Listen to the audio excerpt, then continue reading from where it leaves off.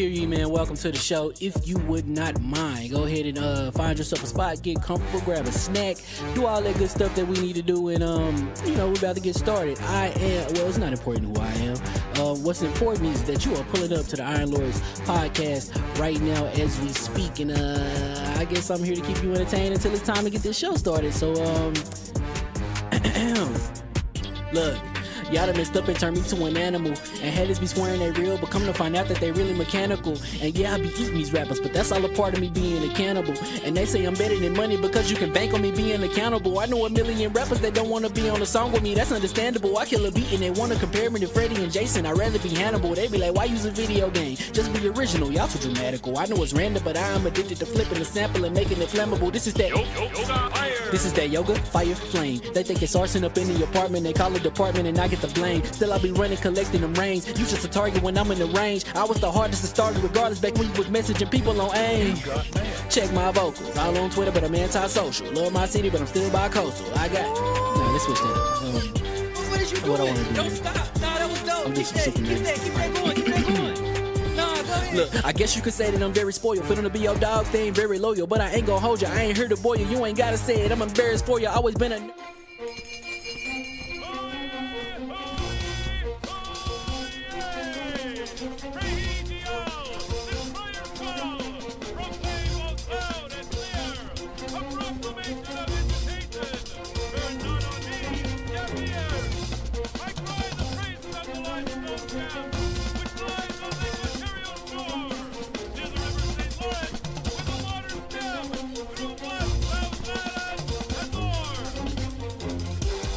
I'ma just chill and watch them and eat snacks in the attic. I wanted to chill with the pack and be like a young whoop, but then they would mistake me for addict. If I can imagine it's cool to give you some advice, then invite your girl to your squadron. Cause if you don't give her that option, you gonna be single player like Sovereign. You gonna get tossed in the bushes by King David. Royalty and not a pretender.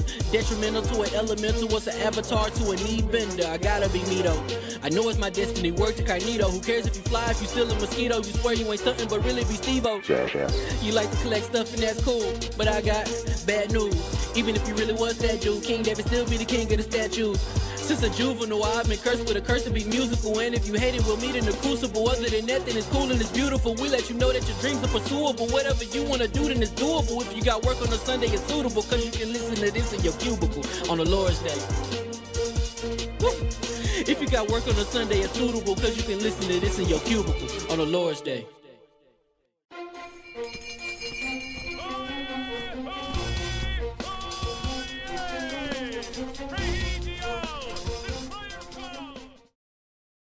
Switch over. It's super hot, but continue. Boom. Somebody in that damn building Do something crazy. They be like, yo, he about the podcast. It's like, break the he's levers. He's gonna be there. That was the first joint. So I left the second to have to go back. Oh, that's how bad that situation was. That's yo, how bad I hope and I pray that it's a pay for play situation with you. Oh no, it's like it's you are kind the of best. I'm on call. Okay, so call, so like you're a doctor. You're a straight doctor. Like your doctor game is the best doctor game. Sorry, y'all. I didn't even know y'all was here. Yeah, we's here. Well, what I'm talking about is, okay, so Lords After Dark, we like to do it on a Friday because the weekend we like the Lords to have this because we're gearing up for a 5-6 hour, sometimes 7-hour podcast, right, Parris? But Parris is merciless with it. Yeah, he got savage. So on Friday, we kind of move heaven and earth to get it done. Yeah. But it's always, it's not Saul's fault. It's always somebody in that daggone place that is sabotaging him. And we got to put cameras in that place because I'm pretty sure it's somebody that is solved that doesn't like solve like that. It got to be somebody. Everybody likes you. Got one of solve. They love you. They love you. You got the culprit watching right now, putting his hands together, like, I'll do it again. Do it again. I know, right? They probably watch the podcast. They probably watch the podcast. Let's make them jump. Pause. What can we break now? Anyway, hear ye, and we are live. Congrats to the New York Knicks. Woo! Salute to them, man. It's rare. It's rare that I can say something like, "Never in my lifetime have I seen this." Never. Yeah. Never. Shout out to Pap. Shout out to a lot of people who were like these hardcore Knicks fans, and you can see like they like he had a skit. He was like, yo, we were suffering for so long. He said when somebody say you from New York, what your team is, you're like Yankees, and they be like, what's your basketball team? The Knicks. Like it's embarrassing. Like I'm gonna be real with you. That's why I never became different. I was like, I'm not dealing with that. I already got the Mets. I was like, I'm not dealing with that. Yeah. And salute to all the day ones. Y'all did that. Y'all tore the city up. And I apologize. I was eating. But could you imagine being a Jets, a Mets, and a Knicks fan? That's what I'm saying. Like, that's Suicide Watch stuff. Suicide Watch, bro. I remember like they were always terrible, and then. The only time that I remember being good, I watched them. I gotta be a fraud now. I gotta be a fraud. Hold on. I feel it. I ain't gonna fraud. He ready to come back home. I brought this when Carmelo Anthony was on the show. Yo, this is the Michelin Next. $90 yeah, you bring it back. So, I gotta bring it on. Yeah, so, we frauded. We go to New York. Go New York. Go hell yeah. You know what I'm saying? I was there with the Starks on Mike. No. You was dunking on my team. Nah. I'm a Scottie Pippen fan, but listen, I'm a fan of players. And when Carmelo was on the team, I was outside. It was a nice look. We was terrible. Yeah. Insanity came through. Yeah, it was good. This was the most dominant. Yeah. They could have swept them. If they would have swept them, that would have been crazy. They would have been in the history books for something crazy. It was incredible. And to me, it was just, okay. No. They lost once in 55 days? 55 days. After almost losing the first round. Yeah, that's what's so crazy. And then the thing that to me is just, I just like how the city moving right now. Like you could tell what like it's the expression. I gotta call out Funkmaster Flex. Oh yeah, he bugging. But we gonna get to it. We gonna get to it. But it's just like for me, it's like sport. This is where sports is beautiful because it's the ultimate unifier, right? And it's just like you see people who would not rock with each other, right? It doesn't matter where you from, who you are, and they won. I'm seeing people giving out free pizzas to the thing. I'm seeing the rooftops. The city is on fire in unison. Like it's crazy. Like right now, but it's beautiful because we just never seen it in New York. Oh my God! Hold on, we got to break protocol. Hold on, we're gonna debut because this is a protocol. $200 super chat. We don't even have an emoji for the road to Germany for that. So we're gonna lead a 100 on because Jesus, the Knicks need to win more often. Yeah, they see what the Knicks do at it. See what that's foosball that you be calling. Read that real quick. We got it. There it is. Yeah. All the New York Glizzies is raining down. They're raining down for Cappy for road to Germany. Let's go, son. Read that joke.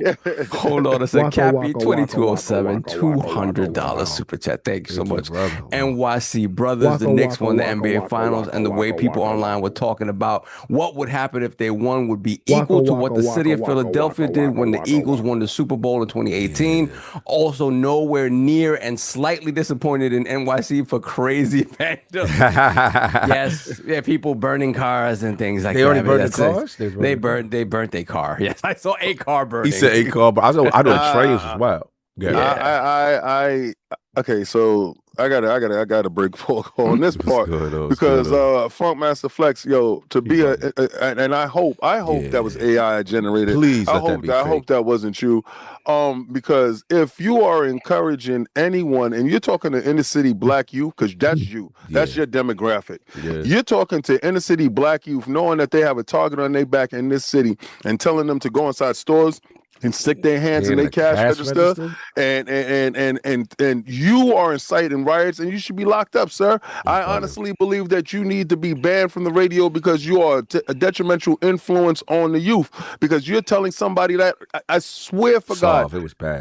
They should definitely blame you. It was bad. He was like, you know how Flex get on this red. New York City, you know what I'm saying? You know what I'm saying? If you outside right now, you know what I'm saying? You know what I'm saying? If you go to the bodega, you know what I'm saying? Because he's all hype off the energy. I'm hoping it's fake. I'm hoping that's AI. You're too old to be that hype and not to know what you're saying. Like, come Put your hand in the car. That's your money. That's your money. We did this, New York. I'm like, bro, you stupid ass. What are you doing, bro? I really do hope that was it. So there's been no commentary on it. Like, I don't know. Like I said, I saw it. And I was just like, somebody tweeted it, but I don't know if it's real because we in the age of AI. Well, it was on the Black Hokage. The Black Hokage had tweeted. Right. Tweeted it out, and I'm just saying, I hope it's AI generated because somebody's saying, all right, all right, there we go. Okay, we get clarity. At least the chat is saying the clip is old for Flex. That was old. Oh, okay, good. So he's pretty much saying he said it at one time, just not right. last night. Regardless to what the context is still wild because even if it's not about the Knicks, you know what I'm saying? But then it's worse. Yeah. Because if it's old, then it's not AI.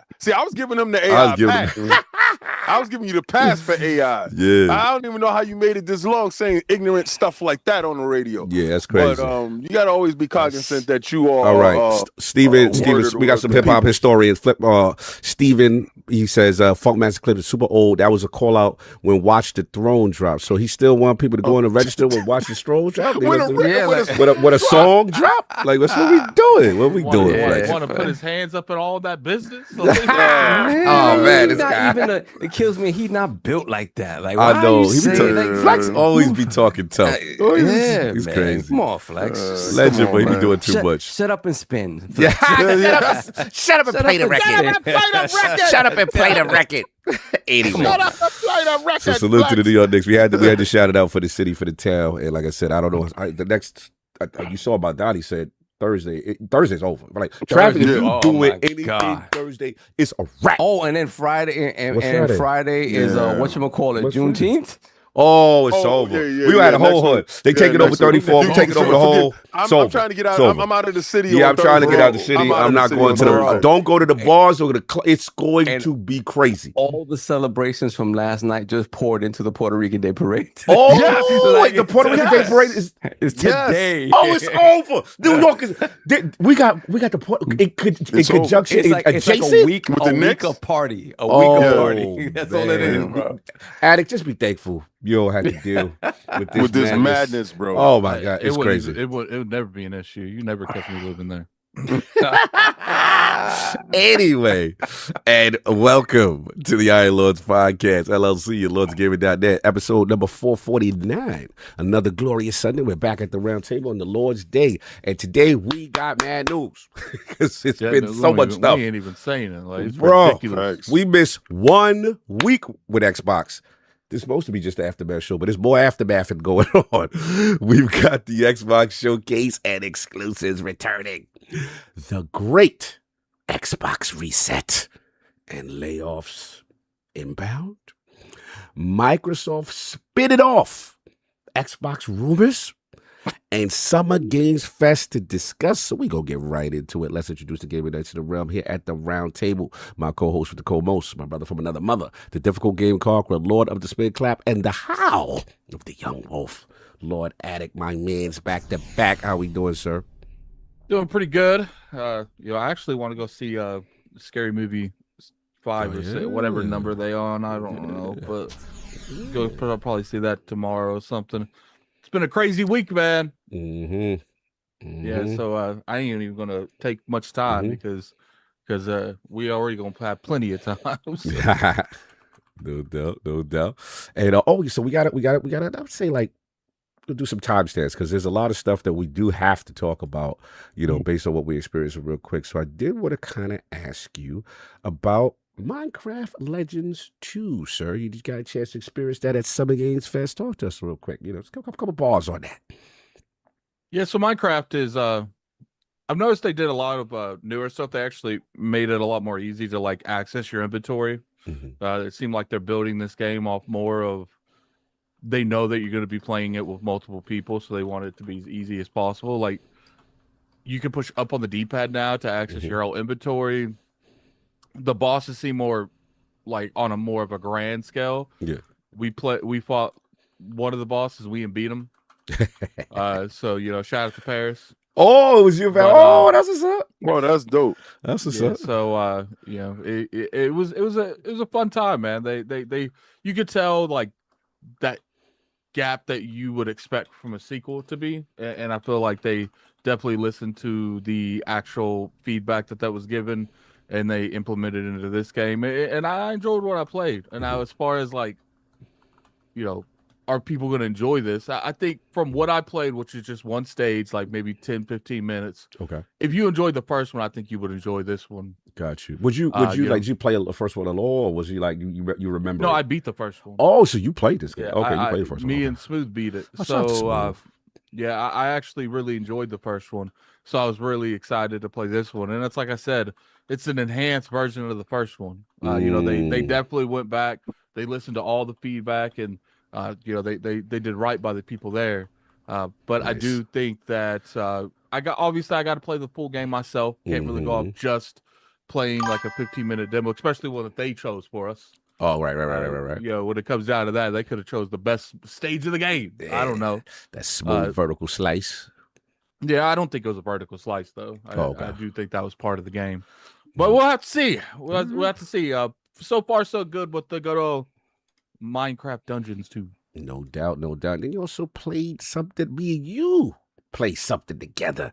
Shout out to Nintendo. Rayman Legends Retold. Yep. Talk to us, man. Give me your bars and I'll jump in. I ain't really played Rayman in a long time. I ain't never beat a Rayman, but you know, who's Rayman? We beat Rayman. you never beat up a Rayman before. I never beat Rayman before, whatever. But this is a remake of one of the older ones. Which one is it?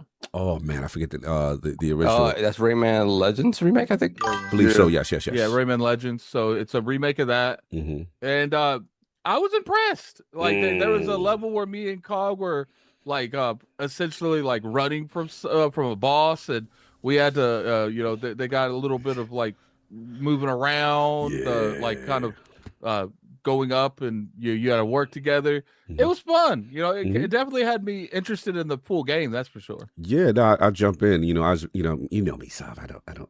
This is what I consider the you and King lane. And I don't usually play these type of games. This guy's a hater. Yes, I was definitely hating coming into this, and I have to admit, because I remember y'all always buying them damn Rayman games back in the day and having all the fun, and I'll be like, all right. You know how I used to treat. You know what it is? Yeah, I used to treat Rayman and that how Sav would treat me playing Xbox carb games and roll our eyes and be like, all right, that's just, these are my friends. This is just what they do. Dude. You know, all right. You know, I just have to accept my brothers for this genre, right?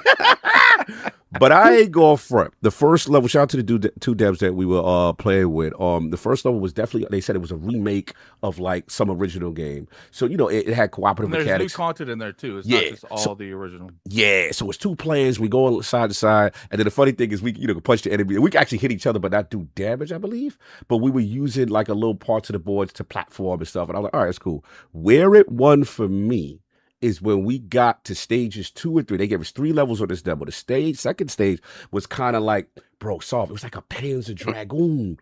Oh yeah, two-player. Yeah. So we on dragons and we fight and we shoot. And it's a shooter. I'm like, oh. So then they had this big barbarian boss king with like, and he in the background and he harassing you throughout the level. I'm so happy that your man has come full circle and being so excited. No, this is what y'all do. Disingenuous. This is what y'all do. I can't stand this. This is disgusting. So I'm like, oh, this is king like. It took them only 10 to 15 years to get it together. So I go for it. This boss harasses you, comes through the stage or some like King Kong type joint. It's crazy. So you gotta avoid this boss. You gotta listen to this dude with the most kawaii eyes. Yeah, that's what y'all do. Tell us more, Kyle. Yeah, it was great. And then it erupted into a boss battle. And the boss battle was crazy. And it was shooting and me and Attic was working simultaneously. It's like called first platformer. Yeah, like it's crazy. It's crazy, man. So I'm sitting there like, wow, this is what they like. Cool. So then we get to the third board. Now, this was for me. The third board goes back to traditional. And it was like, I don't know what they had like. Why is it for you though? You didn't like it because I said I like it. It was side to side, but they had the beat going. So we had to be jumping on these things to the beat. What things you was jumping on? I don't know. It was drummers. What the hell? Shut up. Pause. You're ridiculous. It was whatever it was. We had to be bouncing around on things. Pause. To get to the level. Crazy. But you had to do it to the beat. And it was lit. It became like a rhythm platformer at one point. So I was like, yeah, shout out to Rayman Legends Retold. Salute to the dev team. I believe 2 French from Ubisoft. I believe it was Ubisoft. You can hear the accents because Soft knows those accents. I believe it was French, and they were super dope. So that was our Rayman is very, very French. No doubt. So that was Rayman Legends Retold. Anything else added from you before we get to song? I'm playing Gothic 1 remake. I haven't played enough of it to like really give it a full opinion, only like 5 or 6 hours. But I'm struggling. Yeah. But I'm learning while I'm struggling. Struggling while I'm learning. Not necessarily that order. Yes, sir. No doubt. So we got a couple switch chats before we do your intro. Yeah, hold on 1 second. Let me stay on point. It's gonna be one of them days. Let's get them. Yeah, we got Amon Burns, 392 member for 18 months, Lord Bronze. What's the crack, boys? Ow! Isn't it funny? Xbox is dead again. It just happens after Asha pulled Halo ad from Sony and made Gears of War Xbox exclusive. Funny that, yes. Oh man. Yes. No status quo for Xbox. Can't do that. Crazy time. What else we got? Then we have Dan XL, $2 super chat. Give me that reliable pipeline of exclusive games. Who's demanding pipe? Who's demanding it? Dan XL wants that reliable pipe. Seize pipeline of exclusive games. Shout out. Seize that man. Cappy, we read already. Thank you once again. Appreciate that. But then we have Mr. Irishman with the £5 super chat. I was looking forward to 100% positive Xbox podcast until the Xbox tax collectors came knocking down the doors of positivity.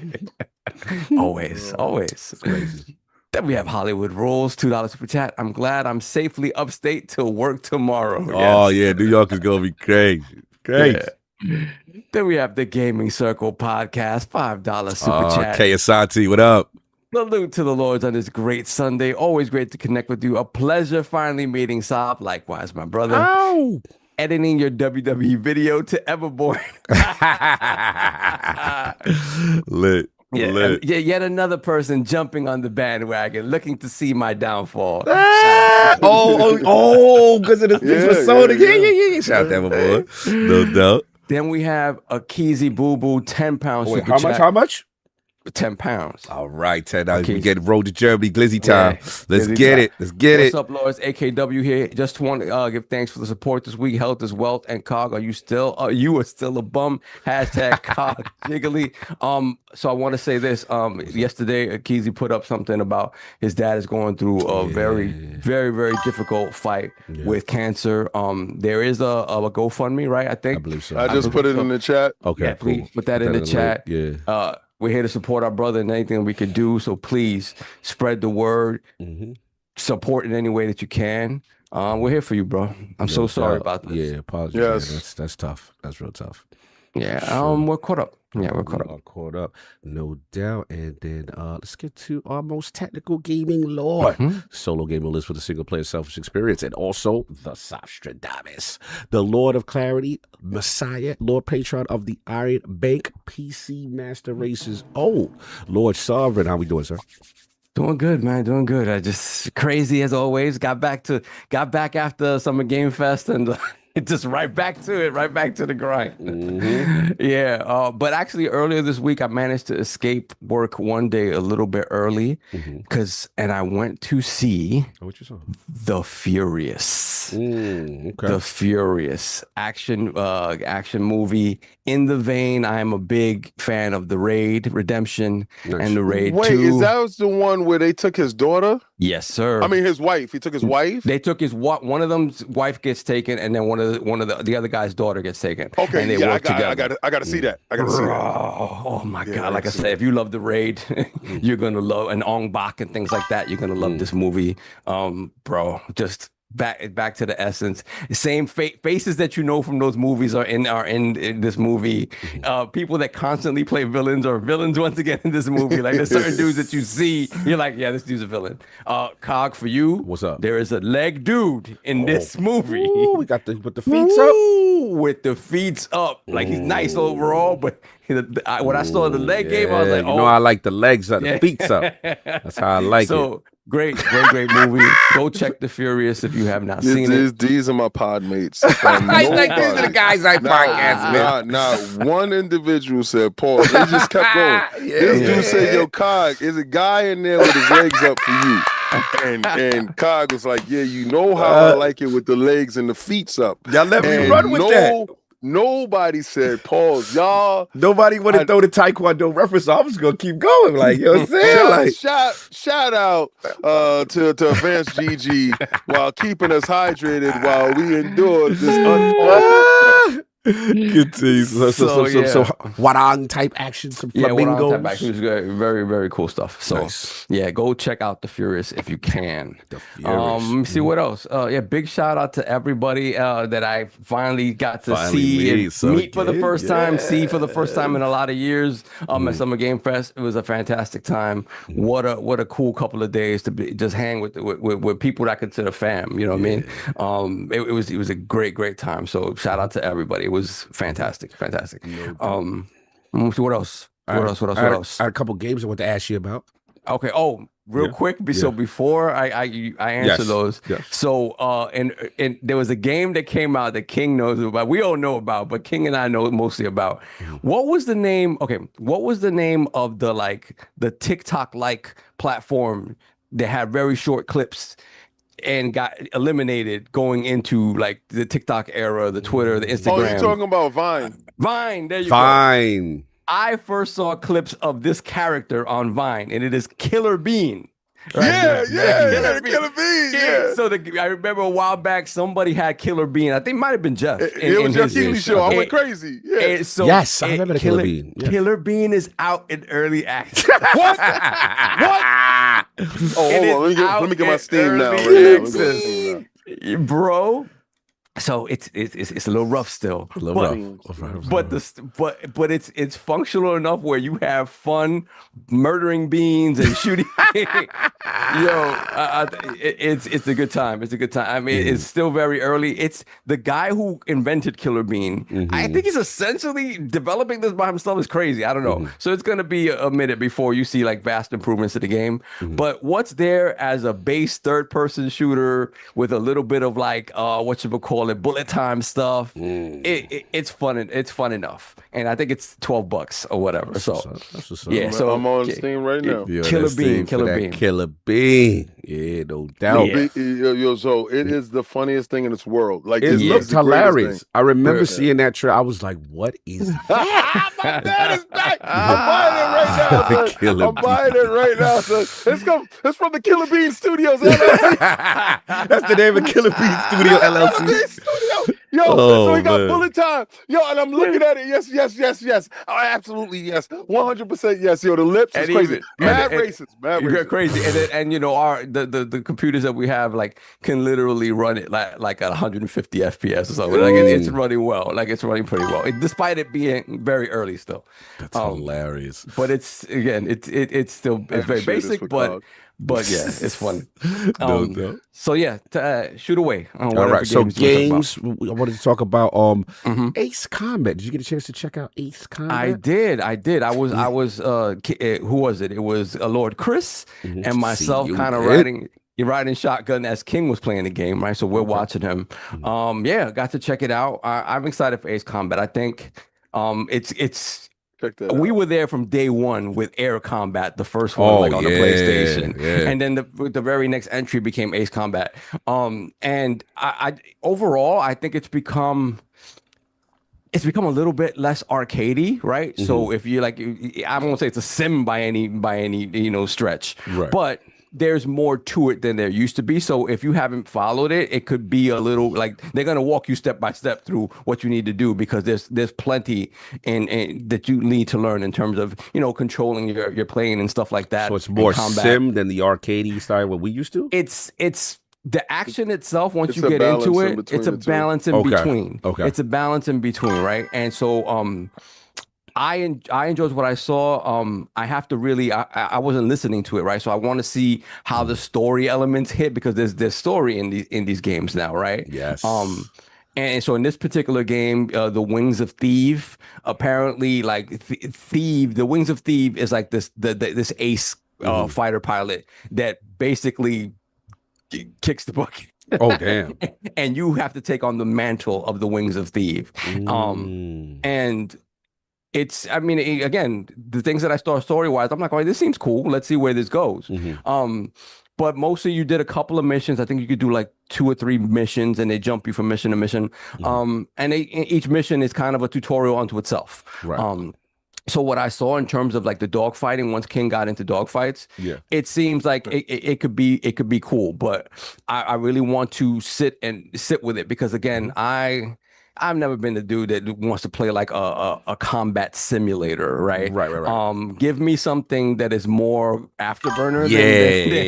And that's where I'm excited. So I'm excited to play it because I want to see where it lands for me. It's definitely not, like, flight simulator like type of thing, but it is more involved than I kind of expected it to be. And King, you played your experience with it just because it was pretty much like how was the feel? King, we lost King for a second. He frozen in time. No, I'm not frozen. Okay, there you go. No, I was just saying, like, because you played it while they was like, oh, okay, I was reading the chat. Oh, okay, got you. Okay. I didn't like it like that. Okay. I'm gonna be the bean with it. I'm just like I'm gonna be a killer bean with it. Okay. What is your feedback? What is your criticism? You like there's two story driven? I'm an Xbox gamer. You PlayStation dudes will love it. You put down your controller for 45 minutes and you just watch the cinema. Oh, but listen to the story. I heard they had like a crazy story. Like it's mad deep now. It's a narrative. Get your Red Bull ready. Oh, you was tired. Or you can go to Advanced GG and get Addicts energy drinks. Yeah, sour. Get that sour. Yeah, get that sour. That sour pussy. Yo, you still I'm done. But I ain't gonna hold you. I was like, oh, come on, man. You just want to get to it. Come on, man. Like, I don't care about. Come on, man. You guys need to set up, and it was a dope little setup. You had to sitting in a fake little fighter jet. And you sit there, and you take your controller, and you think you're gonna jump into a game. No, you're gonna be pressing X to advance the conversation. Oh, okay. X. It's not voiced. Yes, his voice. I don't care how good it's acted. I don't care about that. Oh, okay. You just I want to play a game. I didn't come here to see Top Gun. So, I didn't come here for that. The vertical slice shit went more to the game. Yeah. Okay. I think, King, did you notice that? I think I asked this to all of you guys. There were certain demos where it's like there was a lot of preamble to the fighting, and I'm like, yo, we don't have that much time. Why are you having me in a place where there's so much story to get through? Right. In order to get to the when combat, time is limited, gameplay, when the time is limited. I noticed it with Onimusha a little bit, where I was like, I'm skipping these conversations to get to the combat because you want to do that in the house. And I'm playing this game, and I'm actually all right. So let's get to the actual gameplay. Yeah, that I did get a chance. Yeah. So we had like an hour sit down, and I probably have 15 minutes of gameplay. Right out of an hour, people. All right, so I'm like, this PlayStation game is crazy, right? It's on multiple platforms, but continue. No, it's a PlayStation sponsored and delivered game. Just because you have to control your head, it's also next one. Yo, I'm pretty sure that they give you some special perks. Shout out to Bad Damco. Shout out to the legends. Shout out to them for giving us the opportunity to play the game. Thank you. Listen. Y'all want the real, right? Sure, give them the real. You're right. Yeah, because these. You started this conversation with you PlayStation people gonna love it. They are because they like cinematic stuff like that. So that's the positive, right? Okay. Me, I'm getting to the game now. Okay. The game feels great. Okay. The lock-on features feel fantastic. The spin around, turn around is fantastic. The dog fighting is great. It was this one part where you have to protect the Harrier, the space. That was space Harrier. The carrier. The space carrier. Space. I'm so into space fighting. Anyway, the carrier. So you fly off, and then bogeys. You have to intercept the bogeys. Oh, bogeys on the 6. So the clouds look dope. Like you go through the clouds and it gets wet on your visors and stuff. You could do the view with the ship, or you got to do the view inside. You can do both. Yes. Actually, you can do like 3 of them. There we go. It's like so. It's 3 different views that you do.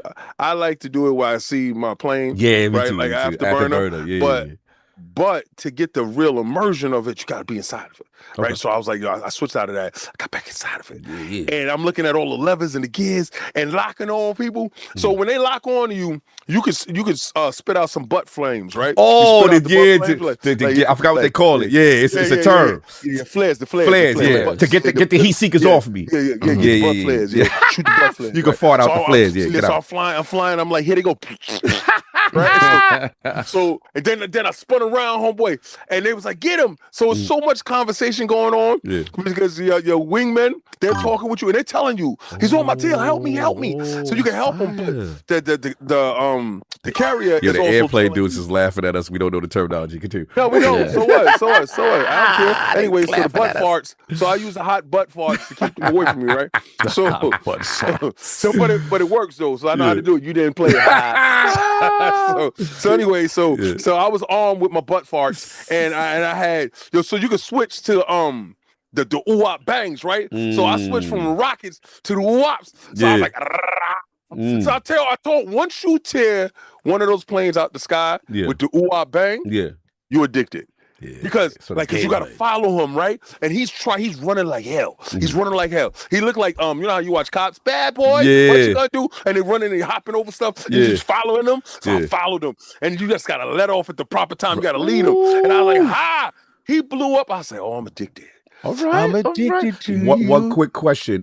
Does it have when the people talking? Do they have the faces like in Star Fox and Wing Commander?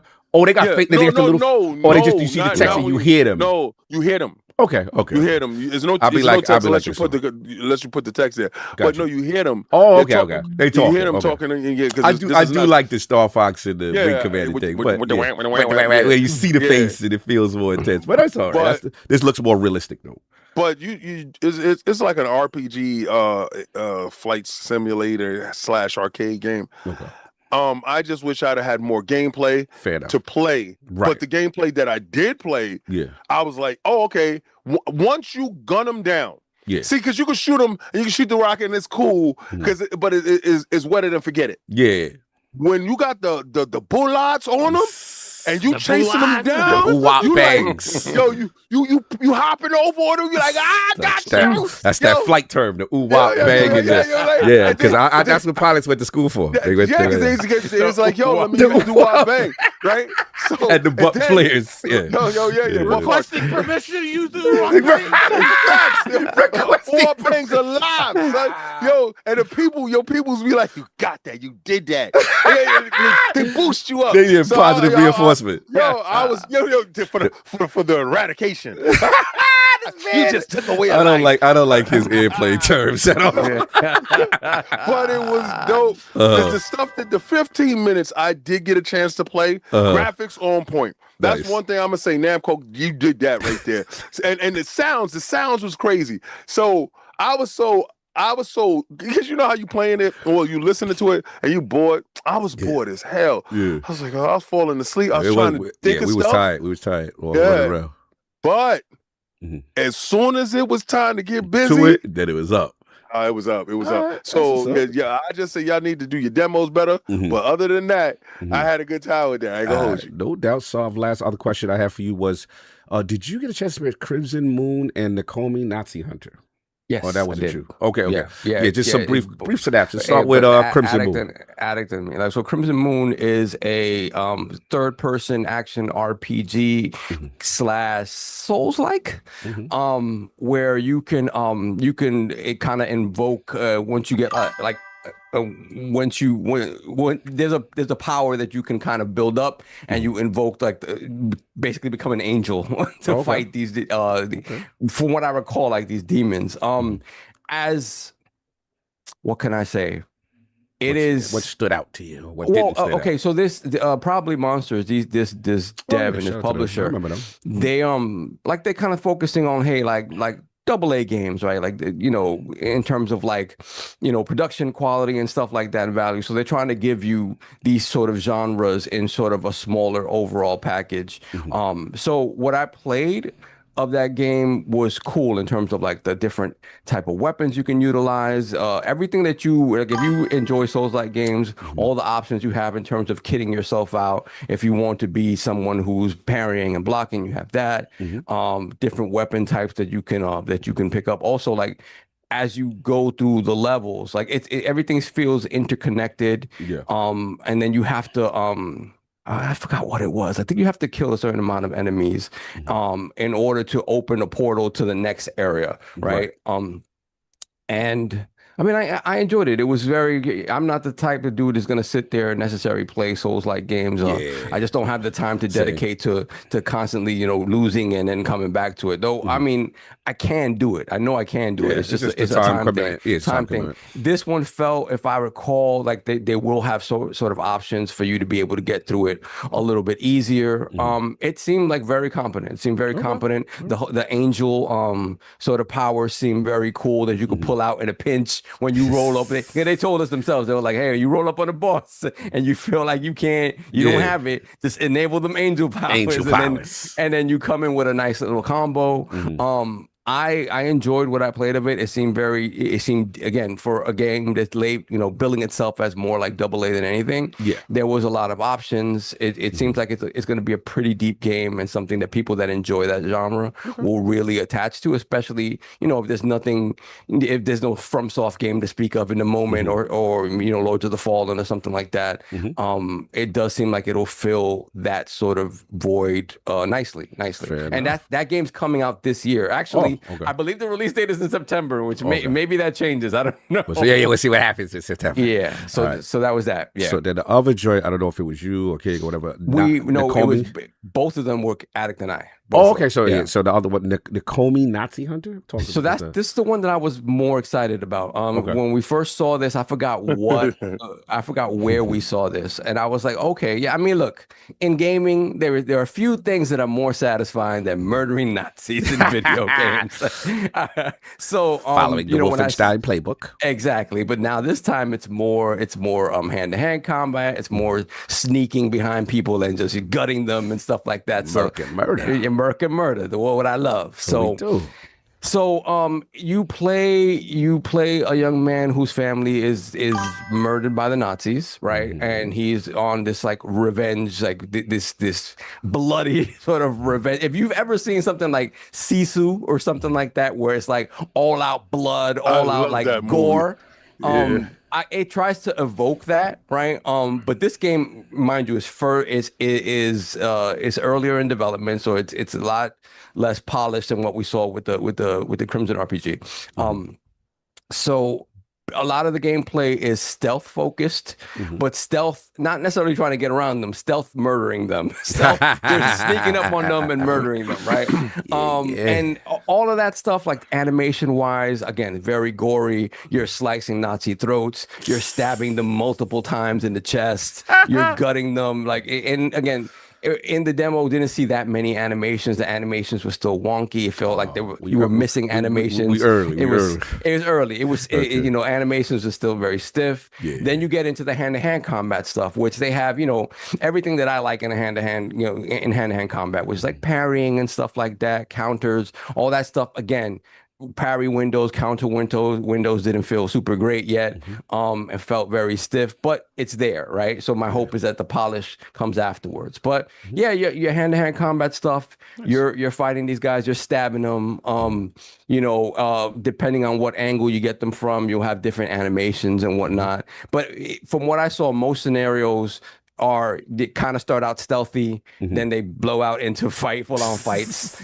And again, if they can get that AA level of polish down, where it feels like a 360, it feels like a really fun, good 360 era game with like an expanded sort of skill tree and moves and stuff like that. I think it'll be fun. Again, right now, like the gore for the sake of gore just doesn't feel as satisfying because the gameplay isn't quite there yet. But it is a very sort of straightforward, over the top. Yeah, your family was killed by the Nazis. Your mentor was killed by the Nazis. It's revenge time. I'm killing all these mother effers. And that's what it is. Again, if they can get the polish down, I think the release window is sometime next year. Okay. If they can get the polish down and add more to the combat and make it feel like a little bit, and obviously, when it comes to NPCs and AI intelligence and stuff like that, those are things that are essential if you're going to have a stealth component to your game, right? Yeah. Well, to anything, but obviously stealth components and hand-to-hand combat, you have to feel like there is some challenge there. Gotcha. And it didn't necessarily feel that way in here. More than anything, it felt like they'd overwhelm you sometimes. Like there'd be times you walk into a room and there's a bunch of guys and they keep coming.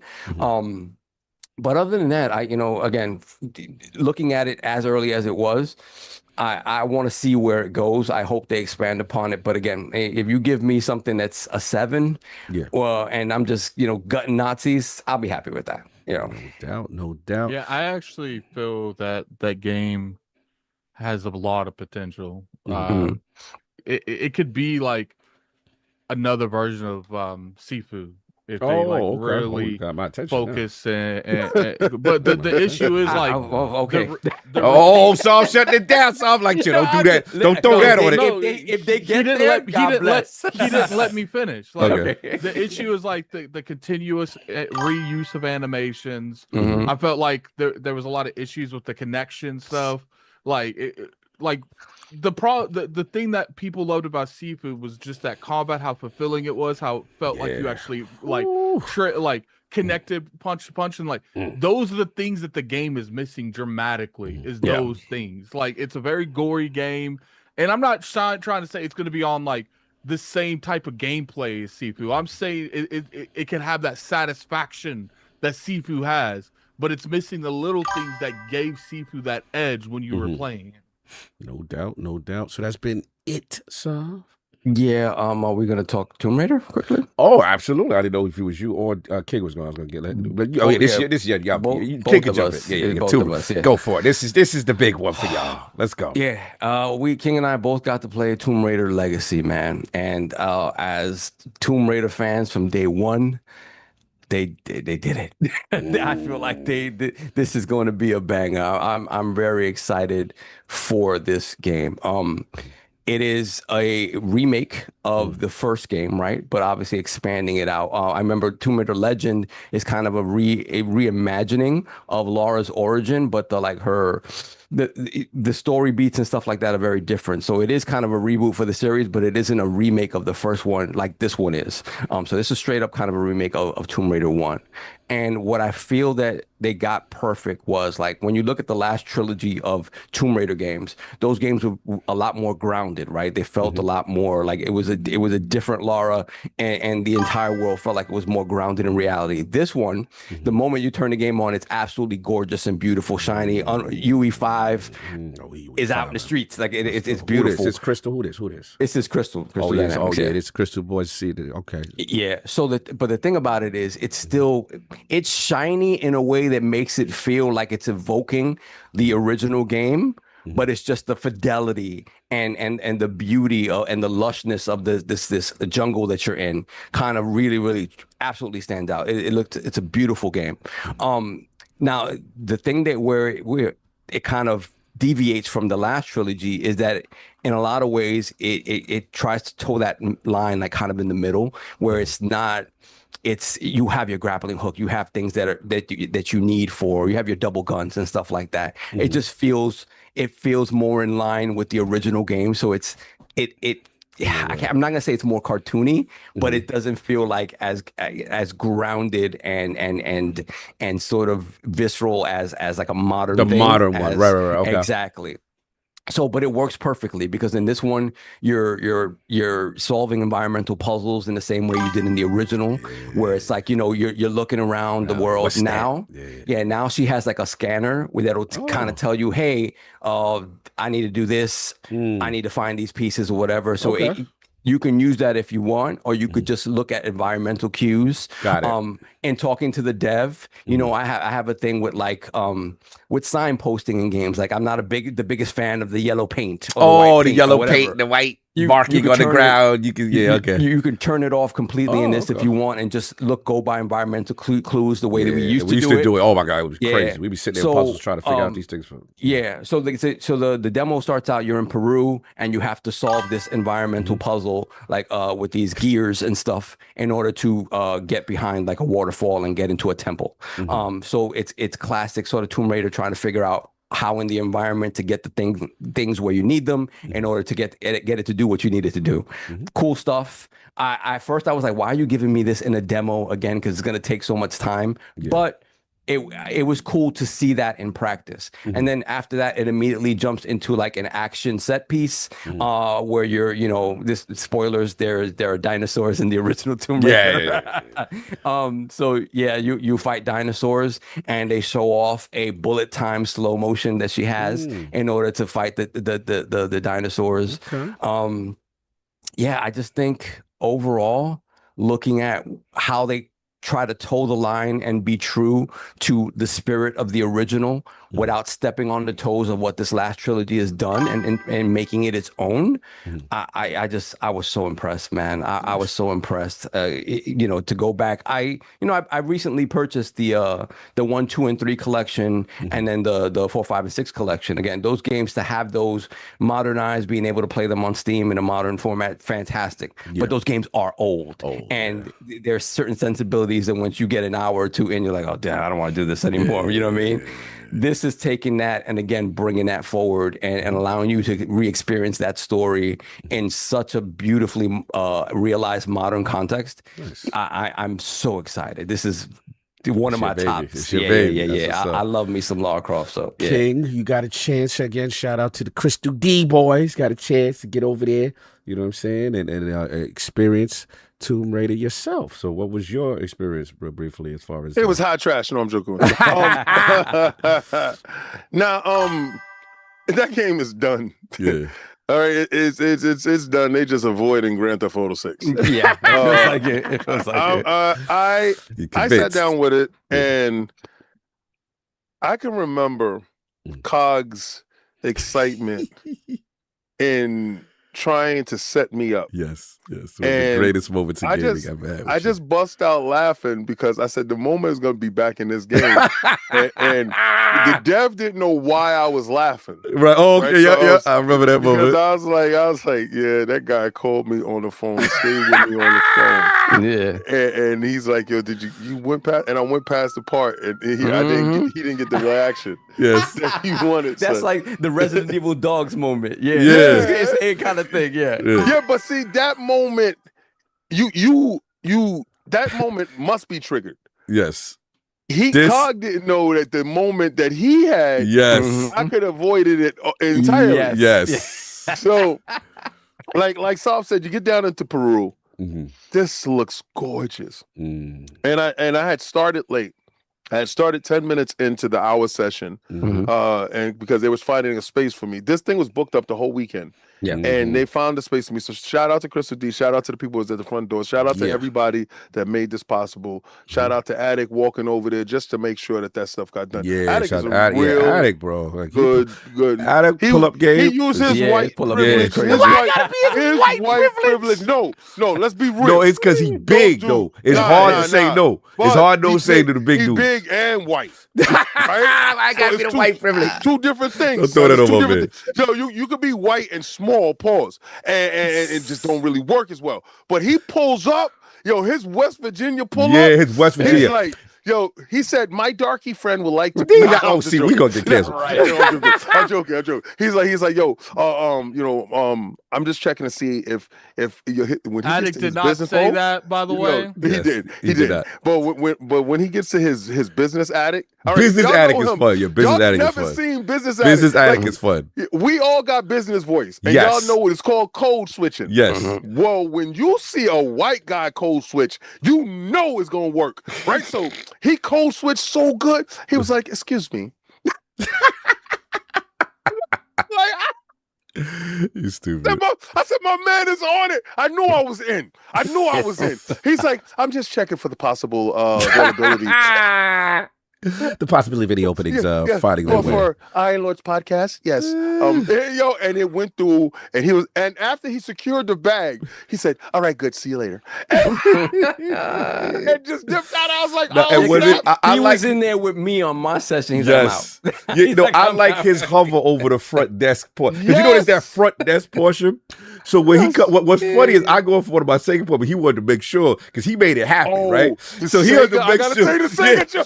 He came through and hung over. Yeah, so I just want to make sure Cognito's all good. He's okay for this. Yeah, because he's scheduled. Okay, and by the way, if there's any other openings, I'm like, this boy is working. He did it to Sega too. Yeah. But God, thank you. He pulled up on me, yanked me out of Phantom Blade Zero, and made sure that I had my Sega. Yes. It was crazy. It was crazy. His boss, his boss persona is insane. So I go inside, so I'm sitting down. I'm like, thank you, I appreciate it. You were gonna miss that. I thank you. I appreciate it. So I get in there, I sit down, right, and immediately I go through this little visual tutorial from Crystal Dynamics themselves, and then the game starts. The game is magnificent looking, but again, I'm 10 minutes in, and I want to be able to finish the demo. Yeah. Mm-hmm.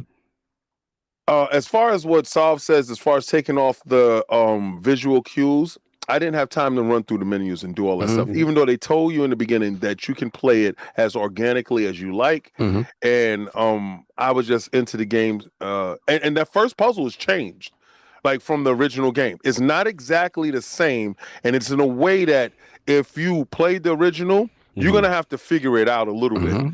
Right. And because the grappling hook is utilized in this puzzle that wasn't available in the first game. Yeah. Right. So they use different aspects and modernize the game in a way that you're like, dang, it's incredible. I got up to the ledge and I held on to the button just to see her do that ballerina pirouette up. And I'm like, oh, this is incredible. So they have little nuances. And like Salve said, it's not like the latest modern one with other stuff, but it still keeps the feel of the original. That's why I know now why they're making the two games, right? And it makes sense. It makes sense.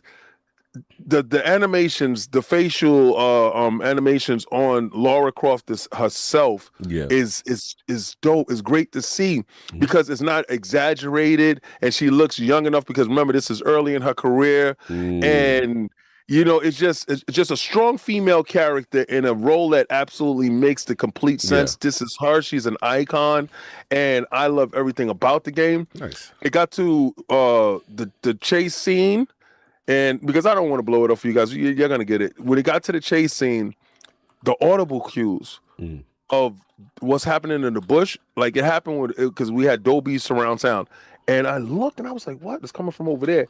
Then you see the tree move. And whatever was in the tree jump out at you, and then so you're battling these things, and then the bigger thing shows up. So and we're fighting that, but it's so much different things happening in it that didn't happen in the original game, and they added so much flavor to it. And by the time I did get the puzzle done, it opened up and gave you the big cinema of where we're heading next and what's going on. So I finished in time with the team. One of the devs was like, "I didn't think you would catch it." I said, "No, I'm like a veteran at this. I love the game, and I had to bypass my need for exploration and actually finish the demo." Yeah, right? I had to do the same thing. Which Attic is a master of when one game. Attic loves exploring. Yeah. Yo, I had to stop myself because I was like, I'm finding all these things. I'm like, damn it. Yeah, because your sensibilities is to go off and explore. Because the dev, devs are walking around, they hover over you. Yeah. And I was just like, he's like, you might want to just keep moving forward, bro. There's plenty of stuff to. Yeah, you be here all day. Yeah.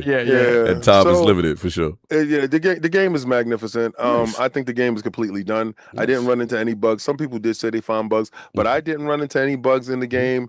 The game was running on a 5090. You had the option of playing with an Xbox controller or a PlayStation controller. Nice. Of course, I forego the ugly controller and went for the pretty, beautiful console Xbox warring controller. during previews. Yes. Yo, they gave me the option of war, and I held the line in Warren. I did the same thing. I did the same thing. I had the controllers right in front of you. You could just unplug them and plug in the one that you want. And I plugged in the Xbox controller. Man, it was holding the line for demos. I was like, get this ugly thing out of here. I just think it's fitting that me and King were the ones that got to see the game. I mean, Alex, because the thing is, like, I don't know if King remembers the story of how we first saw Tomb Raider. What? We were at your house. I know it was me and you. It might have been Cog as well. We were at your house, and we were playing Virtual Boy. Okay. You were showing us Virtual Boy, and then I think we had all picked up the newest. It was either Game Fan, or it was Game Fan or EGM, one of the two. And I know we were just, back then you don't see things until you see it in the magazine for the most part. Right. And we're flipping, and they're like, coming for Mario's throne. What's going? And we saw this game. Crazy. And they showed her underwater. Yes, swimming. I remember. I was like, and then I remember we see video not too long after that, and I was like, I'm in. And for all these psychopaths online, there's like, I hate playing as a woman. That never crossed my mind. That wasn't I saw for that us game, and I was like, I'm in there day one. I remember because I remember what.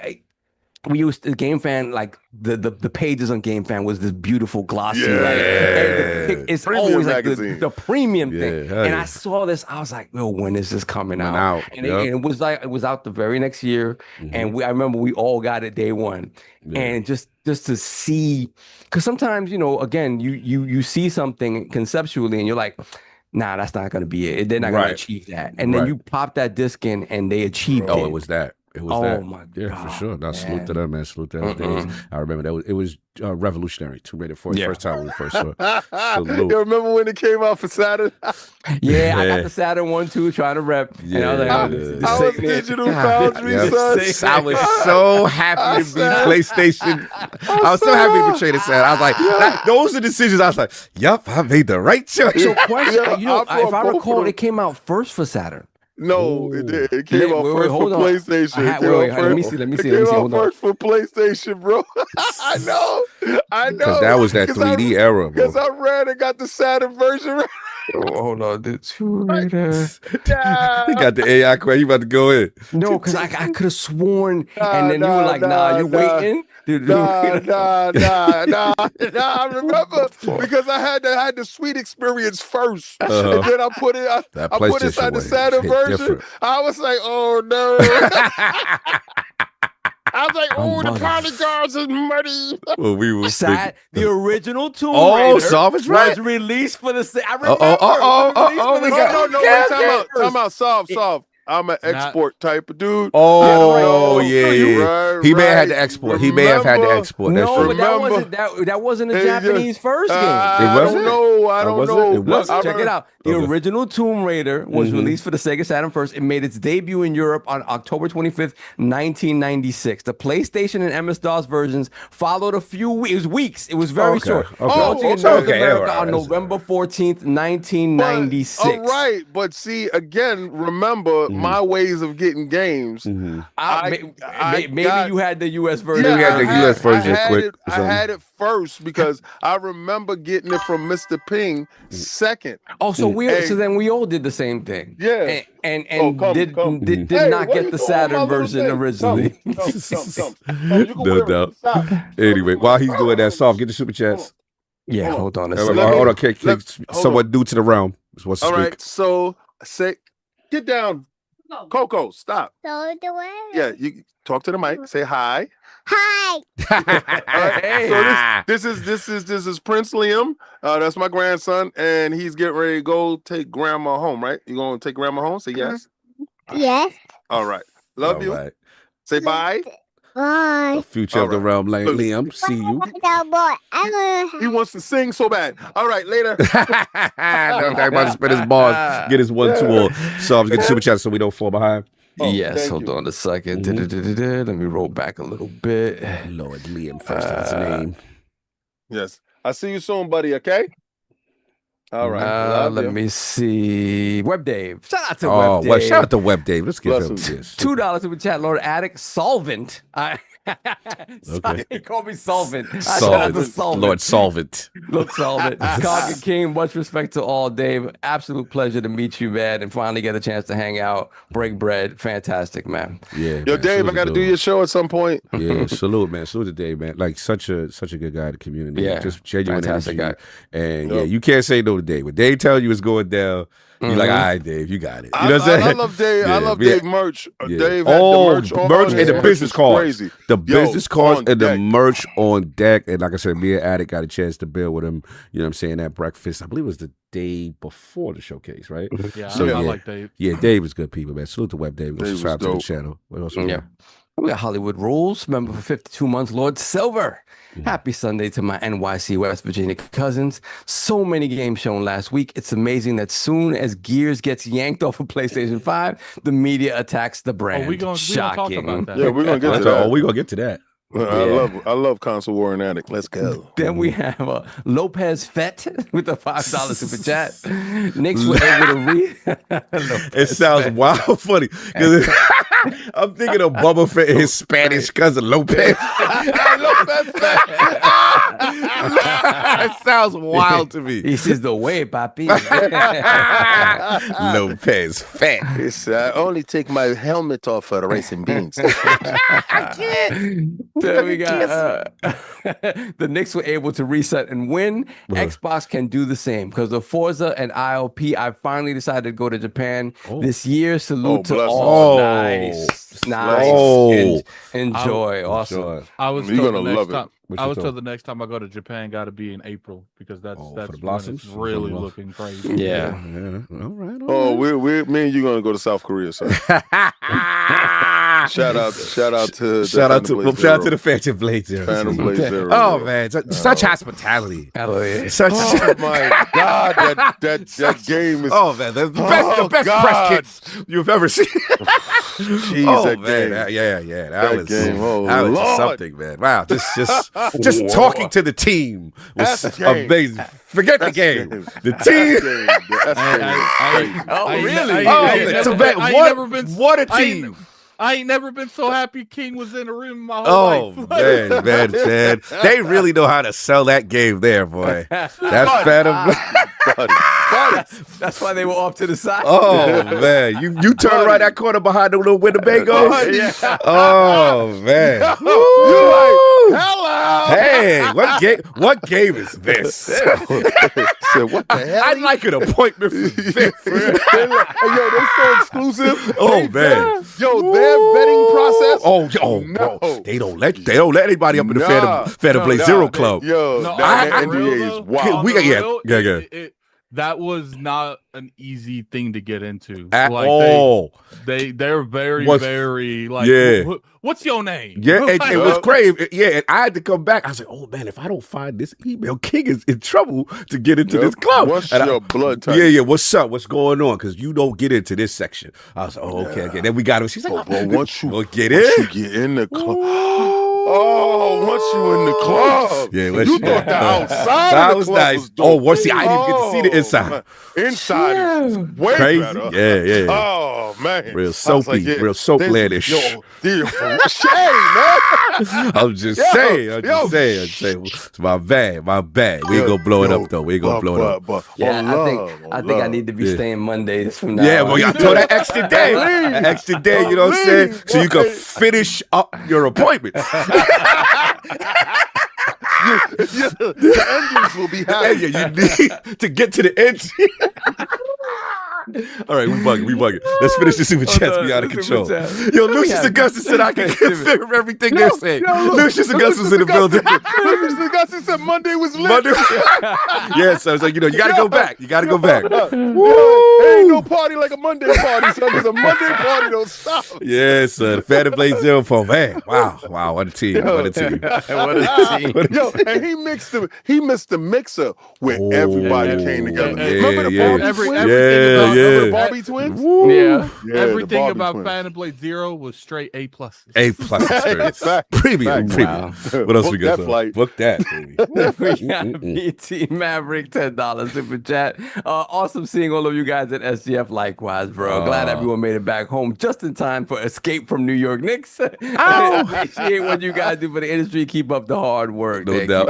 Who was that? Who was that? That was BT Maverick. BT Maverick. Shout out to Maverick. That's the whole Yo, show them what they get for the $100 chair. Show them what they get for the $50 chair. Show them what they get for the $10 chair. So no Yeah, doubt. listen, we have officially kicked off our Road to Cologne. Merch will be inside stores. We just got the merch up, so y'all will definitely see that. No, don't show them nothing. Like you gotta. But you take gotta it away. show them. No, you gotta take show it them away. what They they leave get, with though. imagination. He wanted to see the magic. He wanted it to be a surprise. Sometimes they never They already achieved no, that. but they achieved it. They achieved it already. But that was early on. There's over 600 people in the chat now. All right, and hit the likes since you're doing. No, All right. we had 700 people. Cool. So they didn't see it. All right, so boom. That's what happens. The glizzies go down. You know what I'm saying? It's King's face at the bottom. So I can't with that. Even that King say waka waka waka. Is this Sean's doing? This is Sean's. Yeah, doing, shout out to right? Sean LeBray. Shout out to Sean LeBray. Peace, no doubt. So that's the maximum glizzy power of Road to Germany. If y'all can get that, y'all can get that. Over 9,000. Over 9,000. The like continue. King right. Cog has no clue what that reference Yeah, is. right. I zero. Sound like sorcerer talk. I don't know what's going on. That's your power level, sir. There we have Plasma Snake 3 with the $5 Whoa. Plasma Snake. Yeah. $5 super chat. Y'all have been sleeping on Ace Combat. It has had great narrative, lore, music, but above all, 10 out of 10 gameplay since the goated PS2 trilogy. We played into the PS2 era, and then we kind of fell off. Yeah, we definitely there from the very beginning, and then we sort of fell off for sure. No doubt. Shout out to Lord Parris. And I believe if you pre-order this Ace Combat, you get the remake of 4 or remaster of 4 for free. Okay. Yeah, I was sleeping as well when they started the game. Yeah. I will say one thing. What's up? Stuff like that's a very good pre-order bonus. What was it? Was it Control? You pre-order on PlayStation, you get it 2 days early. Stuff like that, I'm a sucker for. Straight up sucker for. Like you give it that game to me 2. Hell yeah, the tactic works. No doubt. Shout out to Parris in the chat. Especially if we have. Oh, shout out to Parris. A pleasure to meet you as well, my brother. Yeah, and he said, "See y'all in Germany." Salute. No doubt. Yes. Yeah, TCO. No doubt. No doubt. Oh yeah, shout out to Lord TCL himself. You know what I'm saying? We gonna get to him. Then we have Teddy P, $2 super chat. Where's the furry Diddy party at? Negans need that. Hey, yo. You know what it is. Diddy home, son. Diddy home, son. We got 1 more month to go. I can't. Continue. Then we got Big Cloud Gaming, $2 super chat. So happy I got to finally meet my brother. Salute, brother. Salute. Oh, hell yeah, Big Cloud, man. yo, Big Cloud, man. I don't know why people be having beef with you because Big Cloud I was like, bro, I didn't know Big Cloud was that tall. I was like, I'm glad I ain't got no pounds because we're going to have to rumble. Like, it's going to be, I'm about to get kicked. Like, what's the height? Right? Because I think he's taller than y'all. Nah. Y'all about the same height? He ran down on me and I saw him and he's like, you my man. And I looked. And I said, okay, height didn't match the face. The height did not match the face. I said, you be sitting in the baby chair when you be online. I said, oh, you do that on purpose. So when dudes beef and they say meet up, you meet up and they think you brother. Yeah, facts. Yeah. Y'all keep playing with him. Yeah, shout out to Big Cloud. He pulled up. It's 2 people that y'all keep playing with. One is Parris. They're both in the chat. Yeah. You keep playing with Parris. Leave them alone. Playing with Big Cloud. It's so funny because I was sitting there. I was like, if I had smoke with him, if I was talking reckless, like how would that go? I was laughing. I was like, I know people do not want to meet him in real life. Everyone be thinking I'm short till they see me in person. Yep, and then I'm sitting down. Yeah, to sit down. The whole podcast does not mean I'm short. Shout out to Big Cloud. That's why a lot of people don't go outside because they really short. Exactly. Member of LordsGaming.net. My man. My man. You know when you say my man, my brother. You know when you're working, you coming in. That's my brother right there. A friend to me. A friend to me, man. Oh man, so glad to see you. Parris laughing at it. Yeah, it's certain people. I'll be laughing. They be talking so much to these people online based on the avatar, and then when you see them, it's so funny. Anyway, continue. Yo, I want y'all to know we started Negans here. Yeah. So if you catch Negans out anywhere, bro, understand where that that we started are at. the creators of the Negans. Facts. All right? Mm-hmm. Let's get that. That's No crazy. Doubt. What else we got? Mofo T-Rex 93, $5 super chat. Yeah. Where Puffy Cog at? I need to hear your beautiful voice sing me to sleep. Last night couldn't even get a jiggly puff. Jiggly puff. I'm gonna stop with this nonsense. And he swings back and forth. Wait, no, the character does. don't. No, the character do that. You gotta. Hey, yo, nah, I'm Just not like that. wearing that. I'm not doing that. I don't care how much y'all super chat. I'm not putting men to sleep. I'm not putting no man to sleep. You gotta put your ice on their neck. Nah. Then you got the Xbox chain on him. Boom. I don't like that he said that the man moves side to side. The Pokemon moves side to side like that. Talk about he putting you to sleep. Let's move on. Seize him. Then we have Fart Q. Oh, that's the guy. Yeah, that's my guy. Super chat. It was awesome meeting you all in LA. Thank you. Likewise, Yeah, brother. salute, Likewise. man. I didn't even know it was him, but then I was like, yo, son. He was at the table. I was like, oh, what's up? He's like, yo, I was like, yo, you fuck you. I was like, yo. But he tried to say, you could call me by my name Steve or something. I said, I'm not calling you by Steve. I'm calling you by fuck you. Fuck you. You know what I'm saying? Salute, man. Yeah, we was up in what was the spot that the big spot we always had where they had the table, the round table. About, what's the name of that spot? I love that spot. I hate the that spot with which spot with the big round table? The big the table. one with the bears. Attic almost fell asleep at the bar. And they almost threw him out. And then Fawns, everybody was there. The yard house. I like that spot. Yeah, I don't like that spot. I like Taps 33. Oh, Taps 33. Taps 33. Fire. Taps, yeah. Call go at any place he can smooth. Yeah, schmooze and drinks. Yeah, it's but so next year is different. I don't care what y'all saying. Nah, we're going to JW. No, we ain't buy going to you drinks. We're going to. I want to buy. Attic, he doing it. He did the face. He did the face. Hold on, I gotta put it on here. You don't like Attic. You don't like being at the JW when I buy you drinks. Yo, that's how I an inside joke. And if you that's go our inside joke. Dark, after dark, you get that. You get that. No doubt. Let me see what's next. What else we got? Then we have Mofo T-Rex again. Member for 2 months, Lord Silver. Y'all see Xbox speeding development for key franchises: Halo, Fallout, The Elder Scrolls. We'll get to it. Game posted this thoughts. Yeah, we will talk about it. We're gonna talk about it. Then we have Mofo T-Rex again, $5 super chat. The Queen of Green said, "You Negans can't have these games." That's wild. That's wild. You know what's wild. funny though? I saw people take pictures of Asha when she announced after the showcase that Gears was an exclusive. Remember, and they got her in the best frame. She has this like crazy grin when she says that. Oh, she's like, man. "How's that Gears exclusive?" And like the craziest smile ever. That's wild. Like she done took someone's lunch money. That's wild. She's good for business. Somebody got the best meme. It was like it had Phil. It was like spent his own years in the console. And then what was it, Attic? And then it had to pick an option.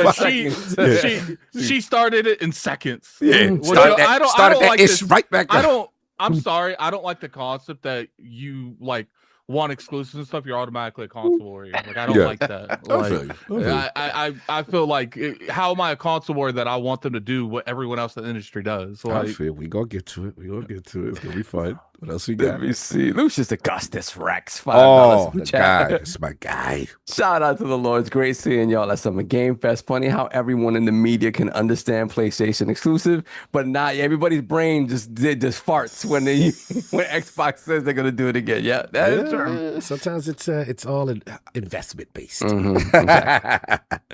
Then we got Hollywood Rules once again. $2 super chat. Solve with the Game Fan EGM Mags reference. Good times. Yes. Shed a tear for Game Fan and EGM.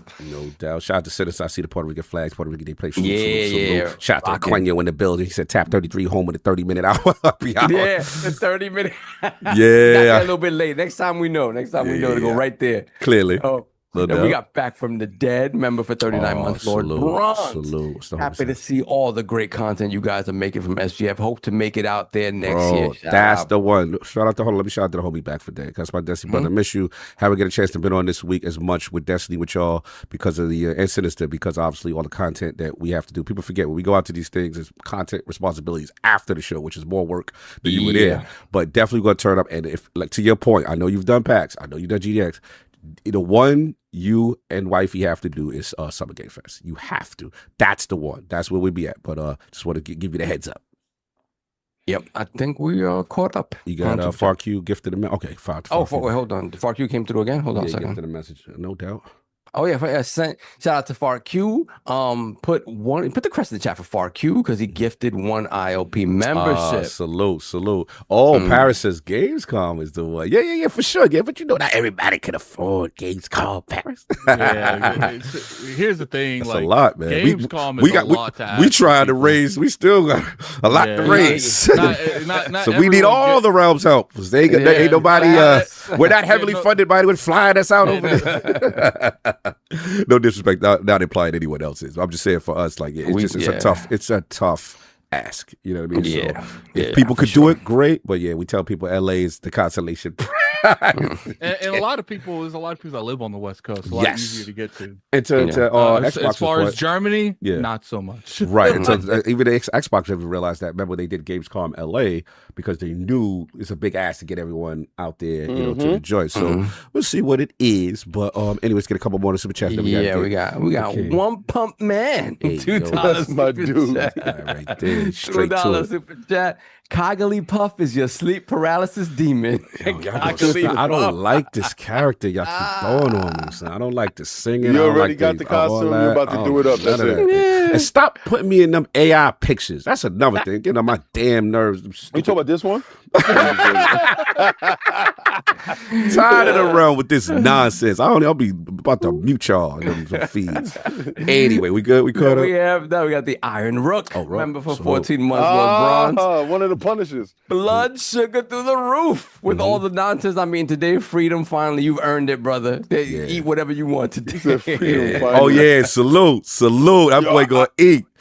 I wasn't there for BT Maverick super chat. I want to say BT Maverick came through and he brought some of the best tasting beer that I have ever had. Yep, I'm not a beer drinker. Oh, but, I'm not a beer. I didn't have any, but he was there nightly with the beer. And I gotta say thank you so much. I appreciate your efforts to make sure everybody got some premium beer. Yes. They were too busy smoozing and paloozing over at the JW. Yeah. I saw it, I recognized it, and I appreciate you, sir. And I can't wait to see you next year. He always shows up and he's always gracious.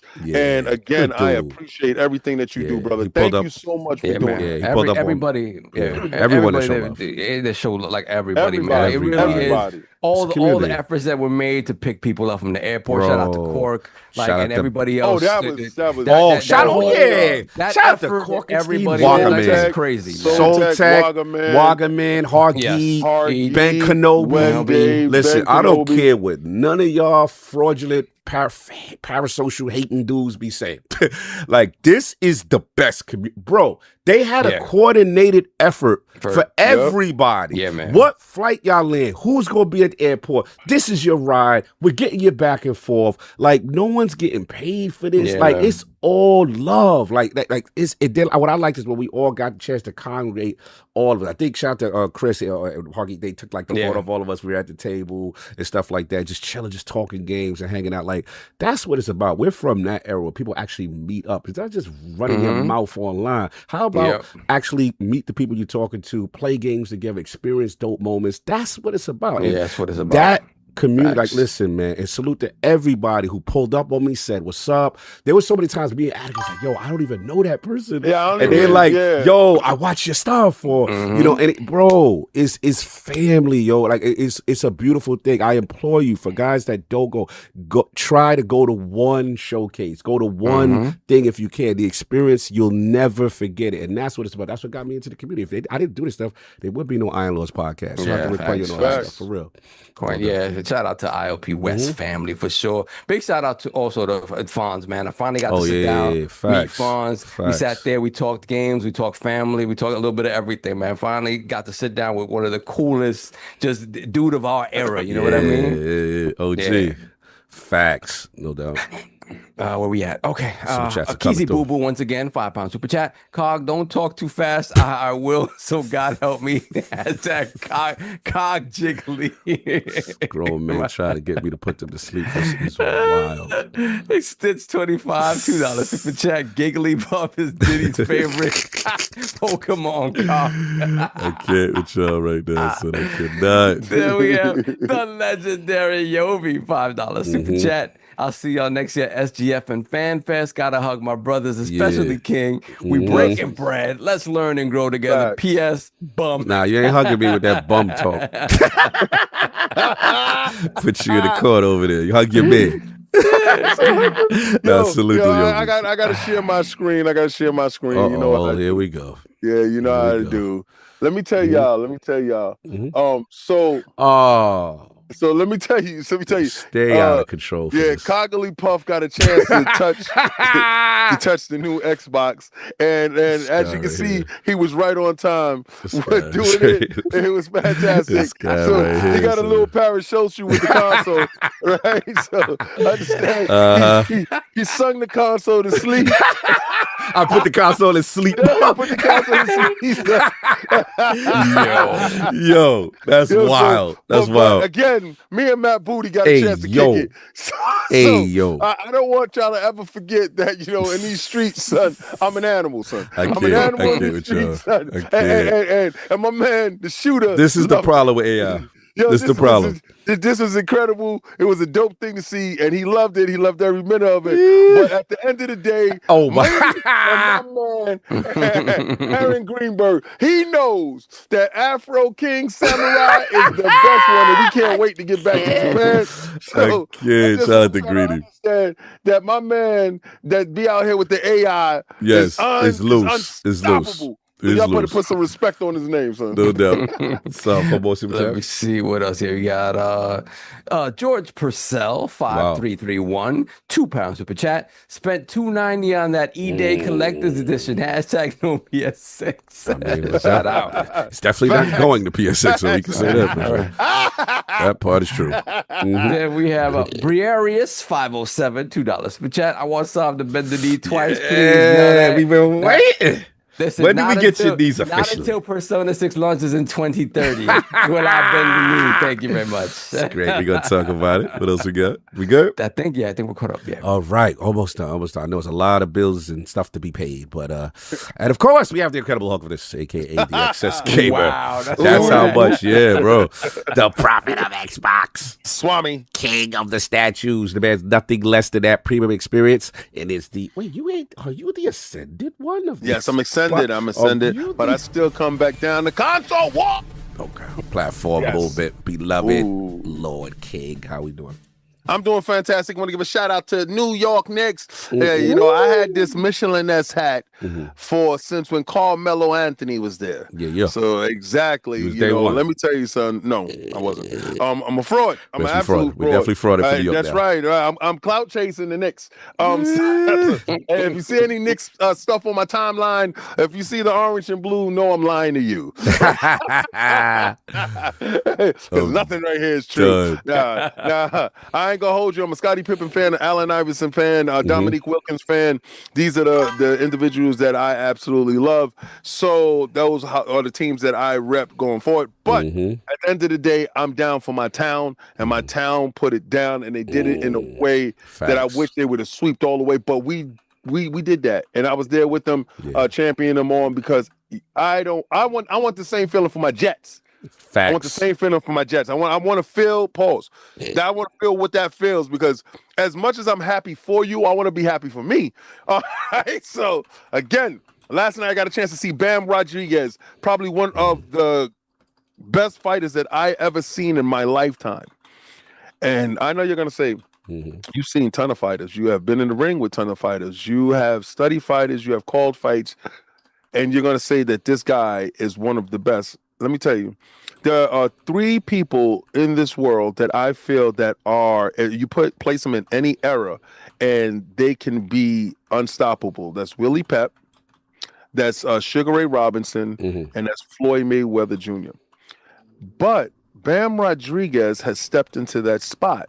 Now, where everybody can see Lomachenko, and they try to compare him with Lomachenko, Bam Rodriguez has jumped multiple weight classes, kept his same skill. He's a southpaw, and he doesn't need to punch through you. He punches to you. And when he punches to you, he punches at you, and he's accurate. I think Bam is a better fighter than Lomachenko, and if you don't believe me, fight me for it. Anyway, but he beat Vargas yesterday. What made that fight so significant was Vargas was an undefeated young champion, and he was an Olympian. There's a different code that you have, some DNA that you have in your body when you are an Olympian. And because you fight many different styles over many different trials to get to become an Olympian. So I respect anybody that goes to the Olympic trials, because you went through hell to get there. And this guy was not there to lay down. They disrespected him when he came out by making him, as the champion, walk out first in favor for Bam Rodriguez. Crazy. That's crazy. I never heard that. That's crazy. Yeah, but we seen why. Because Bam, I'm gonna send you the highlights card. Okay. You're gonna realize the guy dances when he fights, and it's a beautiful dance of destruction that he places upon you. You can think that you're going to be doing something to him. Absolutely not. He's an unstoppable monster. I can't wait for him to fight Monster Inoue from Japan. Hopefully that gets to happen by the end of this year. But that's enough about that. Nice. That's enough about the Knicks. Nice. What I've been playing this week, nothing. I've been playing absolutely nothing, because I've been in California, and I got a chance to be part of the greatest gaming week, I feel, for us in a long time. I think gaming needed this week from all 4 principal parties. I'm counting Jeff Keighley as a principal party because he's the tethering thread between everyone, right? He killed E3, therefore you have usurped E3. You are the master that controls everything. You are Thanos, my friend. So you had PlayStation set it off with their show. I gave their show a 7 out of 10. I thought their show was adequate, dope, and I had 3 titles that I wanted from it. Again, Jeff's show, immaculate. He was the chef's kiss to this whole week. Then you had Xbox that pulled up, that did what I wanted them to do, except for put Grand Theft Auto 6 up. It was beautiful. It was beautiful. But for Nintendo to finish the show, to round it out, and I was able to call that when I got back home, I was just speechless with this week. So I'm still catching up to this week. Yeah, me too. I hope all of you guys at home love the coverage from Iron Lord, from Xbox Frontline News, from Addicts World. Getting you this content is not an easy task, but at the end of the day, we shill for us. Yeah, facts. You know, so y'all guys think, you're shilling for Xbox. No, we shill for Iron Lord's podcast and Xbox Frontline News to get y'all that content. We don't champion big corporations. We champion our ties with the community, the developers, and everyone that's inside our ecosystem. So again, I want to thank each and every last one of y'all for supporting us. And as we're going forward to the road to Cologne, I can't wait to see more support going forward, because y'all got me out here eating glizzies live. So they can see what y'all can do, see what we get them doing, see what put the thing right now. This is what y'all can get. So if y'all want to put me in a compromising position, again, please pause, stop it. There you go. As I take my Xbox Power Ring and I do my thing. Oh, you still got your job. I kept my joint too. I like that. I like my parasocial bracelet. I like that. I like my Green Lantern. I like my Green Lantern. And so y'all don't know what this is. If you're in the in crowd, Xbox gave you something to identify you with. That's the Illuminati. Right? Yeah, this Illuminati is joint. this is the parasocial bracelet. And Put it higher so they can see. But see. Oh man. 25th, you tapped your joint, right? Yeah. So, but look, this is when you want to get randy. You slow it down. I'm done. Put it right, higher. Put it higher. but this, y'all see it in a minute. Y'all see it in a minute. can't. But then you press this one right here. This is when. Hold on, get it there. When it's steady, that means don't open the door. I mean, don't open the door. So you saw the lights was off. You see a lot of blinking lights. I can't. So shout out to the Xbox party because the Xbox party don't stop. Hey yo, that's wild. Don't do that. Anyway, one last thing. You got a chance to experience Impulse. I just want you to talk about that. You're the one that dragged me over there. You said, "Cog, we got to cover this game. We got to play this game."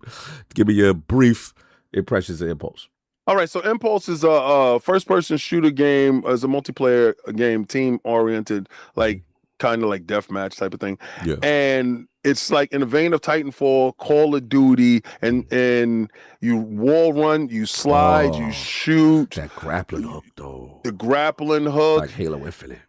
It's an insane proposition that actually done very well, and it's also mixed with Splatoon. Right, where you set out these little colored blobs, and either it makes you jump higher, run faster, heal you, or slow people down. Correct. And then you have your mech. So the mech is the resource that you don't call down like in Titanfall. It materializes in the middle of the map, so you can fight over that resource. But there's two that materializes, right? By whoever's winning, that first one will materialize on their side, but you can get over there and take their mech. What evens the odds is everybody has a gravity hammer by default. So if you want to be an idiot and just turn corners and smash people's coconuts, you could definitely make that happen. Yeah. It is the best thing going. Y'all know who the developer is. Y'all know 1047 Games. Oh, it's funny. Yes. Hot off the presses, breaking news as of right now. Shout out to the Play Impulse Twitter account. There's no harm in hitting the release demo build early, right? Don't dare. So apparently it is live. The release demo build, I believe, is live on Steam. Check it out, 1047 Games. They just did it actually about 15 minutes ago. So your timing was great. Yo, so go do that. Go check that out after the show. Download that, play that game, show it support. And the price is right. So the game is right. There's no monetizations when the season passes. None of that stuff. Yeah. The game is for gamers, by gamers. And I'm not going to lie. Once you try it, you'll realize why I'm so high on it. It's one of my games of the show, and it was a hell of a lot of games to play. And me to jump in, like I said, King was the one that told me about it. He said, "Cock, you got to play it. You got to interview the dev." And then I got a chance to interview him. You know what I'm saying? And we got that content coming. We probably hit this out next week. Again, it's a ton of content, but the interview was great, and you could tell, like I said, the feel of the game for those who like that Titanfall movement. You know what I'm saying? It's just amazing. And like I said, real price, so no microtransactions, everything earned in game, a very good price point. And you can tell, man, he felt good about it. It's like what, $19.99? Yeah, something like $20 or $25, something like that. Very early. It's at $14.99 right now. Yeah. So salute to them again. Just want to shout them out. And of course, if you're done, okay, I'll just get my I'm done. Off. Yeah, of course, we have the Gaming Ninja, the Shinobi, Lord Cognito, spread that riddle to the realm of the ILP. They'll tell you what you want to hear, but what you need to hear. Shout out to Finally Duke. Shout out to Maddie Plays and the Green Reaper, Bradley Ellis, spoiling us once again, foiling us once again with his appearance. Everything was going great. We had a showcase. We figured after he has no harm he could do, and then as soon as he comes on live on air, 100 days message goes out, and the Xbox Great Reset, which we will talk about. So the curse continues with Bradley Ellis. Shout out to the homie, man. It was good to see him out there at Summer Game Fest. Also, shout out to Jimmy Champagne, everybody that pulled up. So much fun to see. Shout out to Lords After Dark. You know what I'm saying? As Mike Straw says, I say it, Lords After Dark episodes talking the best week in gaming. So we really go more in detailed, you know what I'm saying, as far as all the shows and what we like, what we experience. Shout out to Foz, shout out to y'all, shout out to you, Foz. You already know. Foz was good. Yeah. Shout out to Lucius. Yes, that is for the Bakers Split Gate. So yeah, and then as far as what I'm playing, I do want to shout out, obviously, please check out the videos that we put out. Blood Message, fantastic, literally one of our games to show. Stranger Than Heaven, Sega's outside. Yakuza fans, it's gonna be a little different from y'all, But go check that out. We got coverage. We got so much coverage. Grounded. All that stuff's up there. Look on the ILP First Look playlist and the interview playlist, the Fallout 76, the new stuff. I will say Elder Scrolls Online had me very excited. I like the Thieves Guild, Werewolves, and all that. See you and all that. Shout out to Mo from LawrenceGaming.net in the building. But I do want to highlight one game. I want to give some flowers to it. Again, this is you King put me on an addict. Alien Fireteam Elite 2. Man. Gotta shout y'all out. I had no interest in this game. I've never played the first game.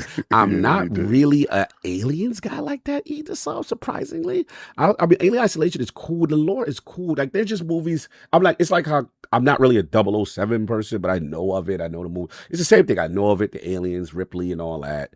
But I have to admit, the joint plays amazing. First of all, the glow up. Yeah. E5, this game looks beautiful. They answered the issues that a lot of people must have had. Instead of 3 players, it's 4 players. Then we've got the course. So it's like, it looks like Division, the way they move around. Then they got the abilities. I had the class with the Turrets and all that. I had the medic class where I would put down this healing thing. Then I had this overdrive ability that would give me crazy DPS.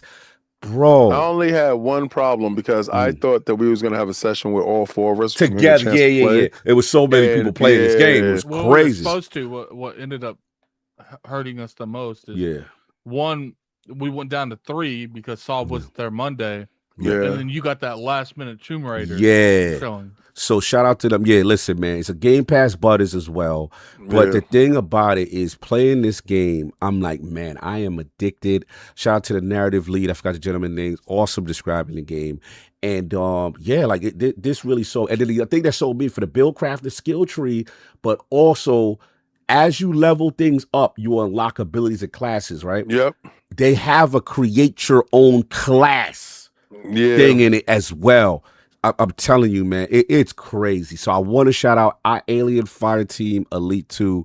What you call addict? Check your DM for a second. Somebody tell you check your DM. But listen, man, I want to give that team. I think they're called Iron Cold Studio. Something. Yeah. Them boys, y'all guys. There's something they also show me that I can't talk about. But I'm super excited. I can't wait for that. I can't wait for that because I was like, wow. What's crazy is the only reason why Money showed us that was because he watched the show. I didn't even, again, it's so humbling to see people who are developers, creators, who like, yo, I watch y'all. I listen to you. I'm a big fan of what y'all do. And one thing about us, we're honest. I'm like, yo, I love you, but I didn't play the first game. I'm not really in it.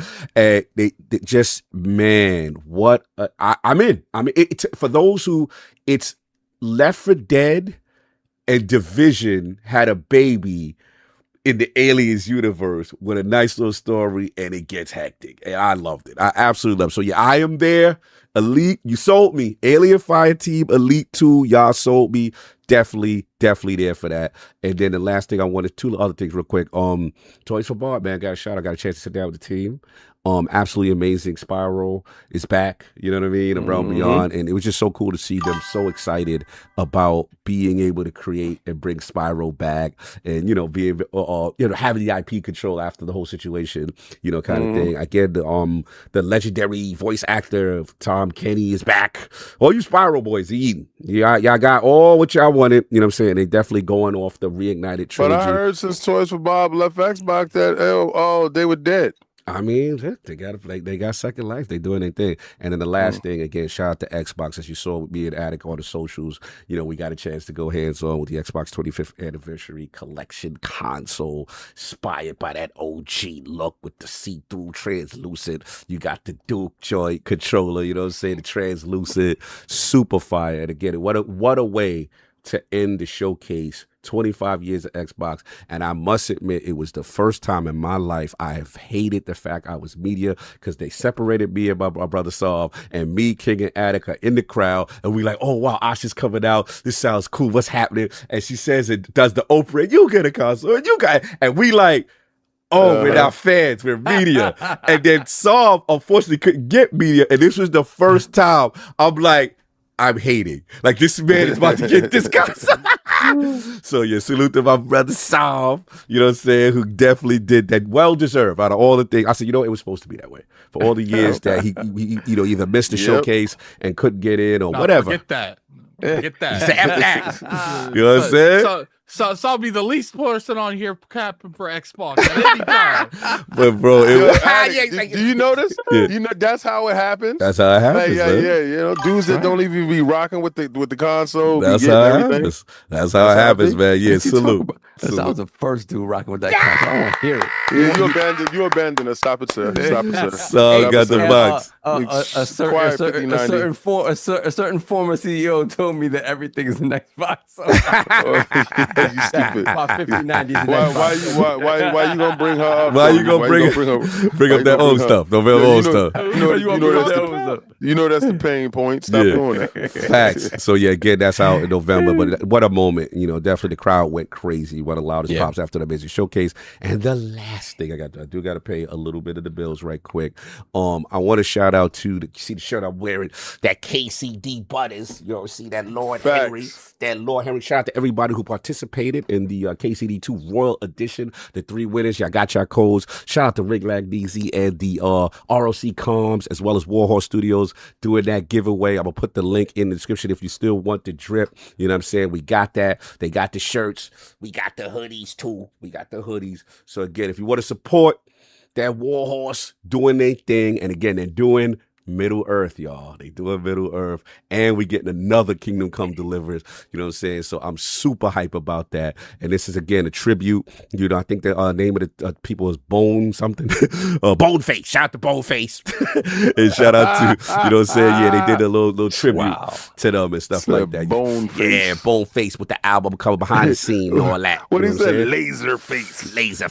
You know what I'm saying? So salute to that. And if you want to support, go hit that link if y'all want to pick up the merch. But again, everybody who participated, who signed up, I really appreciate it. And again, salute to RLC Comms and Warhorse for doing that with the Realm, the Royal Edition. Salute. All right, now let's play the bills.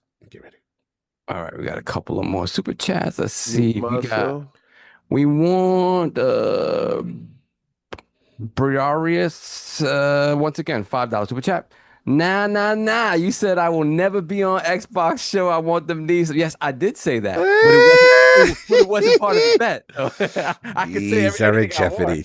These are in jeopardy. Everybody calling for this man. Everybody with this man. Why were you at the top of the mountain? Everybody's shooting for you, man. That's how I be. That's how I be sometimes. Then we have Blind Giant 808 $2 super chat. Cognitively Pump is the Bill Cosby of Pokemon. Hey, yo, don't be trying to say I be slipping the drinks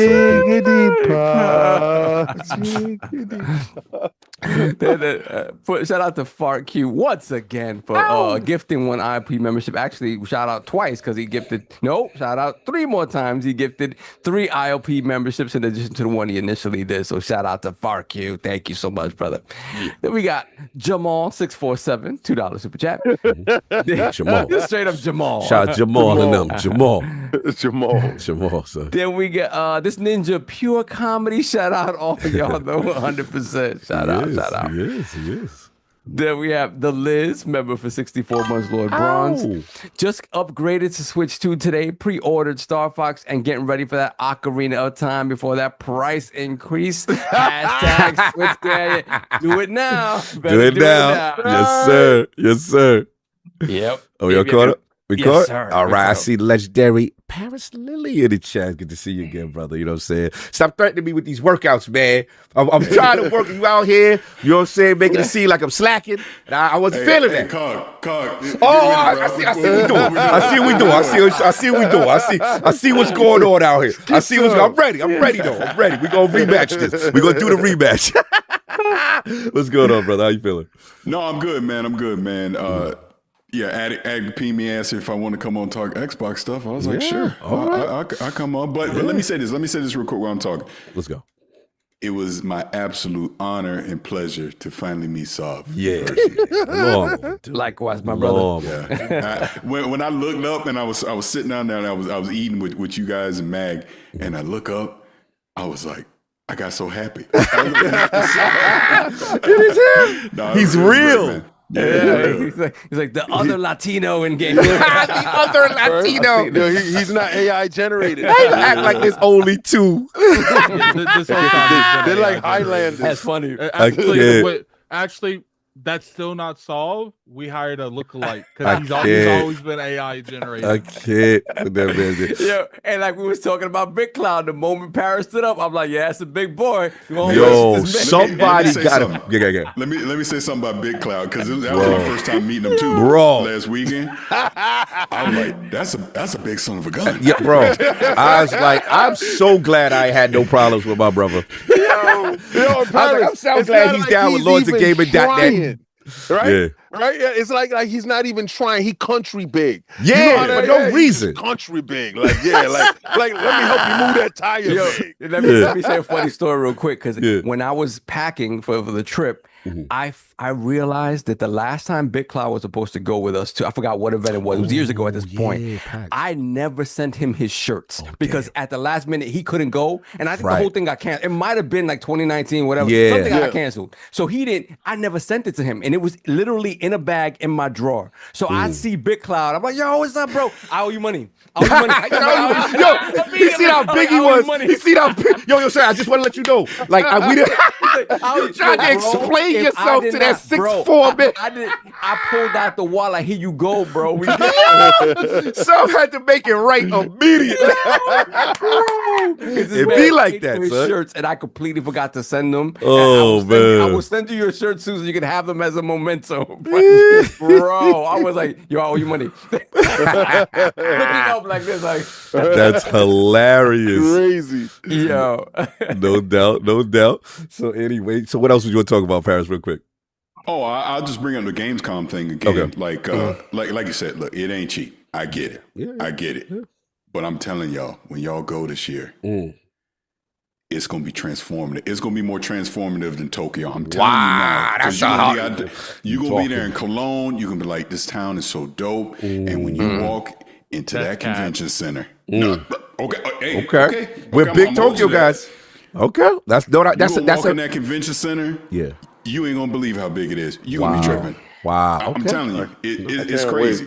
Can't wait, man. That's But dope. man, it's just something about the European life, bro. Yeah. I love it every time I go over there. So I can't wait to see y'all there. No doubt. Can't wait to see us right there. We got another special guest for the very interesting topics that Xbox is going through. sir. We need experts. We need people to break things down on M&A and subsidiaries and spin-it offs. And my man, RallyCarDelta Gaming. How we doing, sir? Mike check. Good, gentlemen. Good. Thank you for having me back on. As you can imagine, my head has been spinning the last couple of weeks with all the Xbox news and everything going on. So, but here we are. Do you get excited when like that type of information comes out and it's just like people hit you up like, bro, what does this mean? Yeah.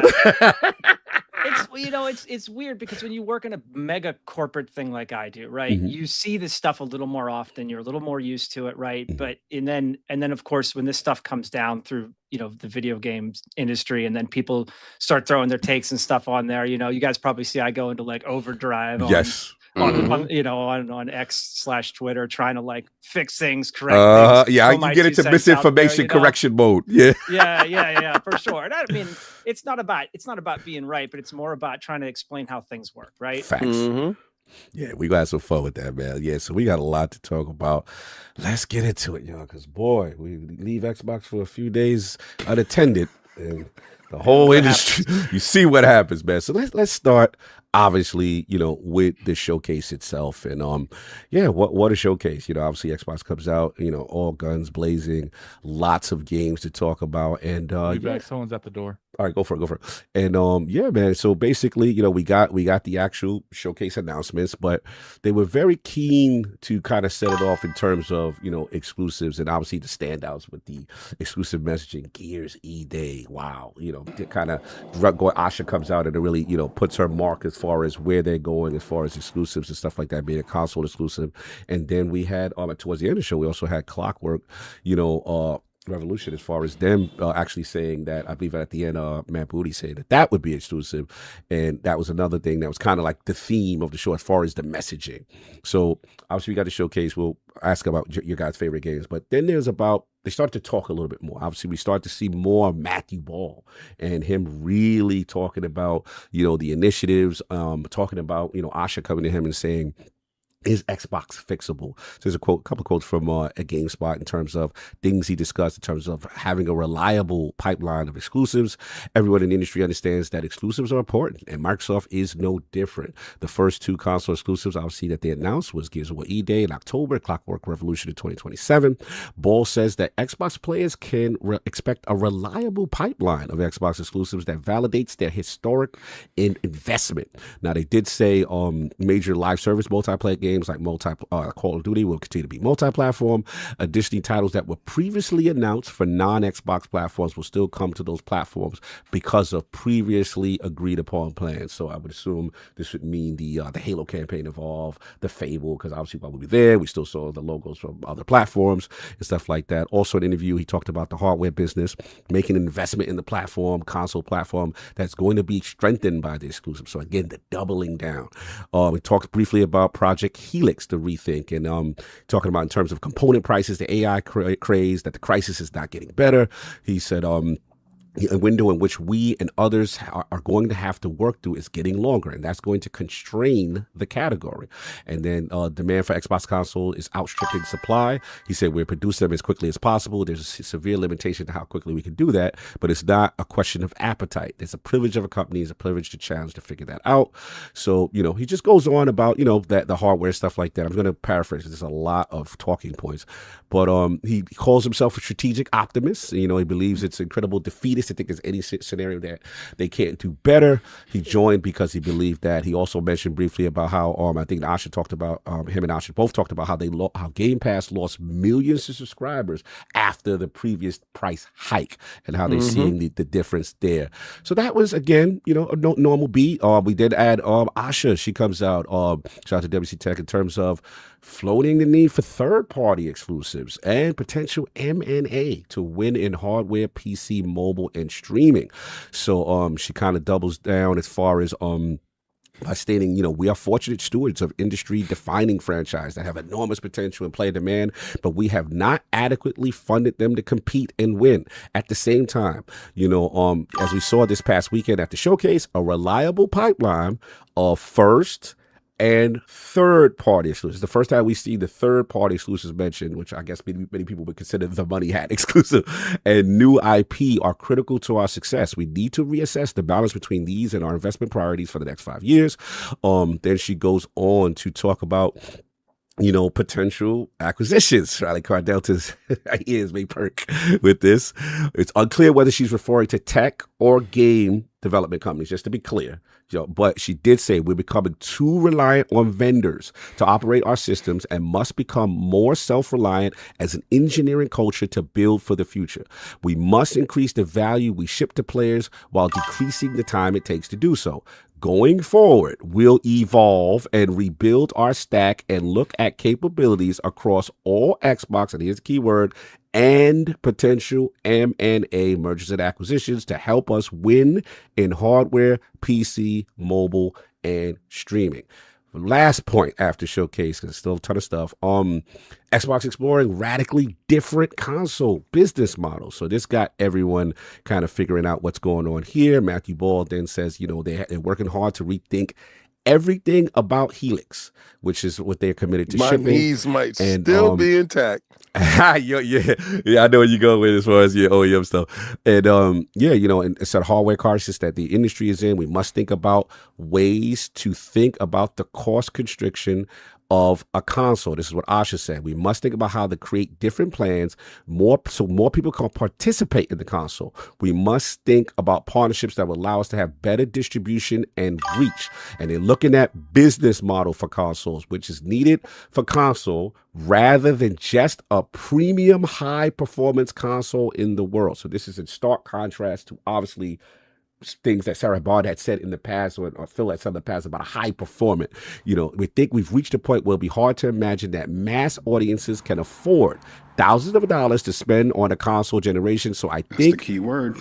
That's cool. That's the key word. Yep. I'm going to repeat it again. I think we've reached a point where it will be hard to imagine that mass audiences can afford thousands of dollars to spend on a console generation. So I think we will start to see radically different business models that we never expected to start come into orbit later this year. They talked about the Game Pass potentially changes there. They're talking about more flexible offerings in that. Just, again, a lot of different ideas and things being thrown out that they're kind of prepping, also saying they have, I want to get this part for Solve. They're thinking differently about storage and memory going forward.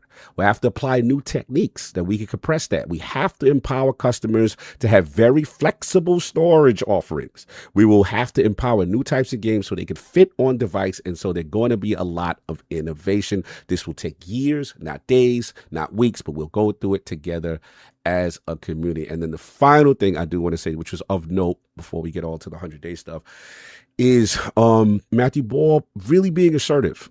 Shout out to Shinobi, that's the homie we got love from. But apparently he had put out a message in reference to the Xbox for the idea of in-game ads, that it may have the potential to keep their products affordable. And Matthew Ball, which is very rare from the old regime doing this, kind of responded and basically fact checked and said this is not correct. In the interview, I am asked about a comment I made before being hired at Xbox. The then state it was only 10 days into the role. I am not stating the company's plans or beliefs. What I do say is that ads should be used to offer more affordable alternatives alongside today's ad-free experiences, and hope that they could play as a result. Similar to how Netflix and Disney Plus have ad tiers with all the same content, but at half the price or so. At no point, someone's typing, at no point do I even, no, you're good, you good, brother, just mute. At no point do I even mention in-game ads. And he said he personally believes interrupting the gameplay experience would be bad. So again, stark contrast from past regime. We have now seen this current regime, whenever there's false narrative, seems to actually respond publicly and love it. The person. So these are all the different things. So I know this was a lot to process, a lot going on. We had showcase exclusives, hardware, initiatives. Start with you. Let's actually start with RallyCarDelta, because I know your time is limited. Sure. What was your thoughts on the exclusives part, and then obviously every subsequent thing that they've come out in the media and said? What are you getting from this so far? Well, I know I've seen a lot of people talk about the one point that Matthew Ball made with, we're going to see like a content pipeline of exclusives or anything. My opinion on this is I don't know if they're there yet. I look at the exclusives that they picked. I look at Gears and I look at Clockwork. And to me, those represent kind of two different, someone's not gonna like this term, but these offer, I think for Xbox, they offer two different experiments or tests for a return to some sort of exclusivity plan, especially with Helix or whatever Helix ends up being in the future.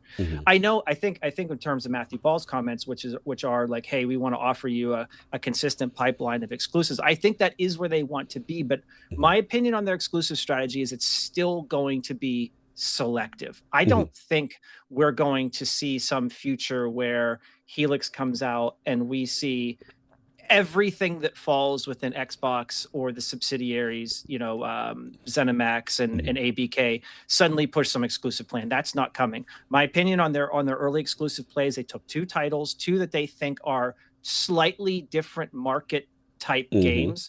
Like Clockwork is, I don't think something like Clockwork has, there is some crossover, of course, but something like Clockwork represents a different kind of market cohort than Gears does, right? Gears is a much heavier Xbox exclusive IP, right? That they can kind of brand test and bring exclusives, see if that drives any see if that drives anything back to the ecosystem. And then Clockwork is sort of a little more experimental, right? Like, hey, let's take this something unique. And even though I think Clockwork is technically I think In Exile is an Xbox Studio game. It kind of represents almost like that third party-ish type of test where like if we have these kind of unique third party-ish type games, even though look, I know they're first party, it's just using that as an example. Yeah. I think it represents a different cohort that they're trying to experiment with. Can we get some of these more unique titles to bring people into the broader platform, the broader ecosystem? So I don't think that they're there yet with like this heavy cadence of exclusives of again and again and again. Doesn't mean they won't happen. Right. You're just saying the initial, yeah. Okay. Yeah, I think they want to look at this first because I mean, look, what if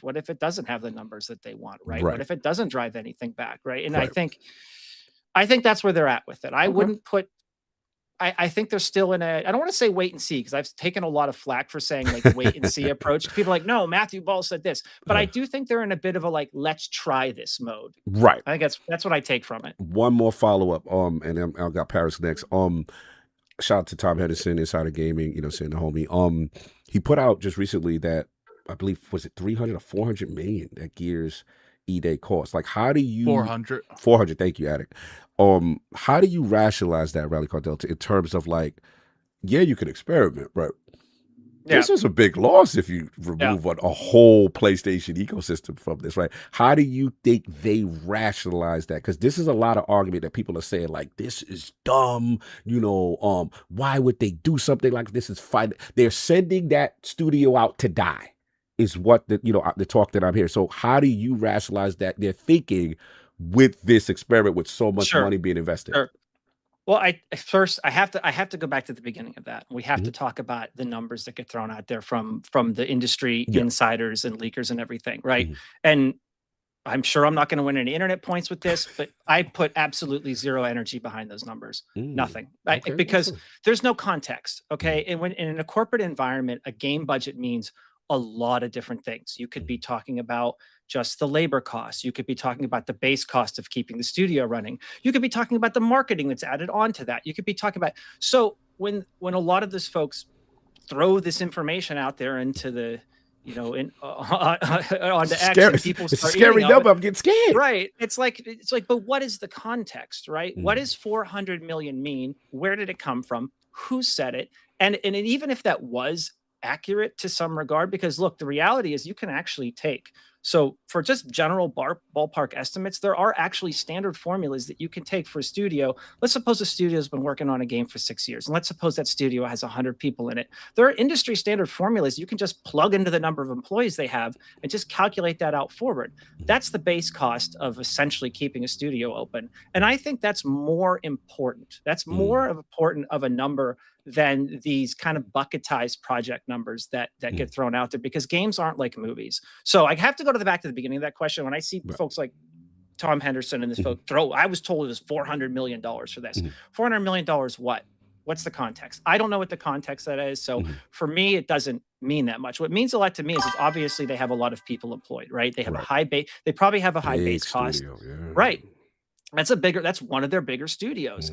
And so, yeah, they're not going to, at least right now, as far as we know, they're not going to push that to PlayStation. They're going to kind of run that. They're going to run that play on PC version 2. Don't forget. Right, and I think that's a big part that people forget about this, is that maybe not forget, but it's easy to kind of lose sight of the fact that this is Xbox plus PC. Yes. So, and here's the thing. Here's what I think may also have made sense for Gears. I think it's some, back office discussions in Microsoft, they may believe too that Gears maybe won't sell all that well on PlayStation anyway. Okay. Because there's a lot of segmentation that has gone on over the past 2 decades, right? Xbox and Xbox PC players tend to rally around certain types of games and stuff. And a lot of these cohorts, shooter bros. Yeah, exactly. Right. And a lot of these cohorts don't always mix well with the general demographics that we see on the PlayStation console. Now, of course, there's crossover. Obviously, there's crossover, and nobody's debating that. Yeah. I'm sure there's millions of people that play Call of Duty on PlayStation because it's Call of Duty, right? But I think there's also sort of an angle to that like Gears just makes sense to try to bring back exclusive and see if they can drive that back. I don't think they're throwing the coalition, I don't think they're what's the right word I'm looking for here? I don't think they're doing a lot of damage to the coalition by not putting it on PlayStation. I think more so it's going to sound bad. I think the damage is already done, right?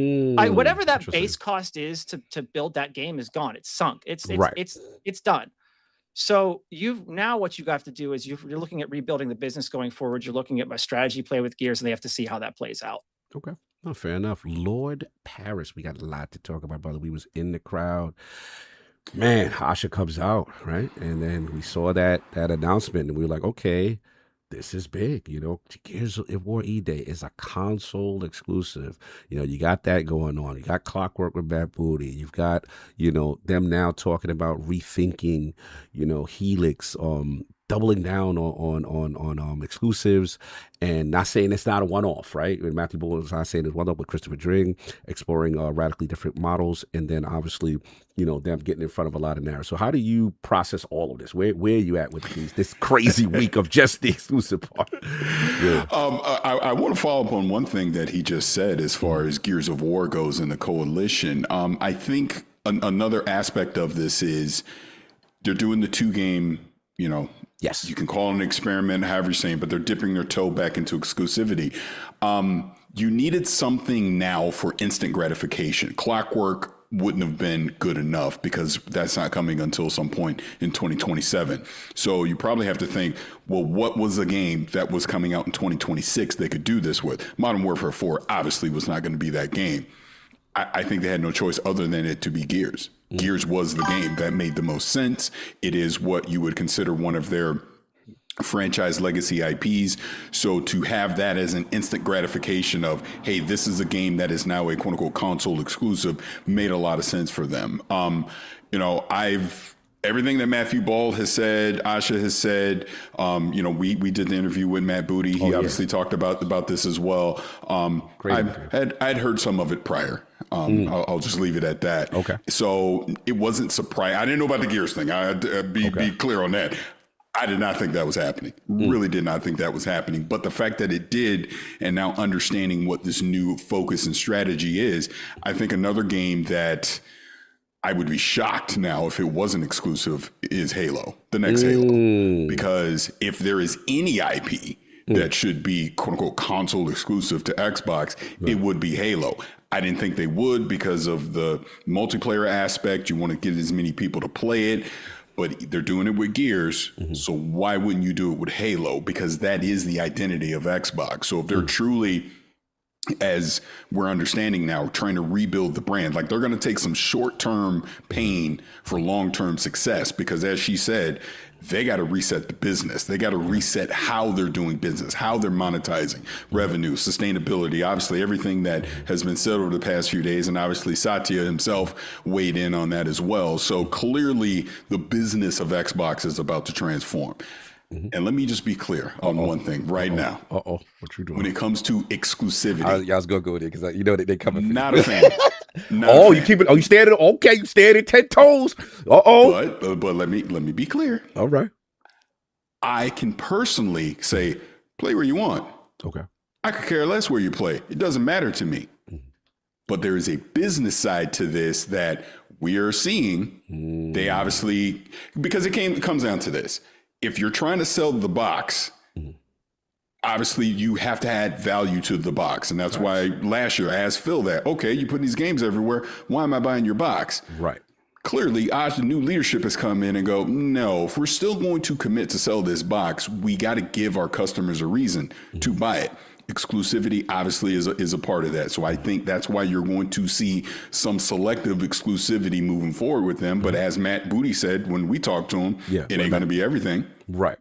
Live service is going to play a big factor in things being multi-platform. Right. But I think a huge question with that is going to be, okay, we could say a Halo, we could say a Gears. Forza, probably not. Elder Scrolls 6. That's cool. That is the linchpin of all of this. Because that, while it is not the phenomenon that a Grand Theft Auto is, it ain't that far behind. Ain't that far. So if you're truly trying to sell the box, and they want to sell the box, right? So the Elder Scrolls would be something. But let me throw this monkey wrench in there, King. All right, let's go. Here's the problem that Asha has laid out, Matthew Ball has laid out, Matt Booty has laid out. It costs too much. It's about money right now. It is too expensive not only to make the hardware, but for us to buy the hardware, and they can't make enough. That was one thing someone had told me some weeks back, that they literally cannot make enough Xboxes right now to support a full exclusivity strategy. So they have no choice but to lean on a PlayStation and Switch as far as the living room goes, and obviously they have PC. So you got to think of it that way too. Even if they were like, you know what, Asha came out and said everything's exclusive moving forward. I would have passed out, Parris. You would have saw me laying on the living room Yes, floor. we know. You would have. Yes, we know. Paris, you'd have came outside. I would have walked out. First of all, I would have been a big distraction. Like, export down, call an ambulance. I would have walked out. You'd have came outside the convention hall, and I would have been spread out in the middle of the floor with my arms out with a thank you sign on my chest. I'm done. I just sign it. Thank you so much. I appreciate it. Hip Hop Gamer would have screamed in the crowd too. Yes, hip hop would have been crazy loud. Yes, it'd have been nuts. Yes, but I mean, again, just keeping it real, because I understand on both sides of the argument, people have very strong feelings. Yeah, very strong about you, and they express them. Okay, they've expressed them to you. Yes, they definitely express. Not in person though. They don't not in person. Only behind the avatar hiding. Yes. Yeah, but the point of it is, regardless of how you personally feel about exclusivity or what you want them to do, it's about the business. What does the business go? See, PlayStation can go, well, we're pulling our single player games back because we got 90+ million PlayStation 5s in people's hands already. Xbox does not have that luxury. You're asking people to pay at an inflated price to go buy tens of millions of Xboxes if you were to do that. That's why Gears, and Matthew Ball already said it, ain't going to sell as much as it probably could. Because you're limiting its living room audience by not having it on PlayStation, and that's on purpose. They know it, and they're willing to take that short-term pain to try and rebuild the brand. Again, King is talking about OEM and all that. They got to figure out Helix. I don't know what it's going to be, but ain't nobody spending no $1,200, $1,500 except the hardcore. $14.99. But see, that's the thing, King. The hardcore people, probably a lot of people watching this right now, they're going to buy it. Just like the X, I'm telling you right now, the X25 could be $1,000. It'll sell out in 5 minutes. Yeah. But the average person's not going to do that. And Asha told you that. She literally told you that. We cannot sustain expecting people to spend thousands of dollars. So they got to figure out new business models. They got to figure out another way to subsidize this hardware, the services, all this stuff. So you're saying a curse word. Hey, subsidy? Yo, when you say, I'm just saying, have you ever seen affordable? When you say subsidy in front of Satya? You ever see his face shrink up? I'm done. I'm done. You just yell out subsidize. His whole face would crunch up like a fist. Continue. But here's a crazy thing. I think it was Jez that told me this, but they're subsidizing it right now. That's wild. Wow. So at these prices, they're still subsidizing it. They ain't making no money on this hardware, even at the current prices. But they realize people are not gonna go buy their box at $7,000, $8,000, $9,000. It's just not going to happen. And I'm gonna keep it real with you. And some people get mad at me if they want to. Ain't nobody buying no PlayStation 6 at $1,000 either. So we know that. Everybody got to figure it out because it is no Playstation 6. But let's talk about what's been announced, Parris. Let's continue to at least let it be announced. At least let them acknowledge it. You know what I'm saying? They're not even acknowledging it. Let's talk about what's factual. Let's keep our integrity intact. We all have integrity here. So let's they haven't announced it. They're not even thinking about it. They're highly successful. Let's continue with the PlayStation 5 Pro. Let's talk about that. Well, here's the thing, King. I mean, all jokes aside, their hardware is in people's hands. And look, we know Gen 9 is going to the 2030s at this point. Gen 9 ain't going nowhere. So facts. They will still have the opportunity to sell games to their customer base because they already got the device and they don't have to spend these inflated prices. Whereas Xbox does not have that luxury to do the same. So they got to figure out a way to make Gen 9 cheaper. And then whatever y'all doing with Helix, OEMs, whatever, some partnership with Netflix, offer it all kind of crazy stuff. They got to make that thing cheap. No, but I was agreeing with you. I'm just saying that we do know a helix is in the works. That's all I was talking about, because you said something about some mythical creature. Cannot wait. I cannot wait to this PlayStation 6. You know it'll be the most horrible thing for you, that 2030 does come around and consoles don't exist, and then this kid is running around screaming hashtag no PlayStation 6, selling merch that you should have brought in '86. But I'm just saying, if you ain't on the bandwagon now, you'll be on it later. Hold the line, Attic. I'm done with you. One quick follow-up question before I get it to Attic and so.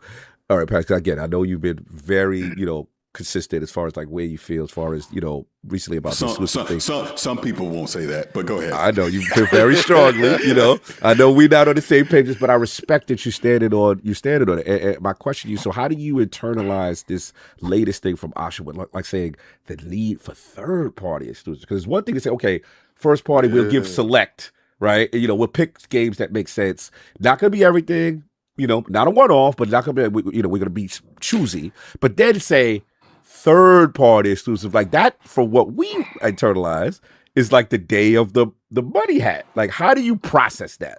So here's how I'm going to answer this question. And I genuinely, truly believe this.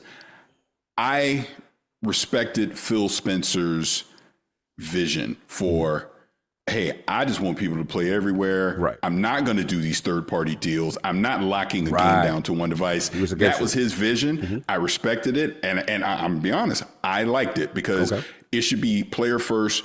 We decide where we play and what we want to play. Fiction net king. But Asha, think of this with Asha. Asha's not a gamer. She's an outsider. No. Hear me out on this. She's coming from the outside. She has no loyalties or legacies to anything. Whereas Phil Spencer, had been there from day one. So even when he took over, he still had a loyalty and a legacy to previous people at all that stuff, right? She coming in, she was like, I don't know, y'all. Yep, she just want win. So from her point of view, that's right. Hey, if PlayStation gonna do it, guess what? That's right. I'm gonna do it too. Hey, listen, go Paris. Yeah, I love that. Stop being traitorous. I know you. Traitors. The body ain't even the cold yet. Yo, first of all, love Phil. That's my dude, Phil Dominus Maximus Aurelius Spencer. We got emojis and everything. Let me tell you something. The body is definitely cold. Body's probably cold after 100 days. Sometimes you get too wary for the war. Sometimes you don't want a war anymore, and you just want peace in the land. Yeah. And that's when you have to be usurped. Oh my God! You have to be usurped. You traitorous swine. No. Time out. Swine. We'll put you in a comfortable castle. Definitely not holding the line. Right? Definitely not holding the line. This can't be the guy. We'll place you in a nice, comfortable castle over there. Don't try to act like my man is senile. He got to be removed. No, what we need is Khaleesi. She needs to. Dracarys. Oh my when she stood on that stage and said, E-Day is for them and for us. That was Dracarys? She said, Dracarys. The whole building went crazy. Fire all over the place. Dragons just moving all over the place. You got RallyCarDelta left. You know what it felt like? It felt like petitions is gonna happen. Oh my God! You know what I said? God bless the Empress. God bless. All it took was two pieces of silver. You traitorous swine, and you Phil is forgotten about already. The shooter came out. He said, just in case you forgot.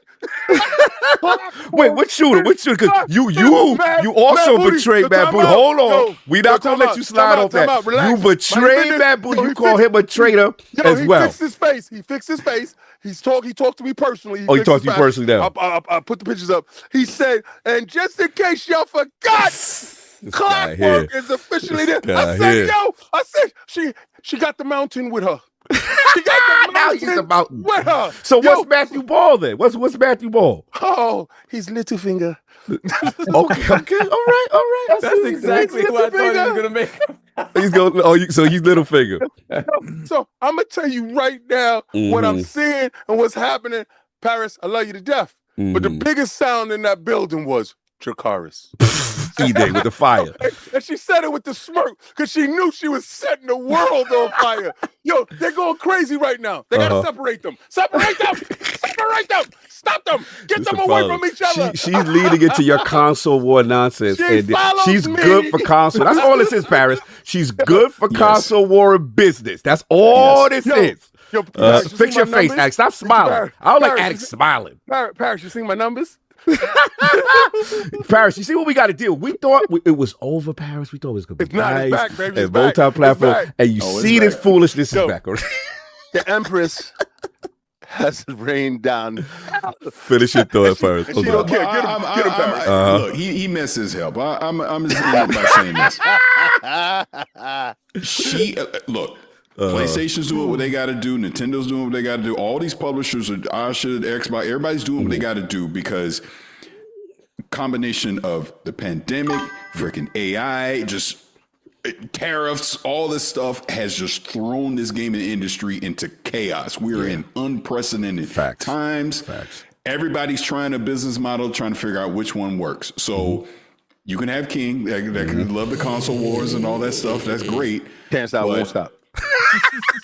They're going to do what they got to do to run a sustainable. And look, Satya laid it down. He was like, look, we ain't subsidizing this stuff no more. Y'all need to start making some money. We're going to get to that. We're going to get to the real part. And one other thing, if just... You saw his face flinch up, right? Yeah, I saw it. Yes. But one other thing came out of all this stuff that I think people need to be crystal clear on. Yes. Before they raised the price, Game Pass was fine. They were literally using it to subsidize other things in the business. I thought it was sustainable. Oh yeah, RallyCard. Wait, hold on. Yeah, we gotta give my man RallyCarDelta his flowers. When everyone was at the Game Pass unsustainable narrative and it doesn't make money, he was one of the few people that was saying like, "No, I'm calling this. You guys are doing the show. Get your little I'll throw my 2 cents. Quick victory lap." I've been saying since the very beginning that subscription services are generally speaking high margin, safe revenue for a company, and they help smooth out failures and wins, right? It kind of gives you a baseline of revenue that you can then kind of peanut butter spread around all your businesses and make sure everybody gets a little bit of piece of the pie, right? And they handle all the credits and debits and stuff internally, right? But and it was very interesting to actually see them say that, like put that out there in the public, that apparently, at least what Jez was told, that the Game Pass was doing pretty much exactly what I expected it was doing, which is they were like, okay, we're going to take this big pool of money and we're going to make sure that we can do all these little experimental things. We're going to try these other things. And as it turns out, that's exactly what it was doing. That's exactly what, I guess the thing is that none of that was surprising to me because that's exactly what those types of services are meant to do. They're literally designed so that you have a safe level of revenue that you can then kind of spread around to your other business units and use to kind of do, things can win, things can fail, but it's supposed to. But what happened is they threw a torpedo into it with that $30 a month thing. And that was just. Well, I know you guys will get to that later, but good call out. But the point is that it was doing exactly what I thought it was going to do, and I hope that they continue to drive that because I think Game Pass is actually a winner for them. And I know a lot of people are like, they should deconstruct it. They should take first party off there. But no, I think Game Pass is the differentiator that can make Xbox and Xbox PC work as opposed to be something where it just becomes another, like, here's games that come on the service a year or 2 years from now. Good luck. Have here, whatever. No, good. I think it could be a differentiator. The only pushback that people are going to say to you is they're going to say, okay, fine, you were proven right with that aspect. But they're going to say, okay, but then why? Did they take Call of Duty out? It's proof that cannibalize it and it doesn't work. Like, what do you say to those people who now that they've made this adjustment and then brought the price down? Like, is it counterintuitive to what you say? Call of Duty is a very unique monster in the games industry, right? It is costly to build because they have 3 studios and heavy rotation on it. However, people who buy Call of Duty buy Call of Duty. They buy, or they have up and down years, but even their down years sell tens of millions of copies, even when it's like this last one, right?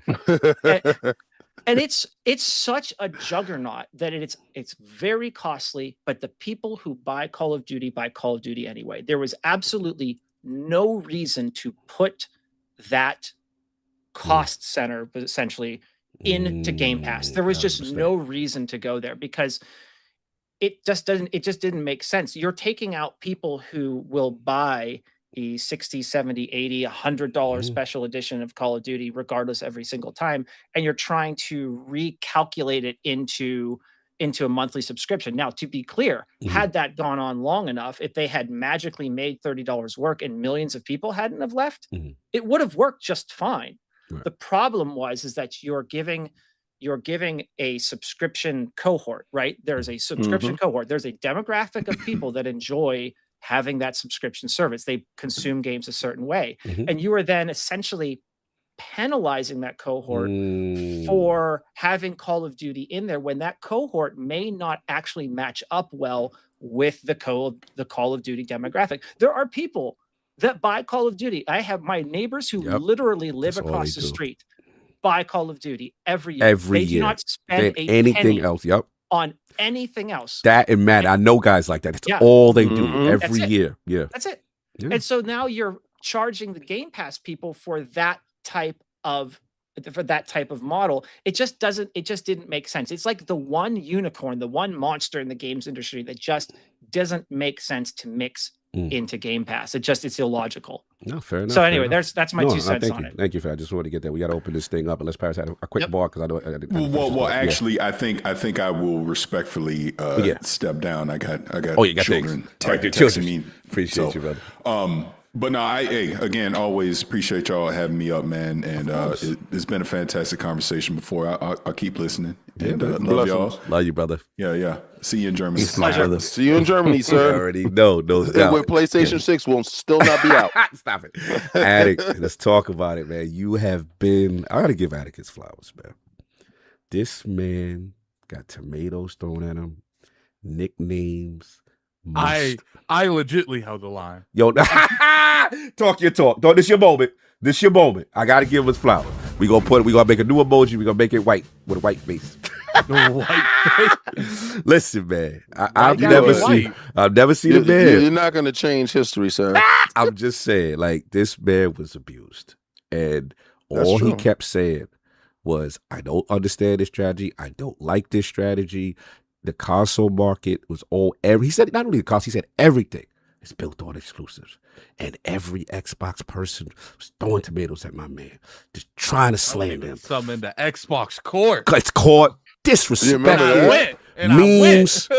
And then Asha Sharma comes. And he was acquitted. And then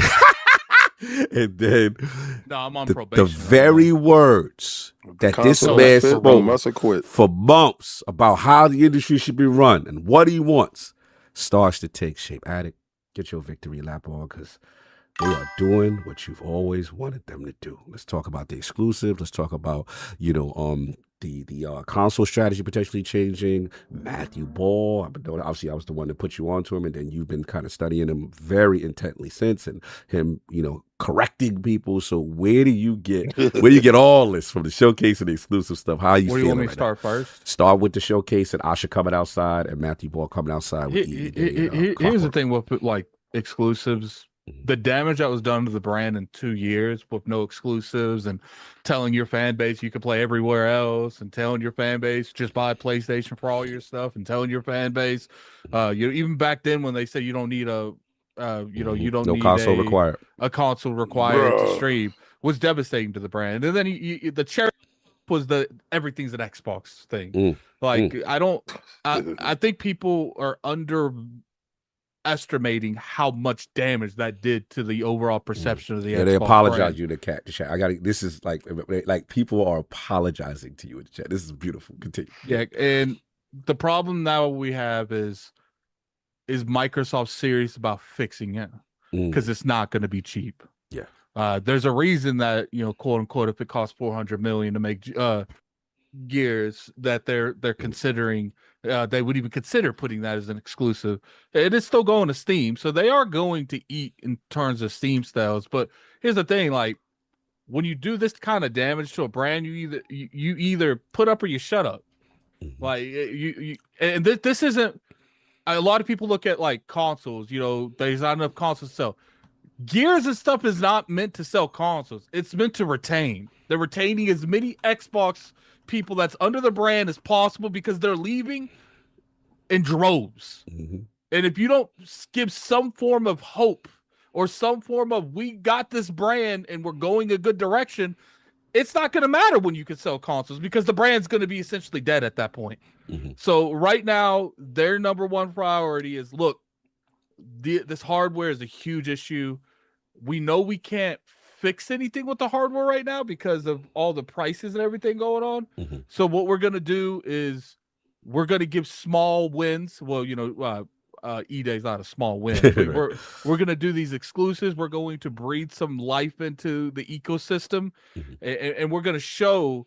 Right now, we have our hands behind tied behind our back, but we are listening to the overall senses that we messed up. Like, we shouldn't have went multi-plat. We shouldn't have abandoned exclusives. Like, we understand we made the wrong decision. Because look, I said it from the start. If you're going to be a multi-platform company, be a multi-platform company. If you're going to be a hardware company, be a hardware company.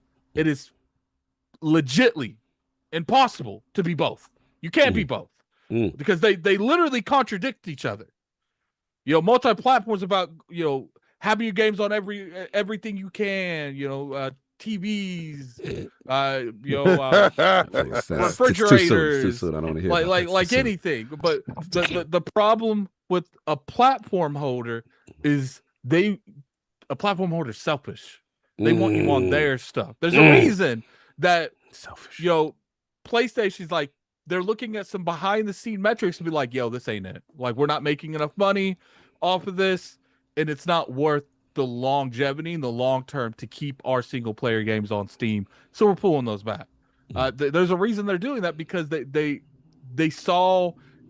I think the same thing that happened with Microsoft. They thought these multi-plats were going to go everywhere and sell like hotcakes, and that's never the case.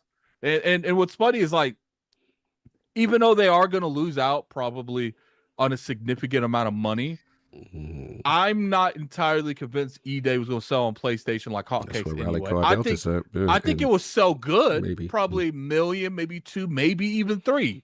But if you're going to sit here and think that they're going to sell to the point where they're going to make all that money back and they're going to make all this profit, you're delusional. And all right, let me ask you a quick meaty pushback question.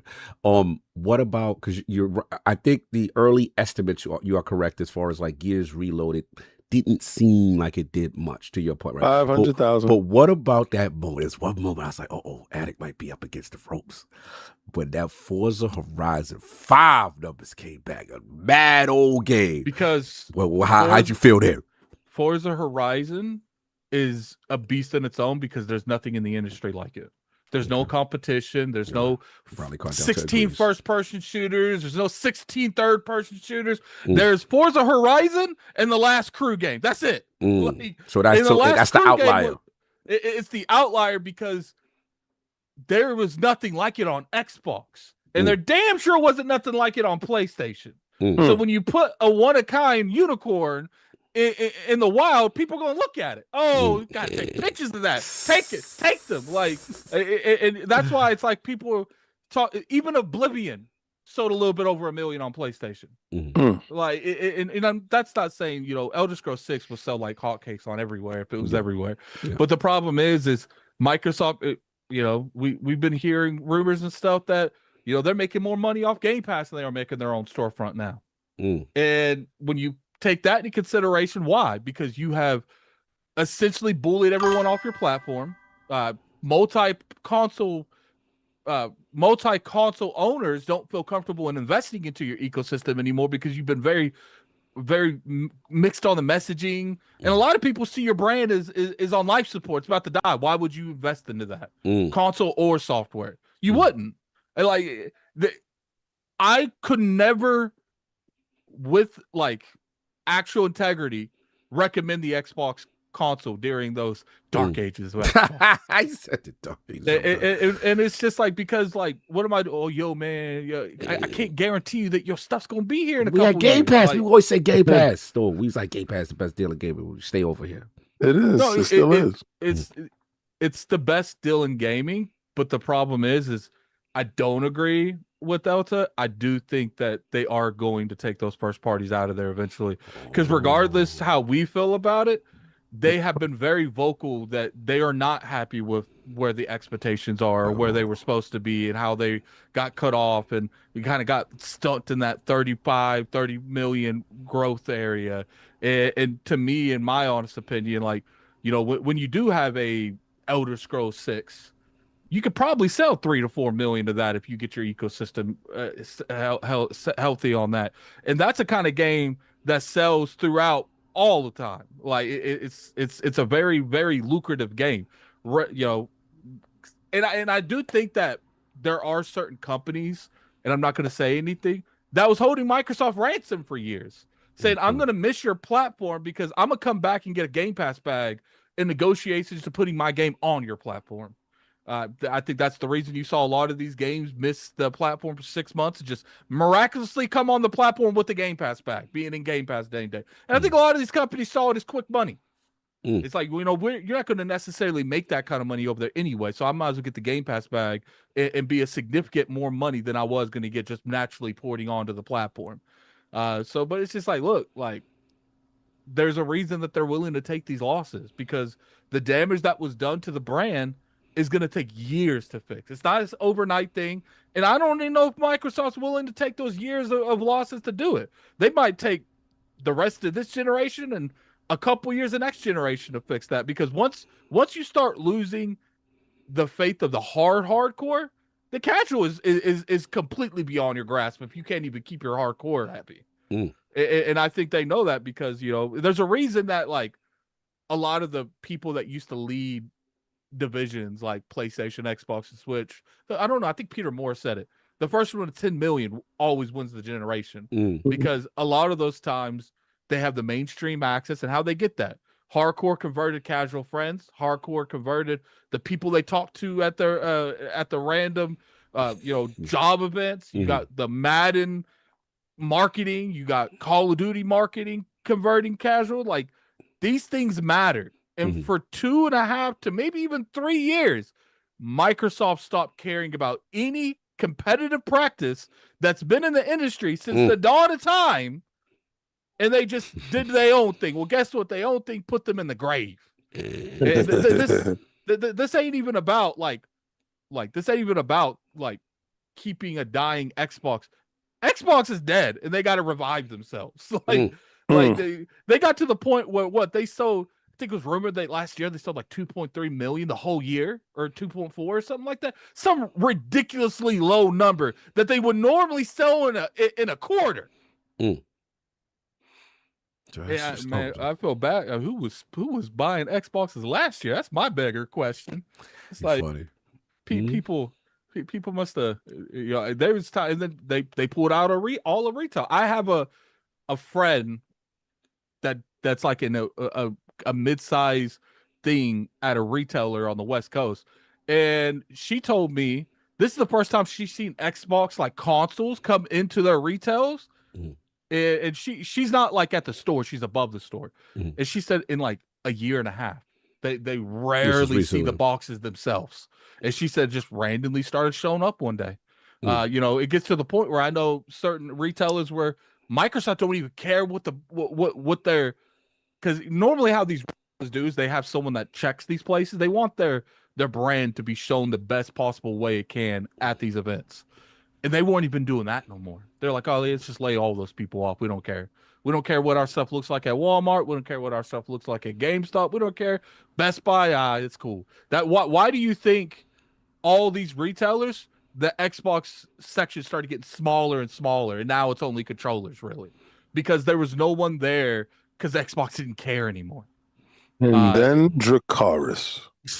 And it's just like, look, like, you know, Asha definitely feels like, to me, now obviously she still has a lot to go. Big fan. I haven't seen you this excited. Stuff. Yeah, because I'm gonna be real. I thought it was Jover. It was over. Jover. Like there was nothing that could be done, because the people in charge, including you know, Satya, Phil Spencer, Sarah, were just cool. They're cool with it. They vibing.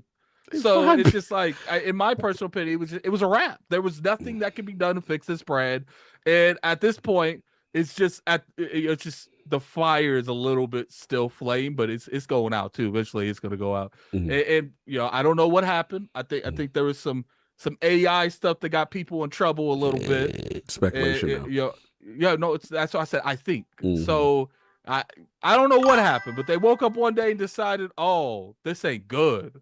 And a lot of that issue is on the top. But at the same time, it's like, look, on the hood of the car. Yeah, Phil Spencer, I think, is probably one of the best executives that could actually talk to the higher ups at Microsoft that Xbox has ever had. That's the most praise I've ever heard. But I do think that's why it's Phil Dominus Maximus Aurelius Spencer first in his name. At the same time, you can make an argument he's one of the worst people that's been in charge of Xbox when it comes to the first party aspect in the studio that's ever been there. I love it. It's the Asha because under Phil Spencer, you guys forget doing this for a while. When Phil Spencer first took over, we had the State of Decay 2 reign where everything's a 68, 69 for like 2 or 3 years. You remember that, don't you, Saul? And then you turn around, and then we had he started buying stuff, and we started getting hyped. And then all those games went everywhere, so it didn't matter at that point. And then he made a studio that got shut down, and Halo had some crazy aspects that never happened. He let the Halo TV show run wild. Nintendo or PlayStation never would have let stuff like that go down. So it's just like, look, like I think he did a lot of good things when it comes to Phil Spencer's biggest strength was always his biggest weakness. He was a likable, golden-tongued individual that people wanted to get to know and they wanted to talk to. But the problem was too is he didn't manage those people correctly at the same time because he would get too friendly, get too kumbaya. Or too parasocial. Yeah, well, I don't know if you call that parasocial, but I always felt like studios are getting like unlimited rain and nothing's raining but my back. So I'm sorry, let you finish, guy. And it's just like because I said very few people in probably the world could have convinced Microsoft to buy ZeniMax Studios. Very few people in the world could have convinced them to buy Activision ABK. But Phil Spencer was able to do that because he's got a golden tongue and he knows how to talk to people like him. And so, but at the same time, special. After ZeniMax was done, I always felt like, and they bought those studios, there wasn't enough time to really synergize how you want these studios to work. I always felt like the quality assurance fell drastically the more they grew. And I do feel that Phil kind of got a blank check and he was overextending and he didn't set up precautions and policies to double check the work he is doing. Because by the time we got to get ZeniMax and we're still working on it. Phil's already, hey BK, what you looking like over there? Like so I do feel it's like I said, no one else could have done that. And I'm convinced no one else could have convinced him to do that. I respect that. In fact, that's the first kind of flowers from you in terms of the saving the bread, but at the same time, you being fair with as far as the other side to it, which is when you're that personable and maybe to make stuff done, maybe things got too big because there's always two sides to one equation. Phil did he got all this money because I don't think no one else could have done that. But he's also the person that built a studio, didn't make a game, shut it down. That's a fact. That's a fact. He's also the person that let the Halo brand get his position he is when he made me interview saying Halo is the most important franchise in the industry. That's a fact. That quote came back to do harm for sure. Not to mention like all the other stuff that's going down. Because let's be honest, like it's not been a clean reign. But at the end of the day, when it comes to the gaming division, he fell to the most important places. That was the most important, which was the games that are being developed. Because I was talking to someone the other day, and I was like, if you really think about it, something I will say that it has to be fair. I'll get to this here in a second. Yeah, be careful. Look at people. That's fine. Yeah. You look at the 360, Gears 3, Halo 3. There was a lot of like Mass Effect, even though that was a multi-platform type of thing. There was a lot of games that you could look at that era, that 360 era, and be like, those games define their reign. Oh yeah, their for reign. sure, for sure. PlayStation, Bloodborne, Uncharted 4, Last of Us Part 2, Persona 5 Royale. Those games helped reign that era. But the Phil era, like Ori, can't whatever. I'll give him Indiana Ori. Jones. The level of disrespect is crazy. Yeah, so I think he made great games, but he didn't make those. You didn't want that. You want that 90+ game of the year game. Yeah, it's not 90+. I want that console. I want that thing where I look at 10, 15 years from now and say I was there to play that, like the Elden Ring. And I think you could probably give him like Sea of Thieves because that ended up being an iconic thing that he did under his reign. He made a lot of good games, a lot of fun good games, but nothing that again. He never game made of the year was the game. Fable is his game. Yes. So thank you for saying that. Regardless what happens with Asha, that Asha can't touch that game. That is Phil Spencer's game. Gears E-Day is Phil's game. No doubt. So we gotta break protocol for because Road to Germany has triggered real quick. A shout out to Jovar if you've seen it. Hold on. We got Jovar Ingi Haraldson with the 7,500 Icelandic krona. Phil was great, but we feel like feel like he needed a buffer he could trust between him and Satya. Now have fun in Germany. Yes, I appreciate it. Thank you. Special emoji for you. King. Get the glizzy for you right now. I'll end on this. I'll end on this statement. Yes, I said from the start. First off, I've been saying they bring exclusives back since she took over. Since she took over, and I've held on that. When people say, "Oh, the genie's out of the bottle," ain't no genie out of no damn bottle. Like, you notice she caught that sucker. She threw him right back in that bottle. Now, in my personal opinion, Phil handed Asha a way worse Xbox than Don Matrick handed Phil. But in my also opinion, Phil didn't have the tools that Asha has that Phil never had. Phil didn't have ABK to start out with. Phil didn't have, ZeniMax start out. Even though they're flirting with exclusives and we don't really know a whole lot of info right now, Asha has the marketing rights to Call of Duty. Phil never had that sucker. Okay? Like, even though she got it in a worse spot, she has way more tools than Phil ever had to build those blocks back. That part. Thank you for saying that. That part. All right, let's go because I know storms are running through. We got things going. We still got to get solved. He's got limited time, but we had to give Attic his flowers or his, I told you so. Well, we had to give his. He suffered, so I had to give my boy his bars. So, where you at with this exclusive seam on the menu? Third-party exclusive seam on the menu, radically different console business models on the menu, and what do you feel about Matthew Ball? I didn't get your opinion. Him just all the way outside in terms of the strategy.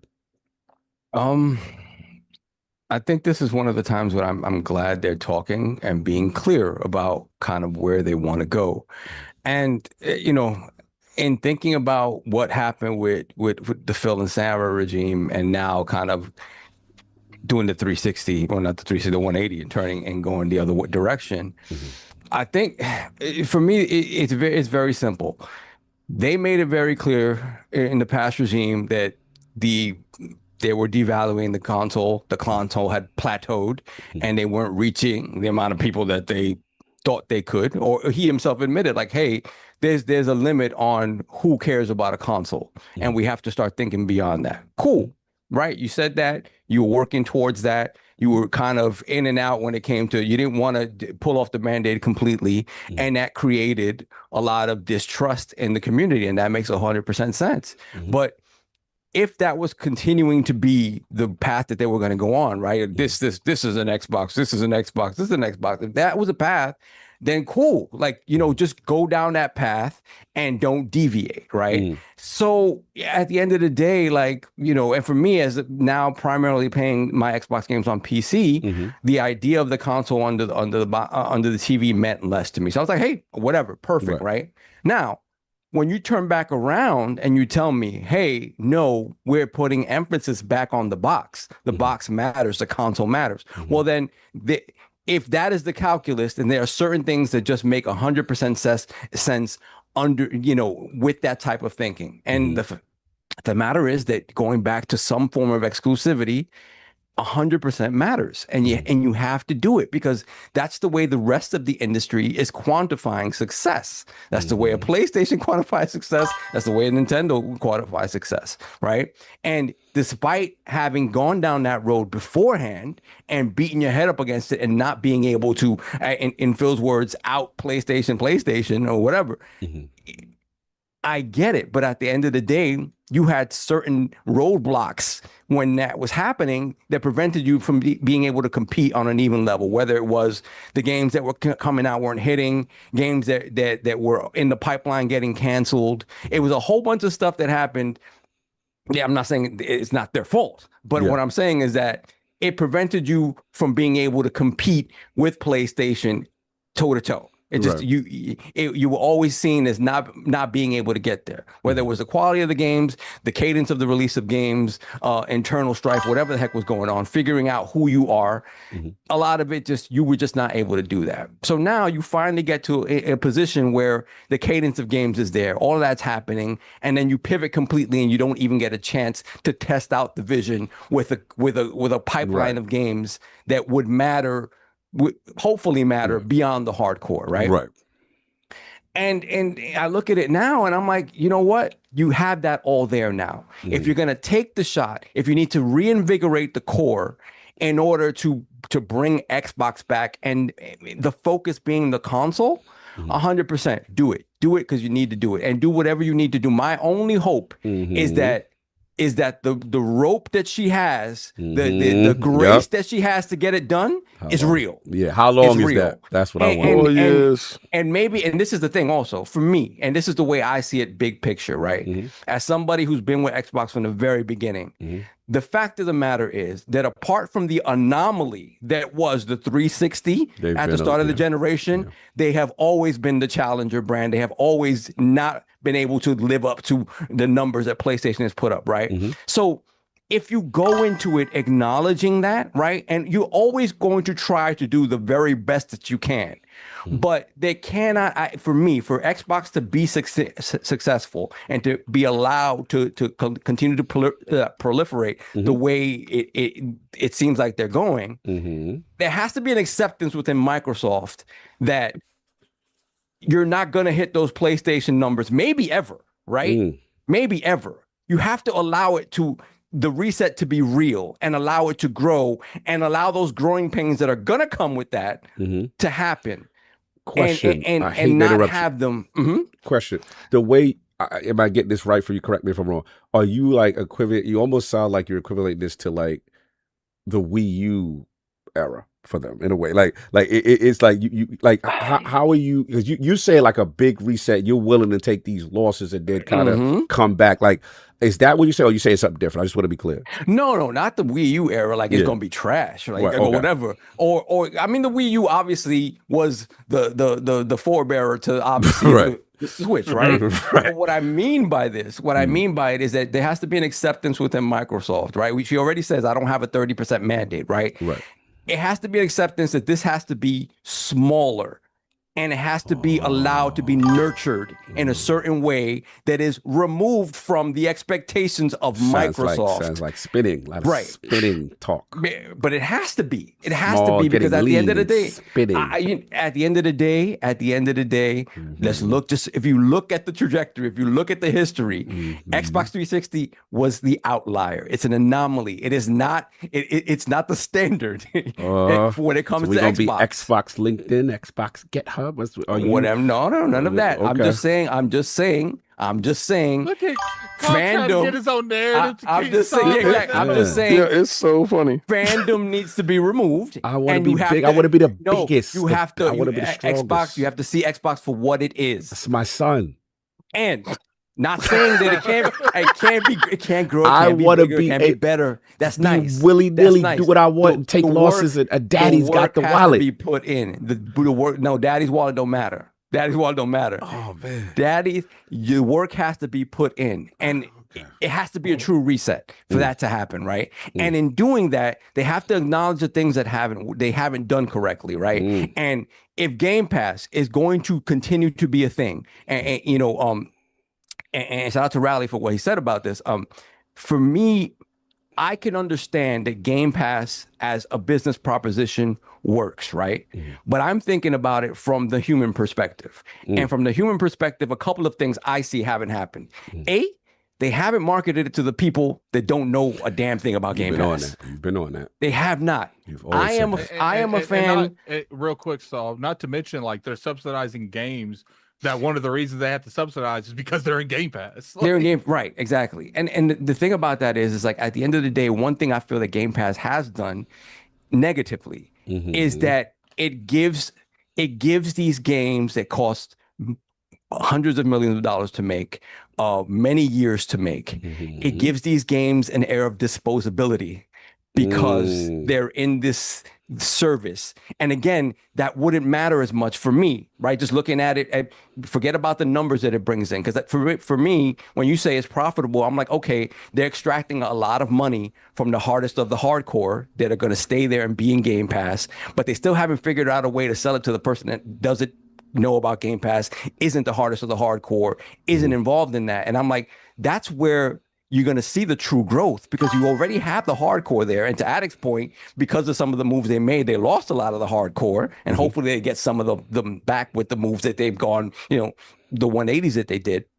But at the end of the day, I think that's what Game Pass does. Specifically when I talk about like day one first party games, I'm like, those are the identity of the platform you're trying to sell me. If they're getting lost in the mix of Game Pass and only the people that would have purchased those games anyway where they're not Game Pass are the ones that are excited about it in Game Pass, you still aren't proliferating the message beyond the hardcore.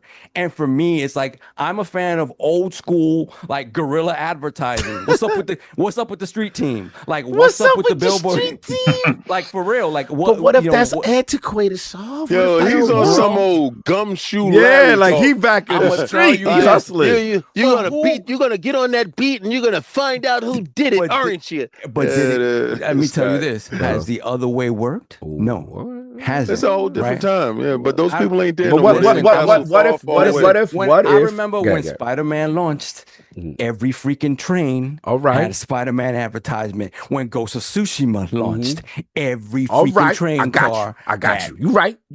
But what about what we saw the numbers? Real quick. I will agree with Saul when it comes to the marketing and the unique. He talking about something in 1992. No, but PlayStation did it like a year and a half ago. They ain't doing that. And the thing is, you don't have any sort of proof that it's working any other way. That's the thing. King, real quick, you don't think they're going to do that? You don't think they're going to do that with Wolverine? What? Go market that way? Wolverine's going to be plastered all over the place. I don't think Wolverine's going to sell like that.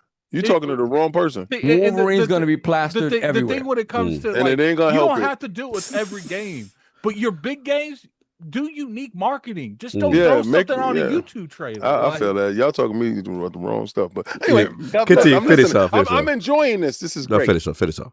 But again, I just don't understand it, because the thing is, you walk away from it. And again, it's this idea of you determine how to move forward by some algorithm or by some internal metric, some numbers, and you're forgetting about the human element of all of this. And the human element is what's going to get the people that aren't in the know, that aren't constantly doom scrolling Twitter, that aren't on Instagram. They're the people that still kind of consume media in an older way. And the fact that that's been completely abandoned is crazy to me, especially from the Challenger brand. I can understand if a PlayStation does it and it's like, yo, the numbers are going to be the same for King's Point. Yeah. Cool. But they don't.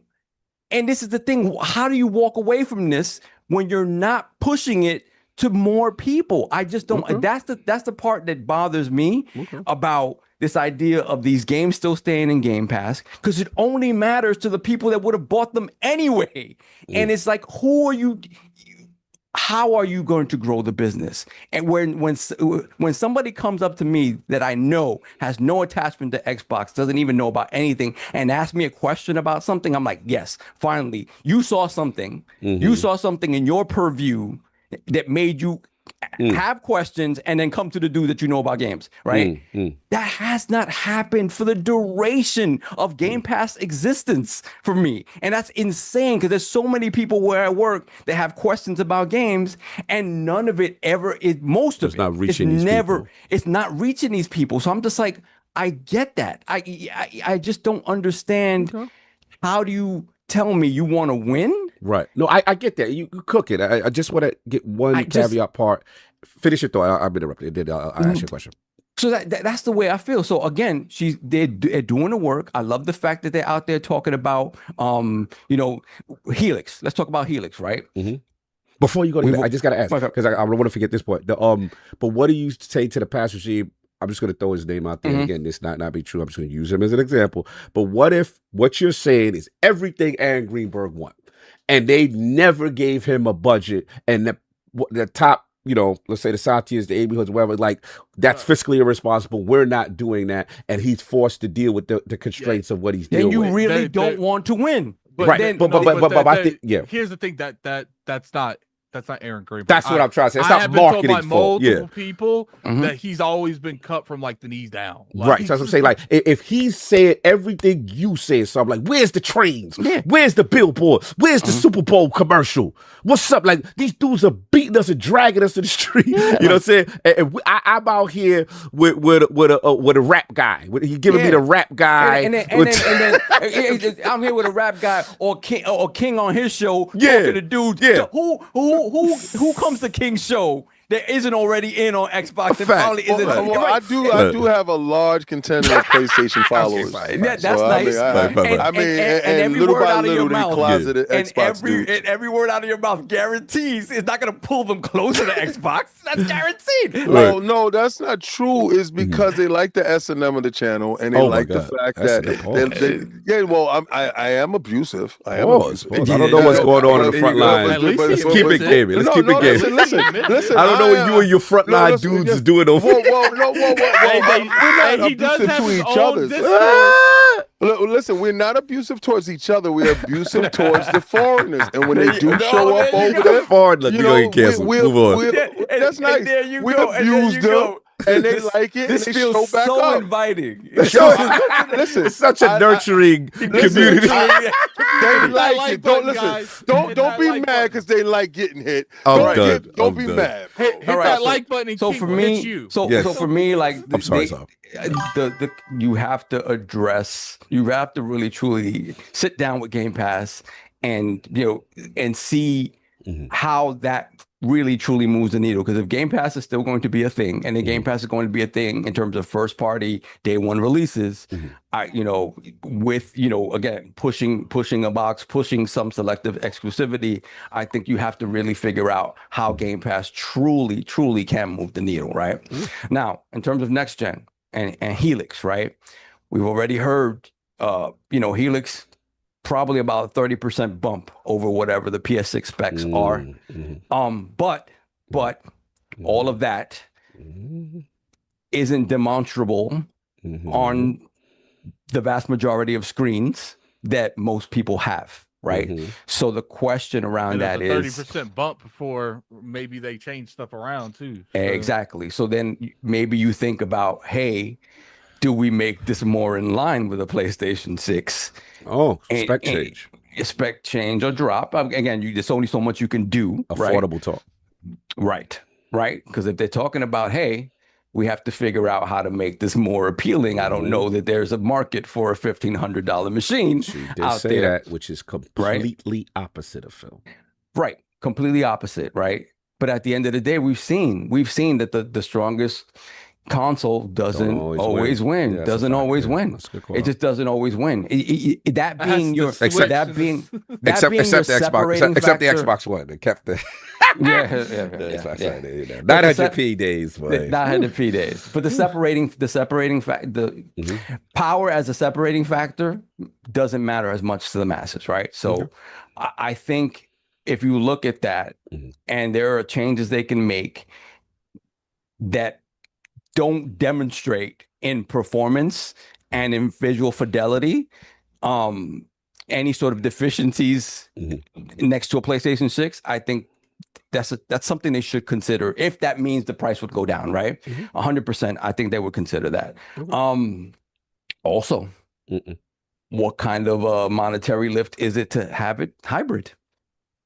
And maybe you just cut the hybrid part. Okay. And it's a console, right? Because the hybrid part, it's a PC.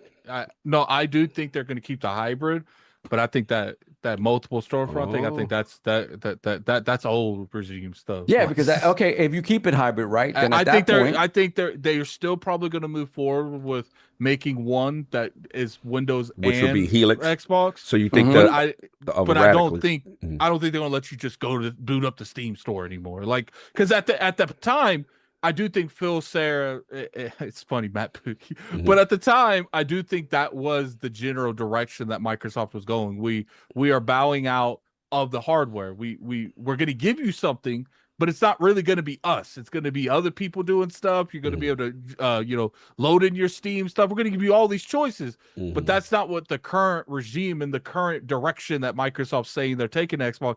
They're kind of giving like, no, we want you to come to us. That they wouldn't have brought exclusives back if that wasn't the case. Like, what's the point of doing exclusives when you can just go over to the other store and probably get it cheaper because Steam always has better deals most of the time. So that's another thing you have to consider. Like, are you closing off the wall garden again, right? And how much are you closing it off? And I think, well, here we go. I don't think they're leaving. If the question is like, how do we grow Xbox? The Xbox removed from the brand, right? You're talking about the box, and then the brand comes over that. These are the decisions. This is the way it's always been done. You close off the wall garden and you funnel people to you, right? I mean, the PC dudes won't even open a free game app. 100%. Store. 100%. You could get them free food, and they like, no, we going over here to eat. We like this plate, and we prefer. Here's the thing. 100%. Here's the thing. They do have those morales, but I call it cap in a way because you let no. So how many people you think? Hold on. I'll be honest. I don't care about that. I know dudes that are really hardcore. So let's say Rockstar makes an exclusive deal with Epic Games where GTA 6 is dropping date over there. How many people of those? Yeah, that's my point. Yeah. You're that way till it's a game you care about. So everyone's like that way. So there's a bunch of GTAs running around that's gonna make all these PC dudes stop and go buy a console. 100%. No, I'm not talking about console. He's talking about leaving the Steam store to not a console. They won't do that. The funny thing, I know people right now, and I won't say them because I'm not going to put you on blast. They're hardcore PC people. They make content related to PC stuff, and they hide offline when they play games on Epic Game Store. But it's one thing to hide offline at an Epic Game Store. It's another thing to buy an entire console and say, I am not playing this on PC. I am buying a console for this game. And you know what? In the Xbox One generation, I know 5 people right now that primarily play on PC that had Xboxes. Guess how many of them have an Xbox now? 0. Let's see. So, end of the day is this. And Matthew Ball being out there, I love the fact that, when people put out misinformation or misinterpret things. Who did that for you? That's my who gave y'all Matthew Ball? I think I give y'all okay. Who did that for you? I told y'all. I was like, that was the move.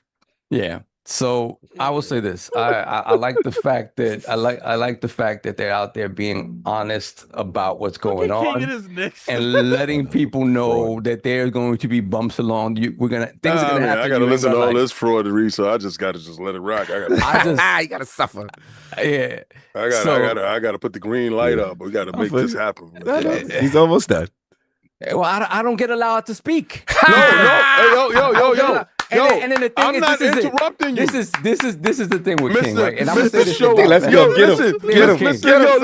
Mr. showed up last night on Lords After Dark and talked for like 45 minutes. We had a couple of months where King actually had salient points because he couldn't. There was no way around. There was no console. There was no way around. Now he's been given the scenario that he likes, and now normal trains of thought or don't Yeah. work anymore. Now it don't work anymore. Someone I don't think you're- screenshot King in that pose. With that pose, it's killing me. Yo, You give someone me- screenshot that and make it the Power Rangers. So Asha, this is the problem with Asha right now. She's He's enabled. created the scenario where he can fester, where his messaging can fester. That's what it is. Like it's a you know what she virus. gave me? You know what she gave me that when it pertains to you? Your damn knees. Persona 6. God bless. I don't. I'm watching. I'm watching from the outside, and I'm going to supply the shea butter for your knees. Yo, listen. I love what she's done. She has done. I just the want to know. impossible. I She just gave want to your know. knees So to God. what I want to know is when are you going to officially change your name? When is your name going from 98% wrong all the time? 98 wrong, not the wrong. You coming for the percentage? I want to know when your knees showing up. Let me know. All I know the day your is that knees when is slipped over. all I know is that Shout when it Phil, out. when Slippery Phil came out and changed the narrative, King was right there on that slippery slope. He had to do marching orders. The marching orders changed. What's crazy is I told you I will feed them until I don't have to. And we don't have to. But the best part about this is I was so happy that you was sitting front row. Front row. So when they For that console. For that console. That's for the Band-Aid for your heart. That console was for your pain and suffering. Because when they show Persona 6 up there, I watched your soul walk out the building and said, I'm going back to New York. This is BS. Hey, yo, you know what the best part about that? At the end of it, it said, Game Pass. You know what's funny? You know what's funny? Anywhere. You know what's funny? Yeah. The two dudes championing this the most. Ask them how much time they have in Persona games. None. Oh my! Now we're gameplay shaming. We're game hour shaming. We're wrong. You try. Am I wrong? Are you coming for my active users? Why am I wrong? Am I wrong? No. Listen, I'm glad you did this. I don't like championing for causes that you have nothing to do with. This is the day you watch them really fall. I'll be right back. Continue, yourself. Finish your buzz. Bring me. I can pass this skill check. I can pass it. Now we're getting shamed. That's why your name did not come up on gameplay hours because of our victory. Yeah, exactly. You rapping something you have nothing to do with. And you got no plans to play. I love the saltiness. saltiness. No plans to play. You know why? Because it's creepy high school stuff. You ain't playing that, Carl. You're not playing that. Just to see my brother just fall like this and just fight his way. It's just beautiful. Yeah. It's beautiful to see him. You know, he never loses. You know what it is, RallyCarDelta? Like, this man is so smart. Like, he rarely loses. So it's good. Oh, we got the receipts. Oh, get him. What receipt is that? Get him. He got the receipt. Does he have the receipt? PlayStation. Get the receipts. Get him. PlayStation. Get the receipts. My Lord. Get him. Get him. Get the receipts, King. Let him know that we do this. You know what? The reasons why your ass didn't see my game tag have anything done. Let's go. Because this was done on PlayStation 4. I got your ass. And I told you, don't come for me unless I we got the gameplay hours. This has been platinum. This looks like it's never come out of that case. But see, the problem, listen, the problem with you is you like to talk in your own little vacuum. And here I am to let the air out your bag. Because this is the day, sir. Your knees fly. And if you would have bet me, because I should have bet you. This is what happens. This is what happens when you lose to me so much that you need to glam on to somebody else. Listen. This is what happens when you lose so much. When you lose so much and the air that comes out of your inflated. Say it into the Xbox. We can't hear you. Say it to the Xbox. It's all right, so we love to hear this right before your beheading. It's awesome that you're get it all out. It's like Ned Stark. Like, get it all out because you're getting beheaded. You're getting bro. If I pull a Game 4 Knicks on y'all, I swear to God. Hopes and dreams. I love it. I love it. I love it. It's great to see the Messiah like this. It's great. Jesse, but his reign of terror is over. Alive, Jesse, keep hope alive. All right, we gotta go. We dusting it because I'm butchering RallyCarDelta. So anyway, you shouldn't have never messed with me. Actual salient Xbox points and not. Oh my God! Here we go. Yeah, I want to point out. Here's my Persona time played 206 Mind your business. This has nothing to do with you. I didn't call Mind you your out business. I know what you do. All right, look, we got to get back on focus. We got to get back on focus. We got to get to the main event. I know. And you got to go, and then we got to go. Actual boss is cursing me out. All right, go. His sciatica is acting up. I just broke his back. Get his ass out of here. Yeah, shout out to. Actually, before you go, Harky Shani, it's 2 super chats we want you to read before you go. Before you go, just do your job. There's no. See, that's before we hire AI, let's do it. Have you do your job. $5 super chat. Saab is trying to deflect. PS6 shown on Xbox stage and in Game Pass. Take the L, brother. No, you know why? That was not the bet. That wasn't the bet. Had that been the bet, I would have taken. Yo, I would have been. I would stood up in the middle of the presentation and bent the knee, and they would have been like, "Why is it bending the knee?" Beautiful. I know we got him. Yo, I know. I had him as soon as he said. I like how he scraping and scrambling. It's great. You notice how I had it sitting in the back. I love it. Booby trap. We had $100 super trap. We right just missed before this. that. We And don't. Cog's like, yeah, read this one. This one. This the one. No, but in fairness, let's do our road to Germany $100 before. Let's read that one. Read that protocol right before that. Okay, Mr. Danger UXO $100 super chat. A little trip money. Make sure you wave to game when you're flying over his new yacht. Remember the most important German phrase is "Ein Bier bitte." I don't know what that means. I'm gonna look that one up. Love you, brother. Blessings. I salute you. Have a good one. We Your will song, continue your torture as this goes on to release things. Just put some Ambisol cream on your back, man. A little icy hot because your back just got broke. Listen, bro. Just hit it with the ball just because you pulled out your bargain bin persona bargain bin. He mad because I broke that back. I think you got to go. I think they're calling you. Just because you go and you buy a $20 bargain bin copy of the game. Yo, listen. Yo. What that say? God bless. God bless. All right, fair enough. Yo, go make it happen, sir. Sir. Yo, when you at work, tell them why you walking like that. Now the Lord said Atlas sends their regards. I'm gonna laugh if I'm the only one that gets the game early to play. That would be funny. That'd be funny. Want this guy to play it. You get the preview book. I can assure you, Saul, if we get one code, it's not going to you. Facts. I will be the one reaching out. I can assure you. It's Love you, not brother. going to Love you, bro. Do your thing. We got you. We got you. Tell them at work what I did. All right, no doubt. All right, cool. We got King. You got to get your boy. Then we got to get the reason why RallyCarDelta. Facts. Oh, Jesus. We didn't even get to the reason why it's here. No, we did. We did. But you can watch the show as you nurse your spine. No, it's acceptable. It's acceptable. I'm Bane, your back man. Yes, please. King, your bars, exclusives, the thing, real quick. So if you can give a little, slightly. No, it's not going to happen. Okay, sorry. Everybody, You're right. Nope, Okay. not going to happen. This is the moment that I prayed for. Fair enough. Yeah. Yo, I swear to God, this was a great day. It was a great day. So we're talking about exclusives. The what you call it, the potential M&A, and then radically different models, and then obviously Matthew Ball being outside shutting down.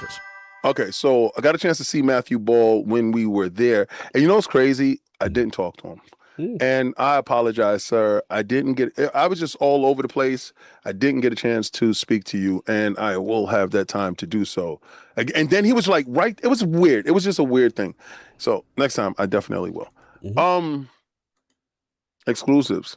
Yeah, how we feeling? Asha was on stage. I told you I believe all the rumors now. Like every last one. So if they saying that they're going to split, they're going to spin, I believe it. If every rumor that has come out since this woman has been in place has definitely blown up like a grenade in your hand. So you could be smart and get ahead of it and throw it away and then just believe it. Just believe it. They said exclusives was back on the table. I was like, oh, that genie done left the bottle. They not doing it. You know why? Because I was under the illusion that Satya had such an ironclad grip that Phil and Sarah couldn't move. I don't know. That was their price to pay. I don't know what mystery that she did, and it could be like Rally Car said. I think the reason I never like felt that way, King, is because I felt like if he was just going to shut it off, there would be no change regime. We're just shutting down. Oh no. I say I don't agree. I feel very differently when it comes to business. I know what Phil did and made sure that Microsoft couldn't get rid of Xbox in the way that he did it for the reasons that Rally Car explains.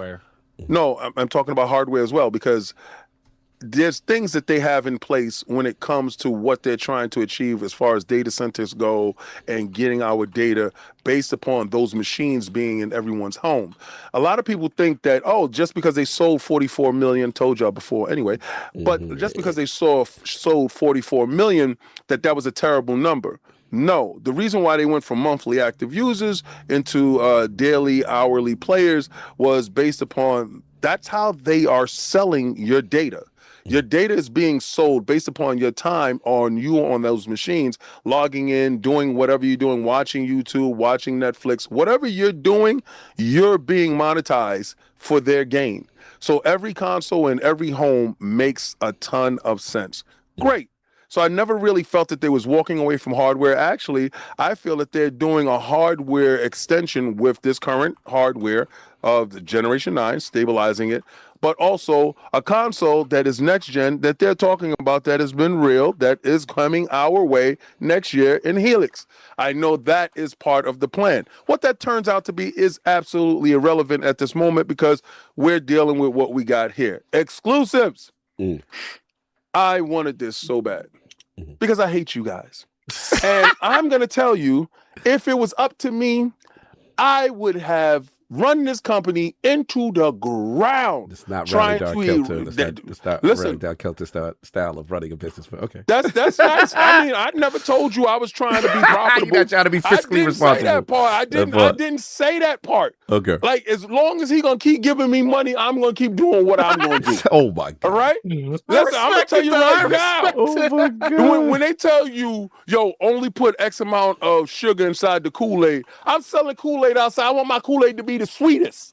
I want you to come over here. So if I got to spend that much more money, and it ain't my money any goddamn way, you're going to come get the best damn sweet Kool-Aid on the side of the block over here. Until they get control of me. Imagine King doing one of these showcases. He would do the rip the shirt off. You ain't that. I swear I would have came out and it said a PlayStation shirt like that dude did. We saw him too. We saw you.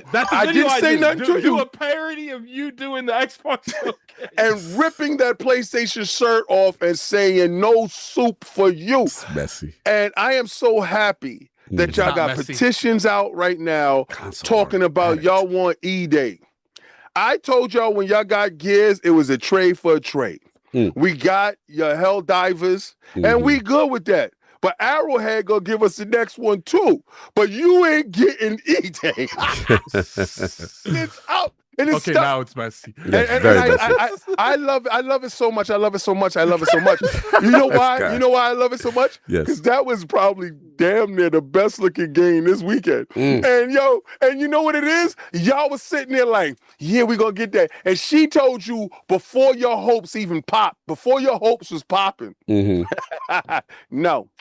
She said, this is for them. This the people that are real, the true people, the Xbox. You want that? Go buy an Xbox. That's the reason to get the console. Or since you got high-powered PCs, wander your behind over there and get it in that store. Because I heard the PC specs are palatable, right? So go have fun with the palatable version while we have it on Xbox Series S and X. You know where it won't be shown?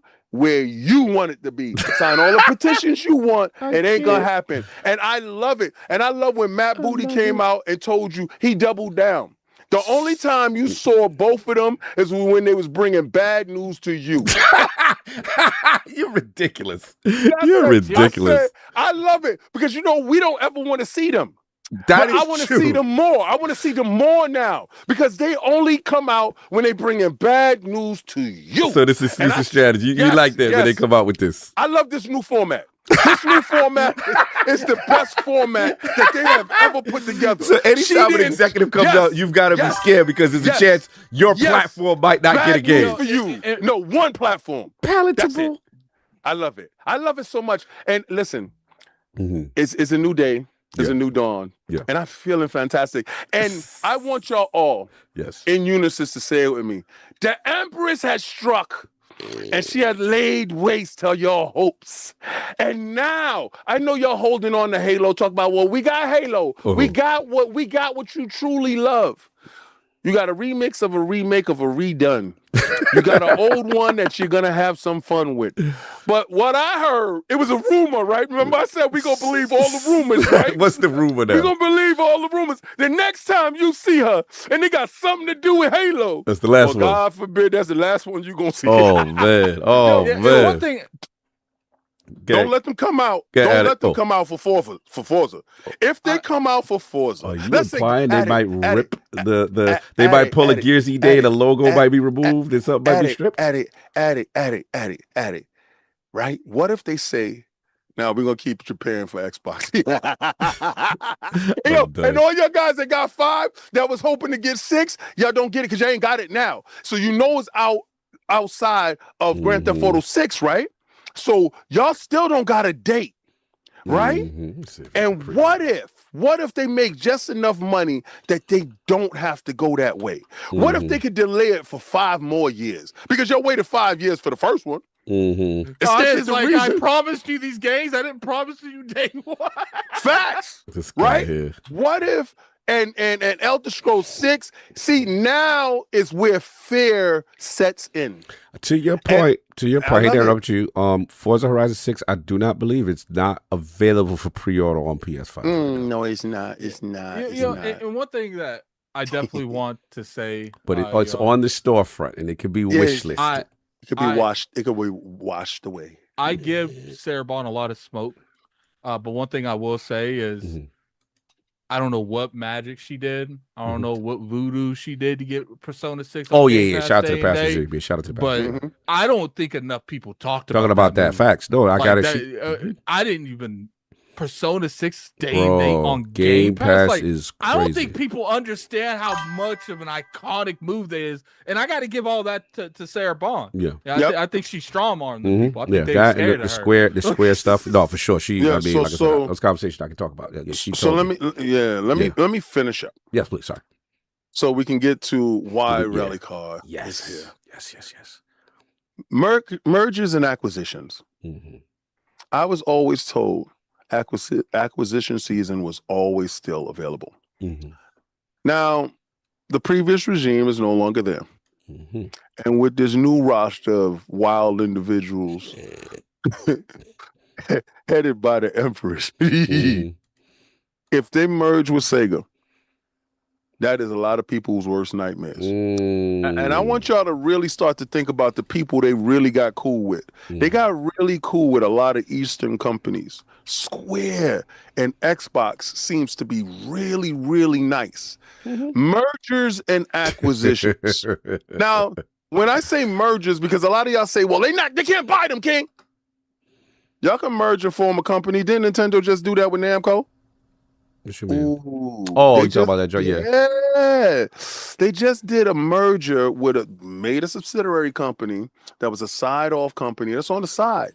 That is a love child between the two. That's my son. What if Xbox? Yeah. What if Xbox and Sega get together and make a nice little subsidiary love child?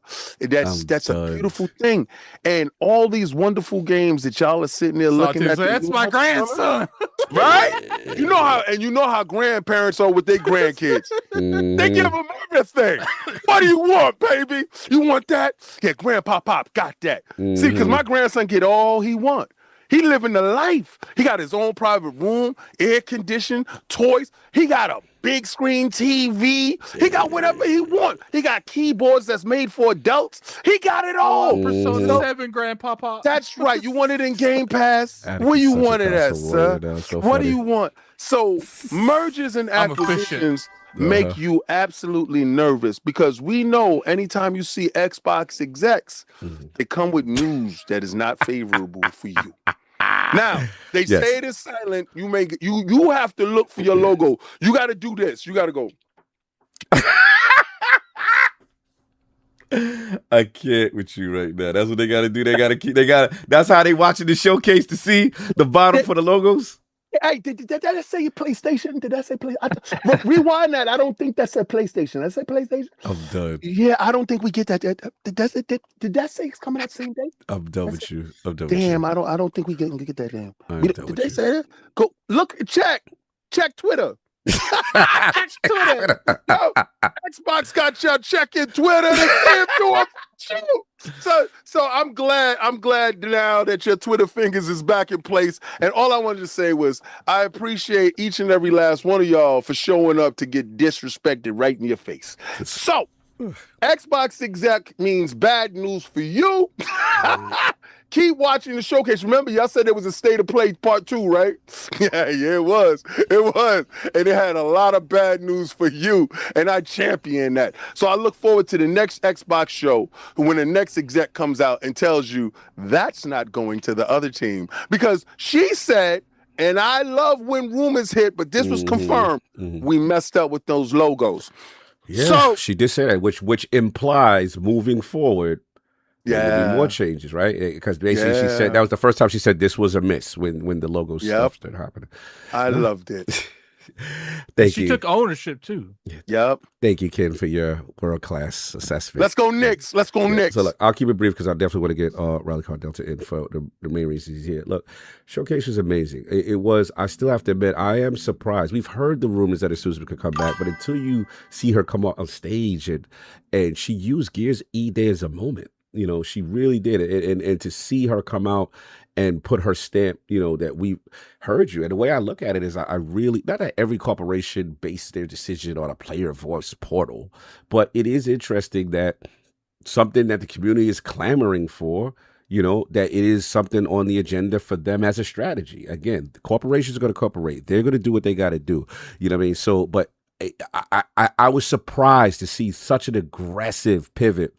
And I think for me, the turnaround, like I've always said, has been for Matthew Ball. Obviously, Asha's done amazing in the first 100 days. But Matthew Ball, what I've asked around in the industry, this is a top analyst, a top strategist. I went to see it, get this man vetted. RallyCarDelta, I think me and you really share this. Like, when people present data to me, I don't automatically assume your word is gospel. And I need to get your sourcing. I need to vet you. And, you know, I'm a person, I'm like, I would go to policies like, who's this guy? Like, because he would come out with that PowerPoint presentation. His year in review or whatever it was called, year in gaming, is fantastic. Phenomenal. The best. Yes. The best way to view the industry from that like 25 to 50,000 foot level. Absolutely. And I would read this thing and I would go through it. I would look at the data and I would look at, you know, even the points of the attention war. And I'm like, man, I didn't realize, you know, how much, you know, games is losing out on certain aspects. It was just so detailed, so good. I went to top executives from major third-party publishers like, yo, this Matthew Ball guy, what do you think? And they're like, oh, yeah, excellent. And then, you know, I can say this on record now because he's gone, the statute of limitation, you know, at the few times I do talk to Phil, I would bring him the Matthew Ball report and say, hey, man, what do you think about this? And, you know, and the first thing he would say, he's like, oh, yeah. Completely vetted. Like, Matthew Ball is excellent. He said everyone in the industry follows this. This is from Phil's mouth during his reign. I'm like, okay. So that's when I really started paying more attention to him. And I have to admit, when I saw Asha bring her team in and say he was now part of the team as a chief strategist, I'm like, whoa, I didn't even think this man was available to be acquired. You know what I'm saying? I didn't think so either. Facts. I was not surprised in a bad way, surprised in a good way. In a good way. And then I'm like, okay. Then I start to learn more. And I'm like, okay, you actually like game. Like, you know, again, not that you have to be a prerequisite gamer to be in the business, but, you know, he has a passion for gaming. You know, he has a passion for consoles. He has a passion for games. I was just a Call of Duty guy. You know, and again, yes, I got a chance to talk with briefly. Those conversations will stay there. But at the end of the day, he impressed me a lot. And now that he's made public statements, you know what I'm saying, as far as what he said, like, yo, he's on it. And one thing I do like that is different from the past regime, he has no problem shutting down narratives. That I think is one of the biggest things. And again, you could say it was the right way to run a corporation, a bad way to run a corporation. That's subjective. But we all know the past regime, in my opinion, would never, for the most part, try to get in front of them to shut them down. It was rare. I'm seeing more of a unified front. Even Jason Ronald now is outside saying, yup, no, the Helix is a first-party machine. This is incorrect. You know what I'm saying? Asha, nope, sorry. Even Jez, what's up? This is incorrect.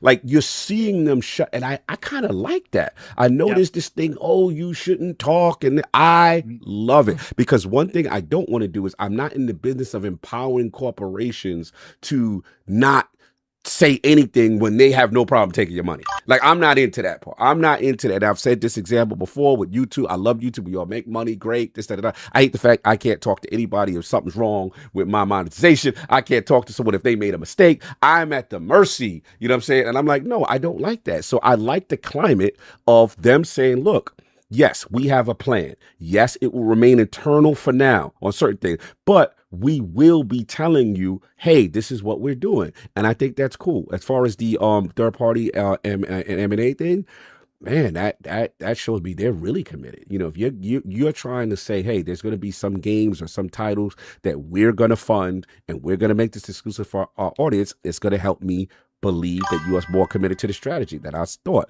You know, when I hear M&A, you know, I know that's a word that scares a lot of people, but, you know, this is something that they're doing. And again, it may be hardware, mobile, some other streaming. It may not all necessarily be, you know, a game studio, but it's something they're thinking about. And as far as King, I got to give you your flowers. Radically different console models. To me, I look at it as multiple things. I look at it as your OEMs that you've always championed, right? As potential things. I look at what Addict's saying, that Helix, maybe Helix remains the sole entity of this DNA ecosystem. But the other stuff, maybe, you know, you don't get backward compatibility and this all the things that Helix did. You just get maybe a console form version of an Asus Helix, you know what I'm saying, kind of thing that just does one thing, but at a cheaper price point. When they start talking about modularity, when they start talking about memory, I start thinking PlayStation 5. One thing we have to say about PlayStation 5 versus that was good. That was yes, smart. Because in the beginning we was like, who's gonna win with the velocity architecture and the storage expansion?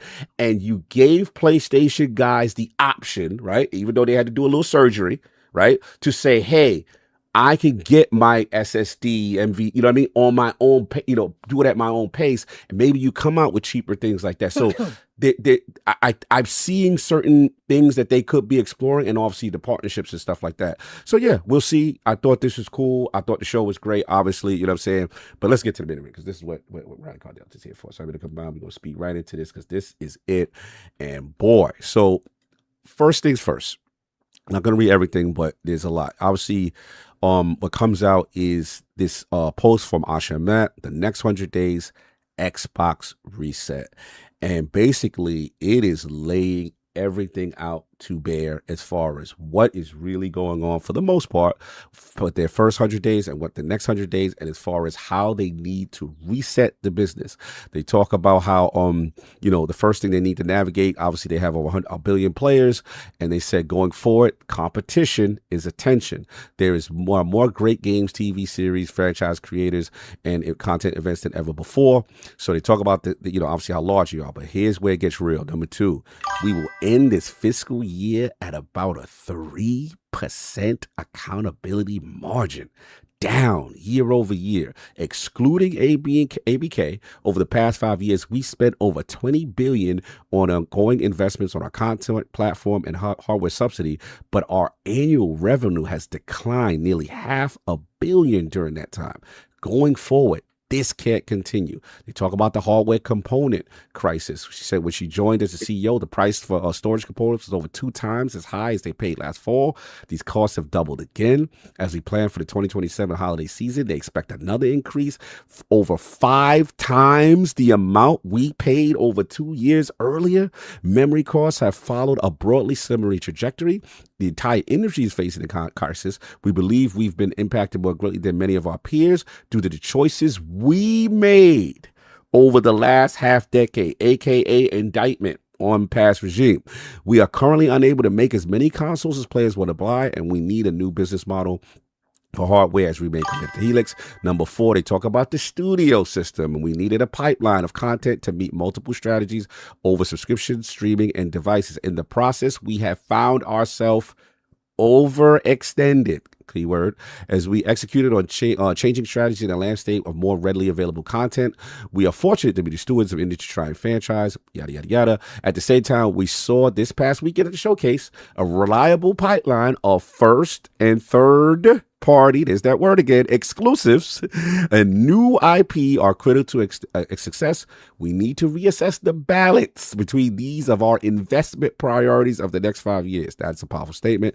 Number 5, our current platform infrastructure is not built for the battle ahead. Our systems are overly complex, spanning hundreds of dependencies, hinders our ability to move fast. We become too reliant on vendors to operate our systems. We must become self-reliant as we engineer to build for the future. We must increase the value we ship to players while decreasing the time to do so. Going forward, we will rebuild our stack, evolve, and look at capabilities across all Xbox and potential, there's that word again, M&A to help us win in hardware, PC, mobile, and streaming. For some of you, these realities will be surprising and even frustrating to discover. We won't succeed, here's the key word, by hiding hard truths, getting this transparency thing, nor will we succeed by doing the same thing and expecting different results. That's a bar. That's insanity. Like the everyday wins mentality for the first 100 days, we will sprint to make progress against hardware, content, experience, and service together. And then she goes on and on. Then there was a subsequent thing. Obviously, this was ahead of the major Jason Schreier report that came out that said, oh boy, layoffs are inbound. Asha Sharma's first major cuts will arrive in July. The takeaways is that they're going to overhaul the video game division due to declining revenue. Xbox is planning to significantly slash budgets for marketing and some other areas of the business. I don't know, Soft ain't going to like the marketing part. According to people familiar with the company strategy, Sharma has spoken publicly about the organization challenge, saying that business has plummeted to a 3% accountability margin. So the layoffs, the exact scale of not clear, are expected to close after Microsoft's fiscal year, King, on June 30th, according to people familiar with the company's strategy who asked not to be identified because they're not authorized to speak to the press. Xbox is also beginning to significantly slash budgets for marketing other areas of the business. And then he goes on to kind of talk about what she kind of regurgitated in the 100 days thing.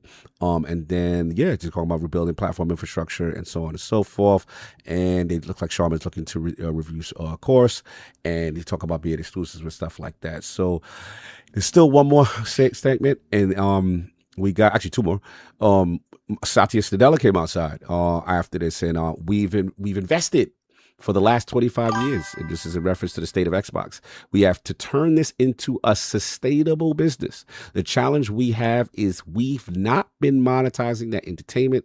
In fact, we've been subsidizing that entertainment. And then let's get to the main event for RallyCarDelta. Let me say something real quick before he goes. Yes, please. These companies, they hate Jason Schreier. There's got to be no way they don't hate him. Every time you turn around, Jason Schreier, I wouldn't be surprised if like who's talking to Jason Schreier? Now that's real. Some companies have them on the list. Like, you better not, otherwise you fired. That's real talk. All right. This is the big one now. Came out from the information.com. I don't know about the sourcing. I'm just telling you who it came from. I just know it costs like $300 and I ain't paid for that, but I'm going to read you the summary of what they were talking about. So the information came out with an article that says Microsoft has considered spinning out Xbox, plans for new Halo and Fallout games. And these are very powerful snippets. At first, as Microsoft gets ready to overhaul its struggling Xbox gaming unit, it hasn't ruled out spinning out or restructuring the unit as a wholly owned subsidiary, which could make it easier to sell, or creating a joint venture with other partners, according to 3 people with direct knowledge of the discussions. Microsoft doesn't have any imminent restructuring plans, but these options are on the table, these people have said. In particular, Xbox will move faster on developing new games from beloved franchises it owns, including Halo, Fallout, man, you don't like that, and Elder Scrolls, man, you might like that. And people said Fallout and Elder Scrolls are 2 particular areas of focus for Asha Sharma. Then Microsoft CEO Satya Nadella and Chief Financial Officer Amy Hood have approved of Sharma's plan to spend more on top-tier games in the coming fiscal year beginning in July, although the budget is not yet locked in and could change, these people said.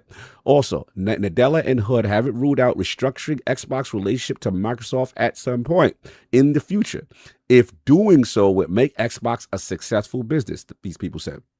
Options on the table could include making Xbox a wholly owned subsidiary of Microsoft, a joint venture, or spinning out Xbox entirely. Final point, Microsoft operates LinkedIn and GitHub as wholly owned subsidiaries, which could serve as one potential blueprint for Xbox, the people have said in these rumors. RallyCarDelta, you immediately went to Twitter. Your Twitter's blown up, and you've got a lot of thoughts. So I'm not going to repeat them. I'm going to let you get them because your Twitter's on fire about what this could mean. So let's start with the 100 days. Let's start with, how she's saying the health of the business is. How did you process that? And then these rumors from the information.com of potentially spinning Xbox off. When we talk about like the Xbox business in general, it is in my opinion, the culmination of we'll call it the post 2020 games industry. And it hit Microsoft. The truck hit Microsoft, I think, harder than a lot of other businesses, as they even themselves say, right? They're like, we see these problems and these challenges in terms of cost and hardware and various other challenges across the industry, across everybody, right? But Xbox being the platform and publisher business that it is, it now has to deal with the cost structure of both of those realities, right? And so Microsoft kind of gets hit by a train here in the reality of what has transpired with their business. And the one big thing that I come back to with the whole 100 days reset that I don't think, I think they're saying it, they're being super clear about it, but I think there's a very harsh reality in the Xbox Studios subsegment or that Xbox Studios group that those games just did not perform well. However you want to split it, right? Let's take the hardware for a second and let's just put it somewhere else, okay? Just hold that to the side for a second because, like I said, that this is like a double whammy for Xbox.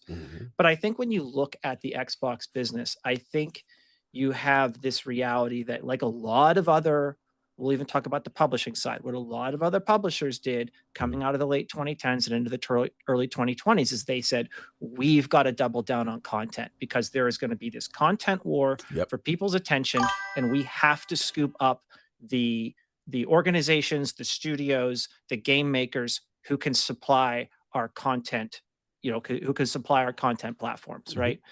And some of those bets worked out, but a significant number of those bets, whether you like them or not, and let me be clear that I think there are some fantastic games that come from the Xbox Studios group that did not do well. But the reality is that a lot of that market has shifted, it's saturated, and a lot of that attention that they talk about in there is a lot of attention just isn't being paid there. And that's a combination of multiple factors. One of them is people's attention is obviously split amongst a lot of other things these days. And the other part too is that, Microsoft may have accidentally or purpose, whatever, they may have doubled down too much on certain types of content that people just don't have the time to fit into their schedules, or it didn't turn out the way that they wanted it to, right? Like a game is perfectly fine. It's perfectly acceptable, but does it sell? Does it move units? Does it get people excited? And now all that compounds, right? Because, and I apologize, I think it was Zelnick that said this. He said, and someone in the chat looks this up or whatever, and it's wrong, I apologize. But in the games business, you can have a poor business model, but you can have games that sell and you can survive, right? You can just kind of truck along, right?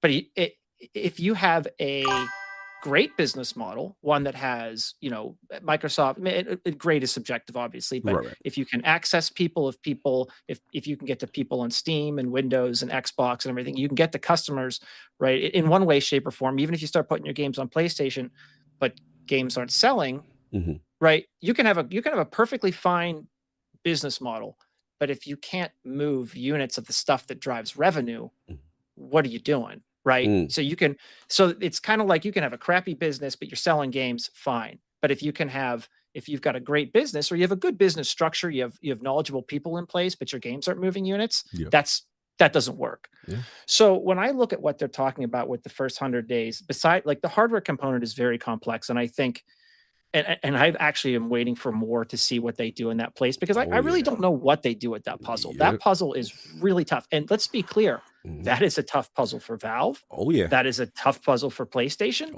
And that is a really tough question for Microsoft to try to answer right now about what they do with the hardware side. Everybody, not just Xbox, is kind of scrambling right now. And they're saying, if this market, the supply chain does not correct itself, how do we build this hardware for not $1,000 a box? Yeah. So you got that piece. And also, if you read a couple things in that 100 days that I want to point out, that I wanted to point out a little bit earlier, was that if you read a couple of the things that both Matthew Ball and Asha Sharma have been saying, there is a bigger focus on the hardware. But if we read the entirety of what a lot of them are saying, both of them have been very clear that there is an entire extended audience out there that they cannot ignore, right? And but that's between PC and mobile and right, and doing potential deals in regions and countries where they have historically not been successful. Because we can have this conversation about the next 100 days, the next 300 days, a million times over.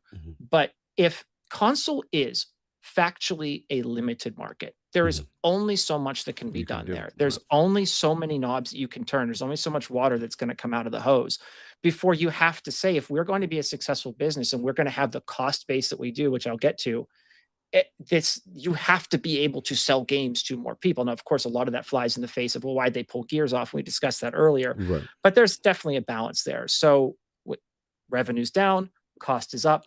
There's only so many levers you can turn. And that's kind of where they find themselves now, is that, and when we get to that studios group, back to the point I was making there, what I think we're going to see. So in July, when this stuff comes out, this is a business strategy that is 100 years old, right? This has been happening in most free market systems for as long as most people can talk about the modern industry from like the early 1900s forward. When a company begins to falter, or they have, say, successful products versus not successful products, so they have systems that work, but they have these other systems that are costing them something, or they're not producing revenue stream. It is a tale as old as time, where the business will double down or triple down in some cases on what they view as profitable. They will say, we will put additional money into these areas. We will increase those pipelines. We will give them new funds. In fact, and I've actually been part of this in a business, right? We will actually give them more money to go do what they need to do in order to succeed. And where I expect that to happen with Microsoft is primarily around the big tentpole franchises. And this shouldn't be a surprise to anybody, because we see this across almost every publishing business right now, where they're saying these smaller, more experimental, more niche titles are not playing out. You know where we're putting our money? We're putting it on, we're putting it on, the Elder Scrolls. We're putting it on, They'll go back to Halo, Fallout. Obviously Call of Duty is going to keep chugging along, all the cash cows at ABK. What I expect to see, and this is, again, here we go. Let's go. This is what I expect to see at the less successful business units and studios of the Microsoft, is I expect to see them heavily restructured, either combined, significant layoffs, possibly in cases of like Double Fine. Maybe they go back to that group and they say, we'll sell the business back to you. Maybe they try to sell it back to Tim. I think it's Tim Schafer. I think Schafer's is a group, right? Maybe they say, based on the success of your games, this is the value of your business. We'll sell it to you on the cheap. Kind of go do your thing. Kind of what I think they did with Toys for Bob. Toys for Bob. Yeah, they literally did it with Toys for Bob. What about Composure? They did. I apologize. Throw me South one of the games they did. South the Midnight. Didn't really. I don't think. I mean, maybe they're restructured. Maybe they're combined into another unit. I don't know. I mean, obviously this stuff is all speculation. Facts. We're speculating. Right. But you can look at similar things that happen. Like look at Embracer. So when Embracer had their reality that their business model was no longer working. Facts. You could draw a clear line. They did it straight out in the open. They said, all these successful businesses, you're going over here. You're coming with us. We're going to put you in a new business unit, and you're going to live right here, and you're going to get actually more money to do what you want. All of our other successful studios, business units, we are merging, selling, combining, or just straight up laying them off. And this is just the reality of like the whole focus on the core business strategy that you've seen. It's like I said, this is a 100-year-old strategy. This is nothing new for a business. It's tales old as time. So I mean, that's what I think about the 100 days thing. So if I could pause there for a second and no. A couple questions in, or we can go to the whole let's go to thing. let's go to the spin-off. I mean, all I was saying that's some good points in reference to that. Obviously, basically what you see in the pattern, and obviously it kind of lines up with then what she was saying in reference to, the rumors are that doubling down on the the core franchise, so to speak, right? I think the positive part is that Xbox fans have said like, hey, why there wasn't a Fallout game ready to go, during the success of the Amazon series. Full-blown argument over it a couple months ago. Then, Xbox fans have said like, hey, how's the next Halo not ready? What's going on with, Halo Studios and so on and so forth. So yeah, Elder Scrolls obviously we know is one of the biggest things and stuff like that. I have questions when I get to my terms about how that is handled, but you're making a good point, and obviously you've seen the pattern. Now let's get to the spinoff. Obviously I've seen your your tweets in reference to it. I'm not going to read everything verbatim, but you had some good points. And you said, if Xbox should become a legal subsidiary of Microsoft in some universe where that happens, here's what you need to know. I'm just going to read the first part of what you said, and you can expound. A legal subsidiary can take investors independent of the parent company. As long as the parent company retains 51% or more voting rights, the subsidiary is still owned by the parent. Certain legal barriers would exist between Xbox and Microsoft. Subsidiaries operate much more independently of the parent organization. Xbox would be able to sign their own contracts, hire or fire people without relying on Microsoft approval. Microsoft would probably show Xbox as a consolidated line item on their financial reports, and Xbox would have their own set of books, but that likely would not be public. So the second part, you go into more detail, but I won't let you explain it here. Yeah. So I guess for me, the first question is, okay, this rumor, right? Some people look at it as like, yo, I don't know about this. You're away from quote unquote the protections of Microsoft. That's how some people are visualizing this, right? You're away. This is scary. You don't have Big Daddy Microsoft to save you. And then other people will look at it as like, yo, maybe that's the perfect situation because, you don't have to be beholden to these ridiculous margins or these expectations and stuff like that. So I want you to start with the pros, right? What could be good if this rumor is to be believed that they could be a subsidiary entity and operating autonomously? I mean, the reality is that when I look at it now, to be clear, just like they said in the report, in my own opinion, is I don't think Microsoft wants to take that step now. Okay. But just when you think about it, just from a purely analytical, what if Xbox was like their own subsidiary? You get the advantage of being able to kind of decide how their business runs without jumping through all of the, say, we'll call corporate metrics, corporate standards, corporate red tape. Definitely. I mean, I work in a mega corporation, right? We have miles of process, or miles is kind of a weird way to put that, but it takes hours to get through some of our processes, if not days. And it's there for good reason. It's to make sure someone doesn't accidentally spend $1 million they're supposed to, right? But a lot of that stuff does kind of harm the speed of business, right? It harms the ability to execute. So in Fallout games, I mean, an Xbox would, as a wholly owned subsidiary, or maybe not wholly owned, but at least one that still rolls up to the parent organization, Xbox would gain the advantage of being able to kind of make a lot of their own decisions, and to be quite frank, less publicly, right?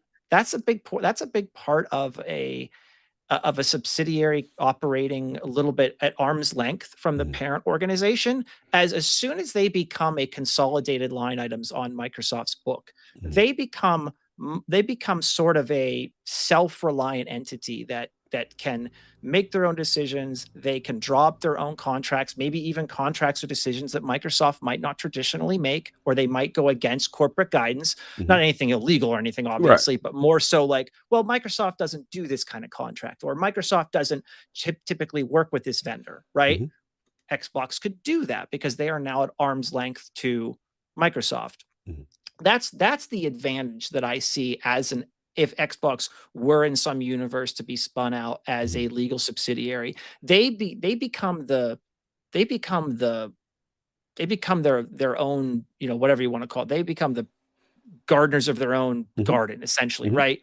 But that's also where it becomes a lot more critical that they are successful, right? Because sure, you go out at arm's length from the company, and the company says, you know what, we're going to be at arm's length to you from a legal and financial perspective. Right. Sure, we're gonna take your top line, we're gonna put it on our books. That's all well and good. But also, the minute that number starts staying negative, right? The minute that number gets too small, if it stays too small for 1 year, 2 year, 3 year, 4 year, 5 years, it becomes much easier for Microsoft to then pitch out to other potential buyers. We have a business unit that comes completely prepacked, right? Oh, you just take that off our hands. Completely prepackaged. Yep.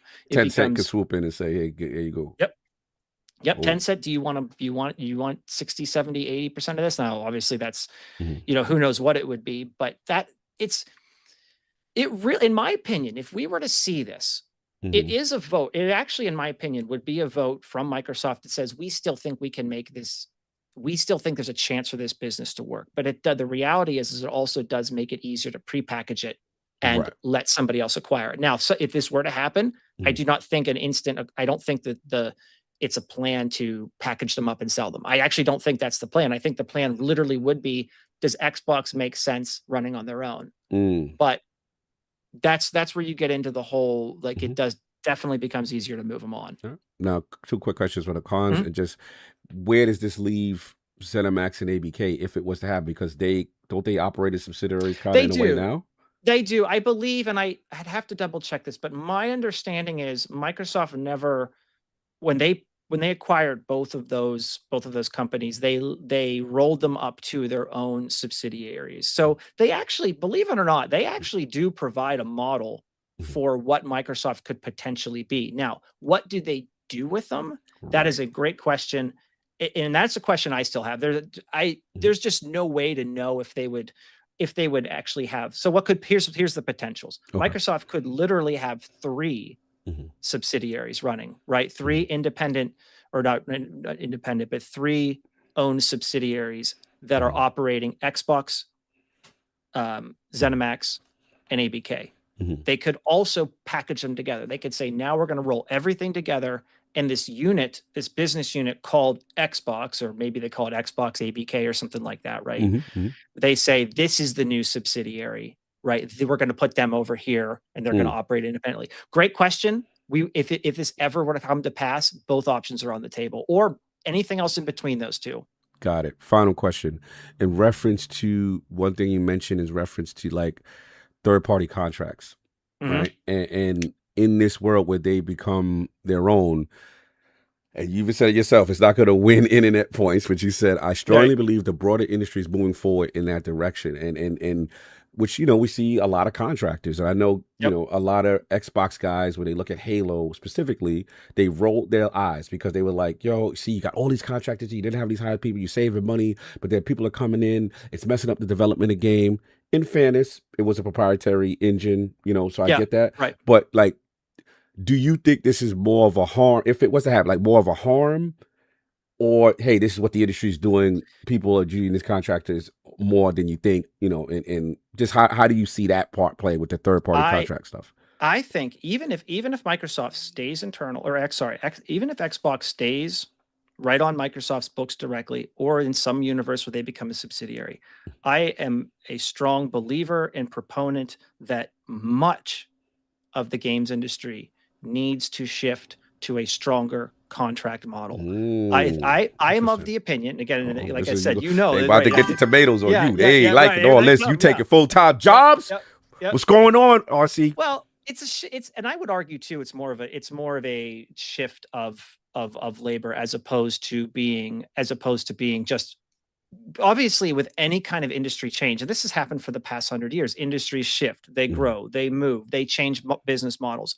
Even if we exclude Xbox from this conversation, you are going to see over the next decade in games, you're going to see a stronger shift to the contract model, because a lot of these, and we'll use Xbox specifically here, a lot of these companies have gotten out over their skis on the number, on their base costs and the number of studios that they're running for the market that they're trying to serve. Because you have a shrinking number of eyeballs, right? And now you're literally throwing content at them. You're like, here's some more content, here's some more content, here's some more content, right?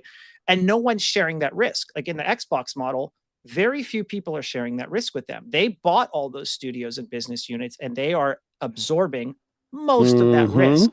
Now, they did try the whole, like, I'm sorry, what was it? The game they tried to make and ended up getting the Initiative. The Crystal D shirts came through. Yeah, Crystal Dynamics. And like, there is a reality that not every contract is going to work out. But here's what I always say about that. There's just as big of a possibility. I don't blame what happened with Crystal Dynamics or with Halo on any of the contracts that they wrote. I don't think that has anything to do with it. The reason why Crystal Dynamics and the other Perfect Dark never rolled out is because, quite frankly, game was probably a bad idea to begin with, right? I don't think it made any sense in not only the game itself, but the longer term contracts to try to make that game. My opinion is that game should have been, give it a year or two to kind of find the concept. Right. That concept doesn't come along, you got to move on, right? So then that would imply that it is a management and studio shepherding issue to make that call. I think so. I think you've got to see people more willing, and this gets back to the whole contract thing. With the contracts, you have much more willingness from, we'll call the management perspective, to say, we're going to pitch this game. We're going to pitch it out to this studio who says they can do it. This is their proposal to us. Okay. They're going to start proposing things. They're going to start working on it. But here's the thing. If that proposal doesn't go right, that contract ends. Okay. You say, look, we paid for a couple of years of dev. We don't like where it's going. We're going to cut that. But here's why that's advantageous if you're Xbox. If you're Xbox, you're no longer carrying that base cost, right? And you're no longer carrying the 100 people in that studio. So we look at any of these games that have been, that have been canceled by PlayStation, by Microsoft, by anybody, it doesn't matter who it is. When they cancel a game, it's almost a double whammy, because not only have you canceled a game, you're paying the base cost for a 100 to 300 person studio that now spent the last 3 years doing nothing. That's what Asha and Matthew's seeing now. And so what I think we're going to see over the next 10 years, say decade, is you're going to see game development start to look a little bit, not entirely. So before someone says, well, everything's going to contracts, right? Not everything is going to go to contracts. That's impossible. You have to have a central kind of base of knowledge, idea people, generalists, specialists, right? That can do the things you need them to do. But you're going to see the games industry start to lean heavier into, I want you to share this risk with me. So I'm going to write you a contract. We're going to do the joint. Okay. Right. And that's where I think you're going to see more of it. And I think that's what Asha and Matt are getting at when they talk about starting to kind of reserve more of that third-party dev time. I respect it. I appreciate it. Let's open it up. Addict, man. Your girl's outside. She is talking. I don't want to paint the picture for you, but man, what an indictment on how bad things are going. You know what I mean? And then obviously Jason Schreier comes right by, says that layoffs are inbound. Get ready, post June 30th. We got the spinoff rumors. Where you at, Addict? Where you at? Well, first I want to address the contractor thing. I know, I won't say the studios, but I know 3 people with 3 different studios. Contracts are the reason games are taking so long. It's not the contracting itself, it's who's contracting, what roles they're contracting. I know situations where you'll have lead situations that are contracted, they leave and no one knows what the hell they were doing, no one knows what was under them, and they have to essentially do that entire job again. Yeah, it's management. Yeah, well, that's the point, is they're contracting the wrong roles, and then when these roles are contracted, they lose months of work because no one was contracted in the proper sequence. And that's 3 different studios, and 2 of them are from Xbox and 1 of them is not from Xbox, and they all share the same thing. It's the contractors. They're losing months of work from these situations, and it's not the contracting itself, it's how they're contracting. And all of them tell me the same thing. It's, we're not having full-blown dev teams. We're having 5 or 6 full-blown contracting. We're having 5 people that know the actual piece of the pie, the whole piece of the pie, and then we're having 15 people under them that have only been there for 3 months, 2 months, 5 months, 6 months. And Microsoft, I think in Seattle, is only allowed to have 18-month contractors, and they have to rotate them out. So then, you got to train new people. And, when you look at something like, Final Fantasy VII Remake, Rebirth, and, Revelations. I hate that name, Revelations.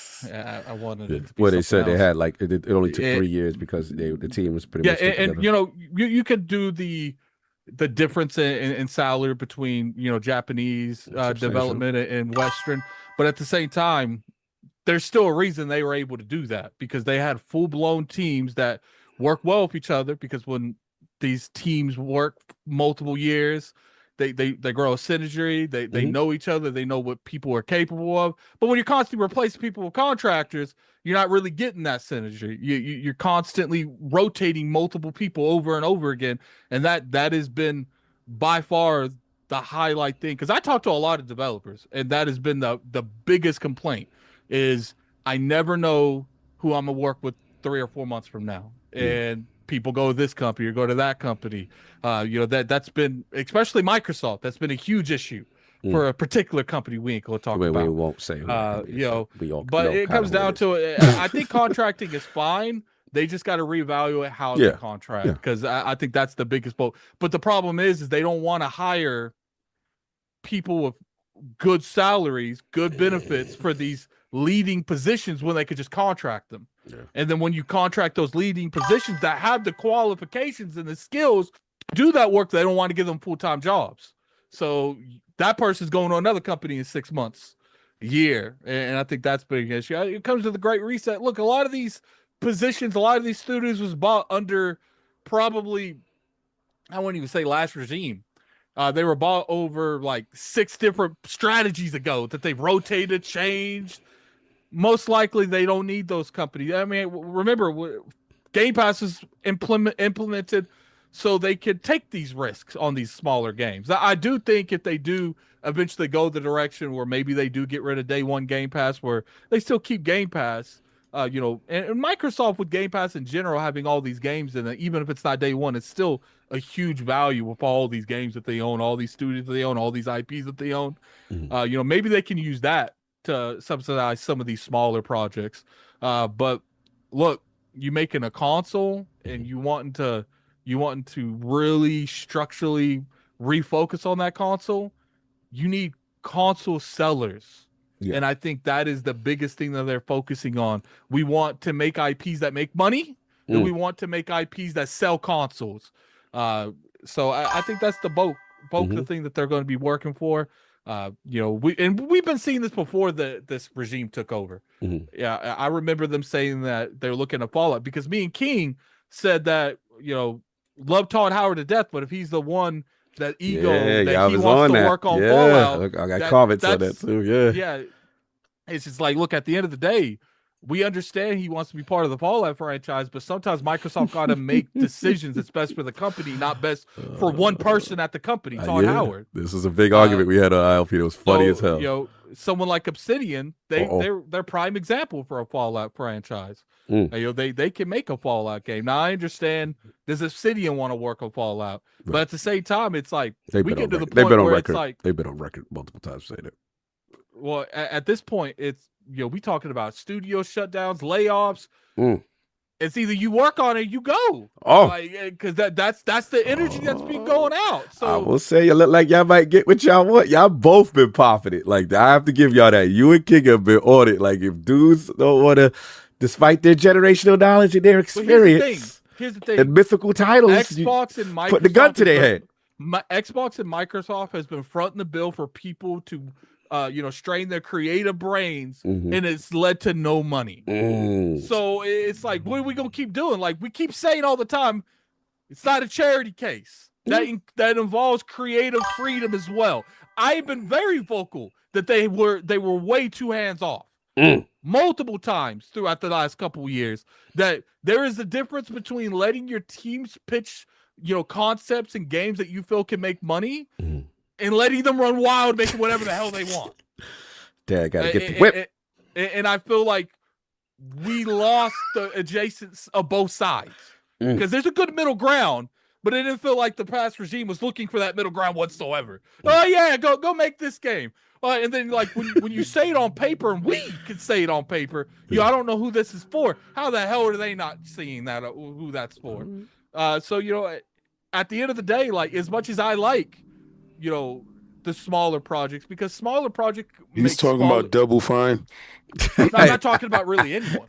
I'm messing with you. It's just at the end of the day, when you look at these smaller projects, because that generally has concepts that aren't really practiced in AAA, and you could take those and redefine them to AAA. We've seen it over and over again. But at the end of the day, Microsoft is not in the position to continue to fund projects that have almost zero chance of return.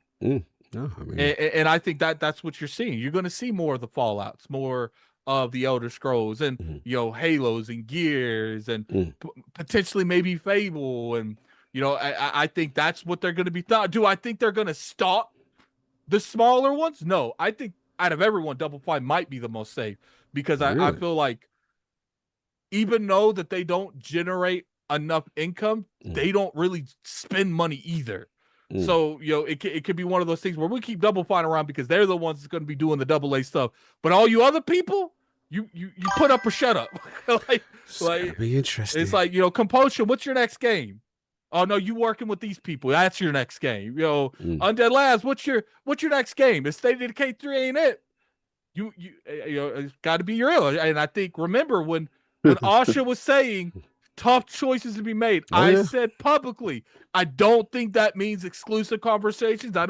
I think that means layoffs. That means studio layoffs. closures. Yeah, he definitely confirmed that. Jason Ray got that out there. And at the end of the day, I don't want these studios being. I would prefer, like Delta said, to have studios being, combined. Like how they did with Turn 10, like put Turn 10 into Playground. I'm almost sure that's going to happen, by the way. Oh, I hope that is.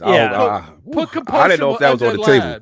Make them in one team. Call them Compulsion Labs. I don't know. Yeah. Compulsion Fine. Yeah. So no, I think Double Fine's fine. I don't know why, but part of me feels like the person in charge there has a lot of clout, and I really think that Microsoft might be scared to cut him off, because he's got a lot of pull. And plus, it's like I said, like his games don't make a whole lot of money, but he don't be spending money either like that. Wow. But the problem is, I don't even think the problem is the smaller IPs. The problem is how many they are. Yeah. When you have half your studios making smaller IPs, you're not making any money at all. You're not moving the needle at all. Right. So I think that's the issue. The issue isn't the what is it? What's that term that we hated? People say passion project. Got to the point that was a taboo word. We want to hear that. Oh man, that passion. But see, without passion projects, you don't get like a success like Grounded or a success like C&D. Those generated from passion projects. But half your team don't need to make that. Half your studios don't need to make passion projects. And I think that's the biggest thing, where it's like we need 80% of our team functioning on stuff that's going to make us money. Now, you guys can fight over the 20% of the studios that's still left to make the passion projects, but we're not having a 50-50 thing here anymore. It's most of you are making, and I don't want Microsoft to go in and be like, you're doing this regardless. That's what it sounds like. Yeah, but hear me out. If they talk easy to, way to hard. If they talk to Obsidian and they're like, you're making Fallout, unless you can pitch to be something that is going to result to the same success. Right. Because I do want them to be able to pitch their own games, and I think that's still going to happen. Obsidian's still going to be able to go and pitch something. It's just, it better be a good pitch. Right. Basically, we're not signing off on what some people consider the passion project, or maybe the smaller thing. We were less likely to do that in this type of climate. Vocal on the Outer Worlds 2 and the Avowed, they were good double A's.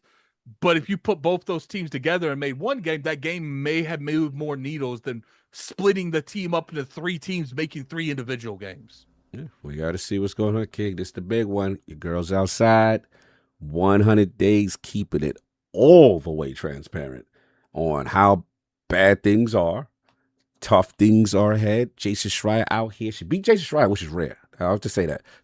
They got good intel, because that's rare to beat Schreier to the punch. You know what I'm saying? As far as that, to get in front of it. I think you know what it probably was? Schreier probably asked them for a comment, and they didn't comment, and they're like, dropped it. He's about to drop drop the verse. We got to get in front of this. It's rare. Usually it's the opposite. We'll hear, and then, whatever, then you'll get the memo at the time of the layoffs. I think there's a lot of the times where they know Jason Schreier's about to do something, but they don't seem to care. They're like, there ain't nothing we could do about that conversation. But Asha seems to take social media very, very seriously. Yeah, for sure. And if she feels like something's going to throw out the perception, she tries to get in front of it. So, that we got the Jason Schreier article after the 100 days. And then, King, how you feeling about spinning off these rumors, the information.com? Where you at? Well, what I like about her that the former administration did, and I'm going to talk about them in administration ways, because she's acting like this is an administration. I believe they gave her 4 years in order to turn this thing around. Okay. And I think that spinning off is going to happen in 4 years if she's not able to. As far as the 100 days and having these conversations and stepping in front of that smoke, I think filling them was always reactionary. Yeah, almost the entire time they were there. There was always defense. They was always on their heels. They was always trying to figure out, how can we make this be better after we see it hit? And she's so proactive. She wants to treat the issue before it becomes a problem. And I think that's how you have to operate now. I believe that the old regime had older brain, with individuals wanting you to market in the way of the yesteryear. I want you to be plastered all over Times Square and stupid stuff like that, where half the world don't even see that crap. That sounds opposing. Well, I mean, he's not here. His back is broke. He's at work. Go ahead. I broke his back and sent him to work. You understand what happens? Don't be when saying you not broke his back. Don't say that. Like, I broke his back like Bob Backlund. I did that. I did that. I'm like Bane. Like Bane. Yeah, it's Gotham, and I broke Batman's back and I sent him to work. Let him go fix his sciatica. Anyway, back to how I was saying it. Yes. They're looking at it as a complex puzzle. Yeah. And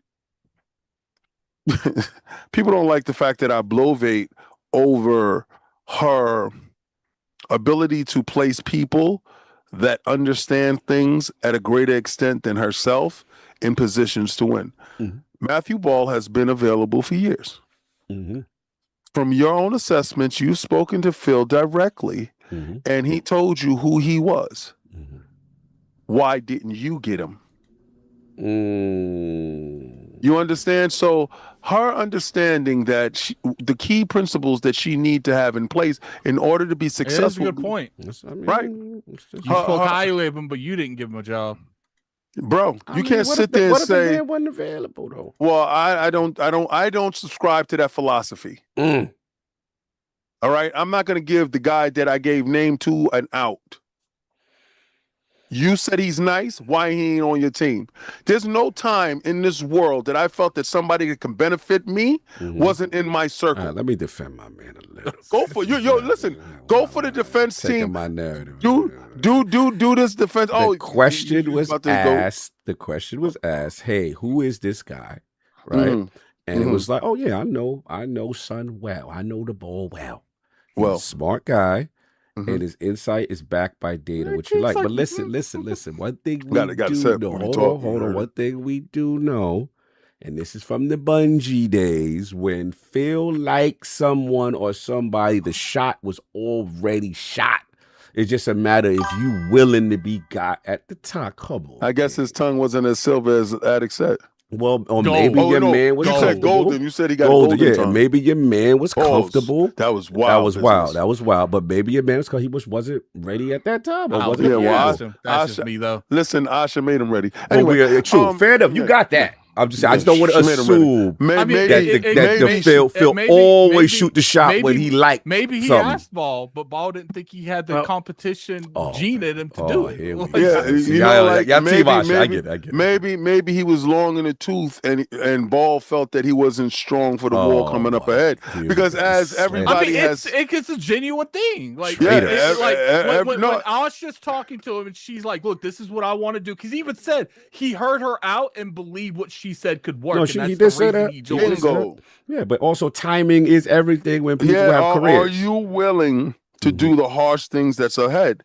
And some people weren't willing to do the harsh things. Now listen, what I'm going to say is this. First 100 days, the stuff that she did was crazy forward facing. Getting ahead of stuff, allowing people to have the voice that they need to defend themselves by not shushing your team, telling them to be quiet when narratives that you know are false are running rampant, right? And that's what I like so far. Now, as far as contract work and spinning off the brand to make it a more palatable thing, every business has to stay at a point that is profitable.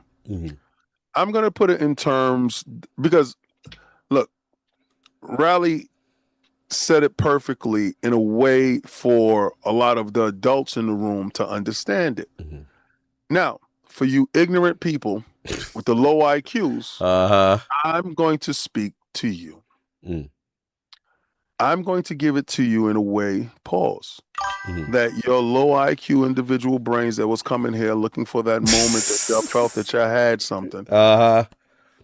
This is the part where your parents told you you're 18 and you're getting out of my house. I have subsidized your ass for your whole life. I have brought your clothes. I have taken you to school. I have put you. You are still my son. I was your son. You are still my son. That I can run wild, and you're gonna force me into situations I'm not supposed to be in, and you're gonna champion me. Now 21 years old. And no longer am I tolerating you not cleaning up behind yourself.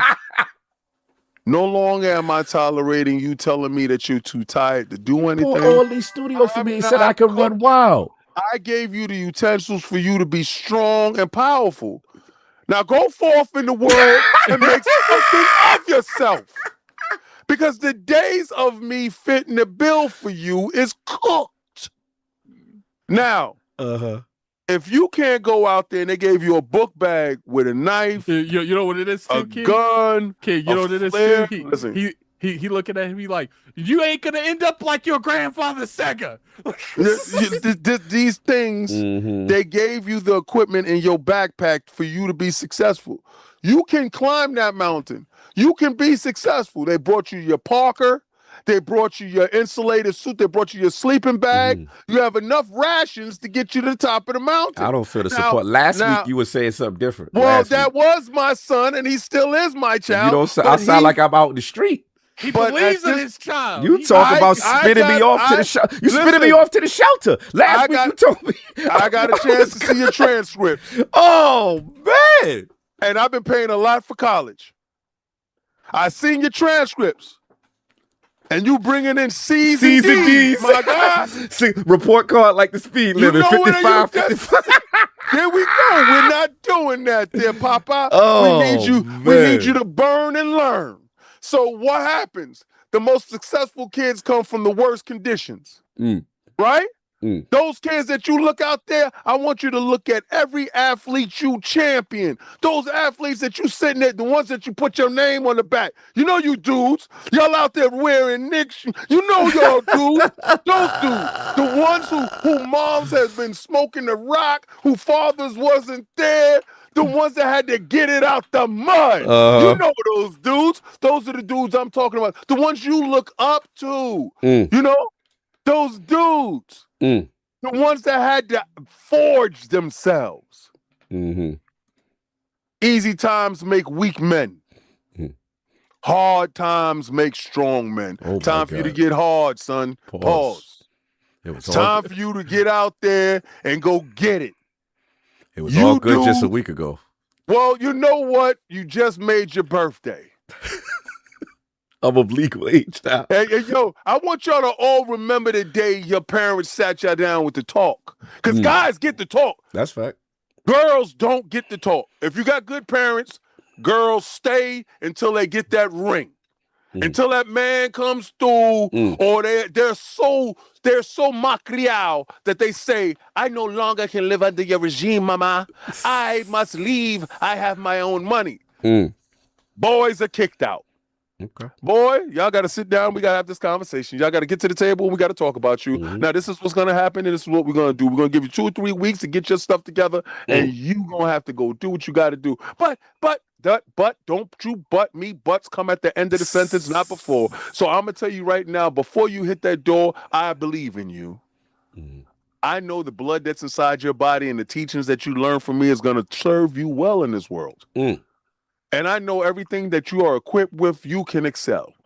We have all said that Microsoft, and I've said it to you guys almost every time. I love Xbox, can't stand Microsoft. Because I think Microsoft meddles around with Xbox a little too goddamn much. And I think Xbox can actually be great in spite of Microsoft. Okay. So if y'all want to point that Satya being the problem, well, guess what? If these guys spin off, then that dude ain't gonna be the issue. He has to carry his own bags. Question. So I believe that Xbox can be as successful as we think they can, because when you have to figure it out, you will figure it out. When you know you gotta fall back, well, then you're gonna fall back. When you don't have the option to fall back, you have no other choice but to excel or die. So this is the time we get a chance to really see where Xbox is. Now, let me tell you this. FanFest dead. Oh, you think it's a wrap? That'll be dead. It'll be community FanFest. You know why? Because we saw the opulence of Xbox and Microsoft together. So Microsoft the parasocial room was nice. I ain't gonna lie. That rooftop thing, it was real nice. Yeah, it was. Oh my god! You saw the jackets, the new jackets, and the shirts and the hoodies. It was nice. It was nice. I was sharing the finest of beverages with our shirt. It was great. They had many different menus. Like if you were vegan, pescatarian, whatever you were, they had nice beer. How many different kind of beers they had from all over the world? You like wine? You got that? They had all that. If Xbox had to run it, you would have the backyard cookout. We're gonna be in the school gymnasium. That's right. Glizzies and chips. Glizzies and chips. Remember when we went to Ubisoft and they had Domino's and Red Bull? Yo, remember that? And when the Domino's ran out, you got Red Bull. We got Red Bull for you. We got Red Bull. We got you, bro. You're loyal. It was I think it was the Full Honor event. Me and you was tight. We was like, this ain't like Microsoft. We got there late. They had Dance Dance Revolution. And gave us Red Bulls, and we was it was different. hitting the moves. So I want y'all to understand, whatever you was used to, if this was your first time going to FanFest, it's never gonna be that again. But we ain't gonna get man. Every year it got worse. Remember? Oh, man, it's over. The moment they spin that off, youth has been spun off. You better get your community together. Oh, but let me ask you this though, because according to RCD, my man Delta, he said that. And correct me if I'm wrong. As far as like, it's still they would have 51% ownership, right? So it would be like full, right? It would be like they still that you could still ask Dad to pay for some stuff, right? No, and he could tell you absolutely not. No, but he said that. He said, yes, he did. Okay, so correct. Am I misquoting you? He's right in that sense. But again, they have to be accountable for their own books and their own shareholders. I do agree. If they get spun off, like stuff like FanFest, that's done. That's over with. But you saw me when I was talking to the head of TCL, and he told me proudly, we own 51% of them. Right. Right? We do with them as we willed. Right? So Sony is not really calling the shots when it comes to that. It's actually the parent company. Now, if the parent company said, this is your resources for the year, yeah, that's it. Now, if the parent company says you can't hit them up and be like, I need another extra 20 Well, million it to becomes. do fans. Let me break it down.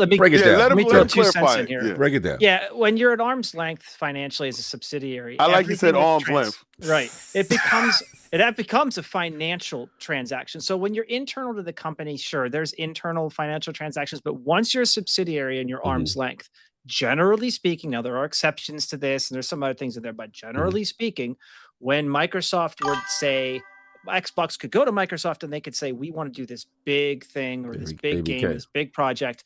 Microsoft could, if they wanted to, they could say, here's $1 billion to go do it, right? But for the subsidiary, that does become effectively a loan for them. Oh, so we got paid that back? So you have to pay that back as a subsidiary, right? Now, and all it takes is one bad move, and you owe Daddy Microsoft $1 billion. It's and then what happens is in that consolidated line item, right? Now Xbox is reporting, in theory, that we're making negative. We're in the red now because we're trying to pay back this loan, or our products aren't making any money. But just so you know, once you become a subsidiary, anything that you get from your parents, right?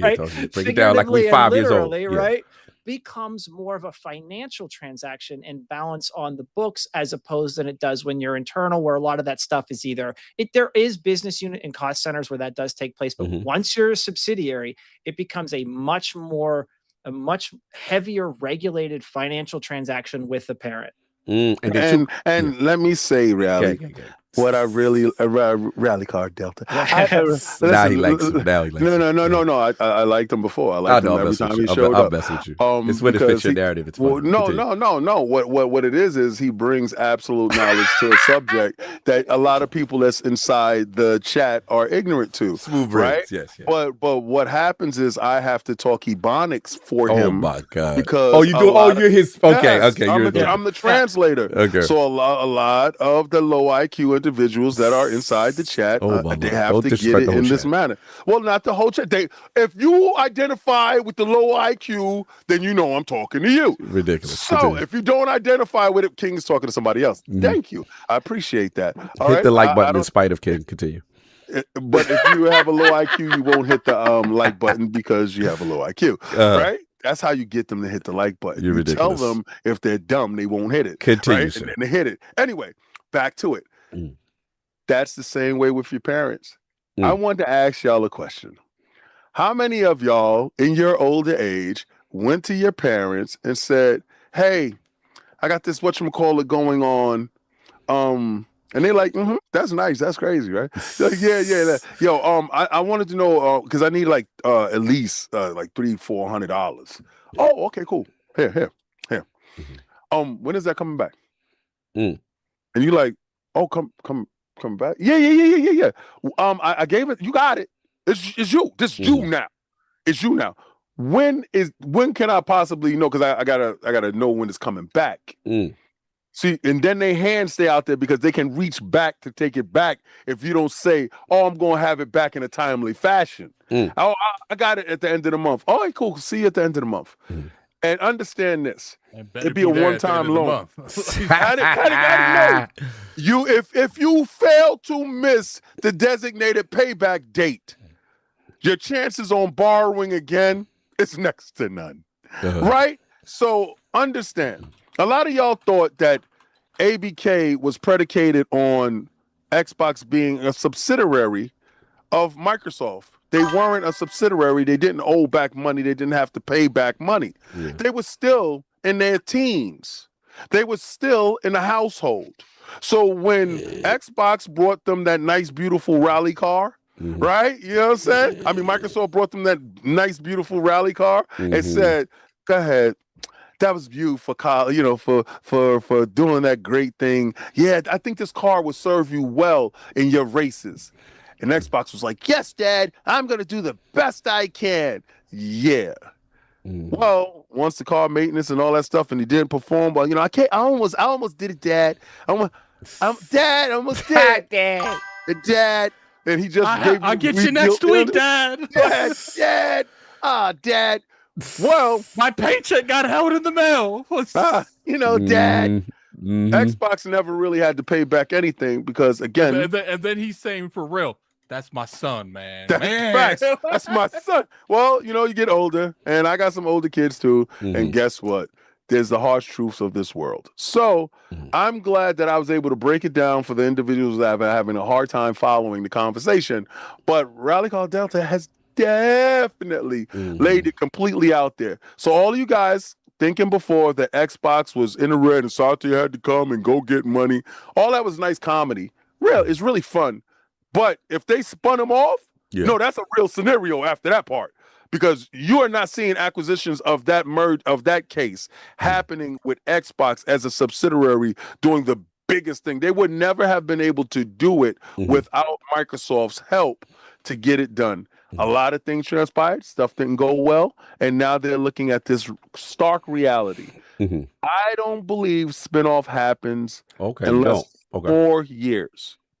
Yeah, it would still take time, right? If it did happen, right? No, the reason why I say 4 years is because I believe Asha got 4 years to fix it. Let me ask our guest too. If they did a spinoff, would that prevent them from like using like ZeniMax and Activision? Like, because if they're their own thing and like they have to ask Microsoft for everything, like when it comes to like IPs on franchises that they at that time they're their own company, they don't own anymore. How does that work? Like, it all depends on. So the one thing that we had talked about earlier was that what would happen with ZeniMax and ABK. It's kind of an unknown. It all depends on what they set up with the subsidiary. There's a scenario where they say we are everything that's Xbox, ABK, ZeniMax, everything that becomes part of the subsidiary, including intellectual properties, intangibles, all the cash that they have on hand, plus here's some other to get here like your parents, here's some more to get started, right? It all depends on who owns what, and I say own, but like which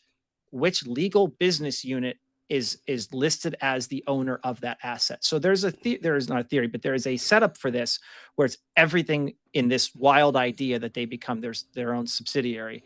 Everything goes there, the IPs, everything. So they wouldn't have to ask Microsoft to do that. They would just ask themselves, yes, can I use Fallout? Can I use Halo? Can I use Call of Duty, right?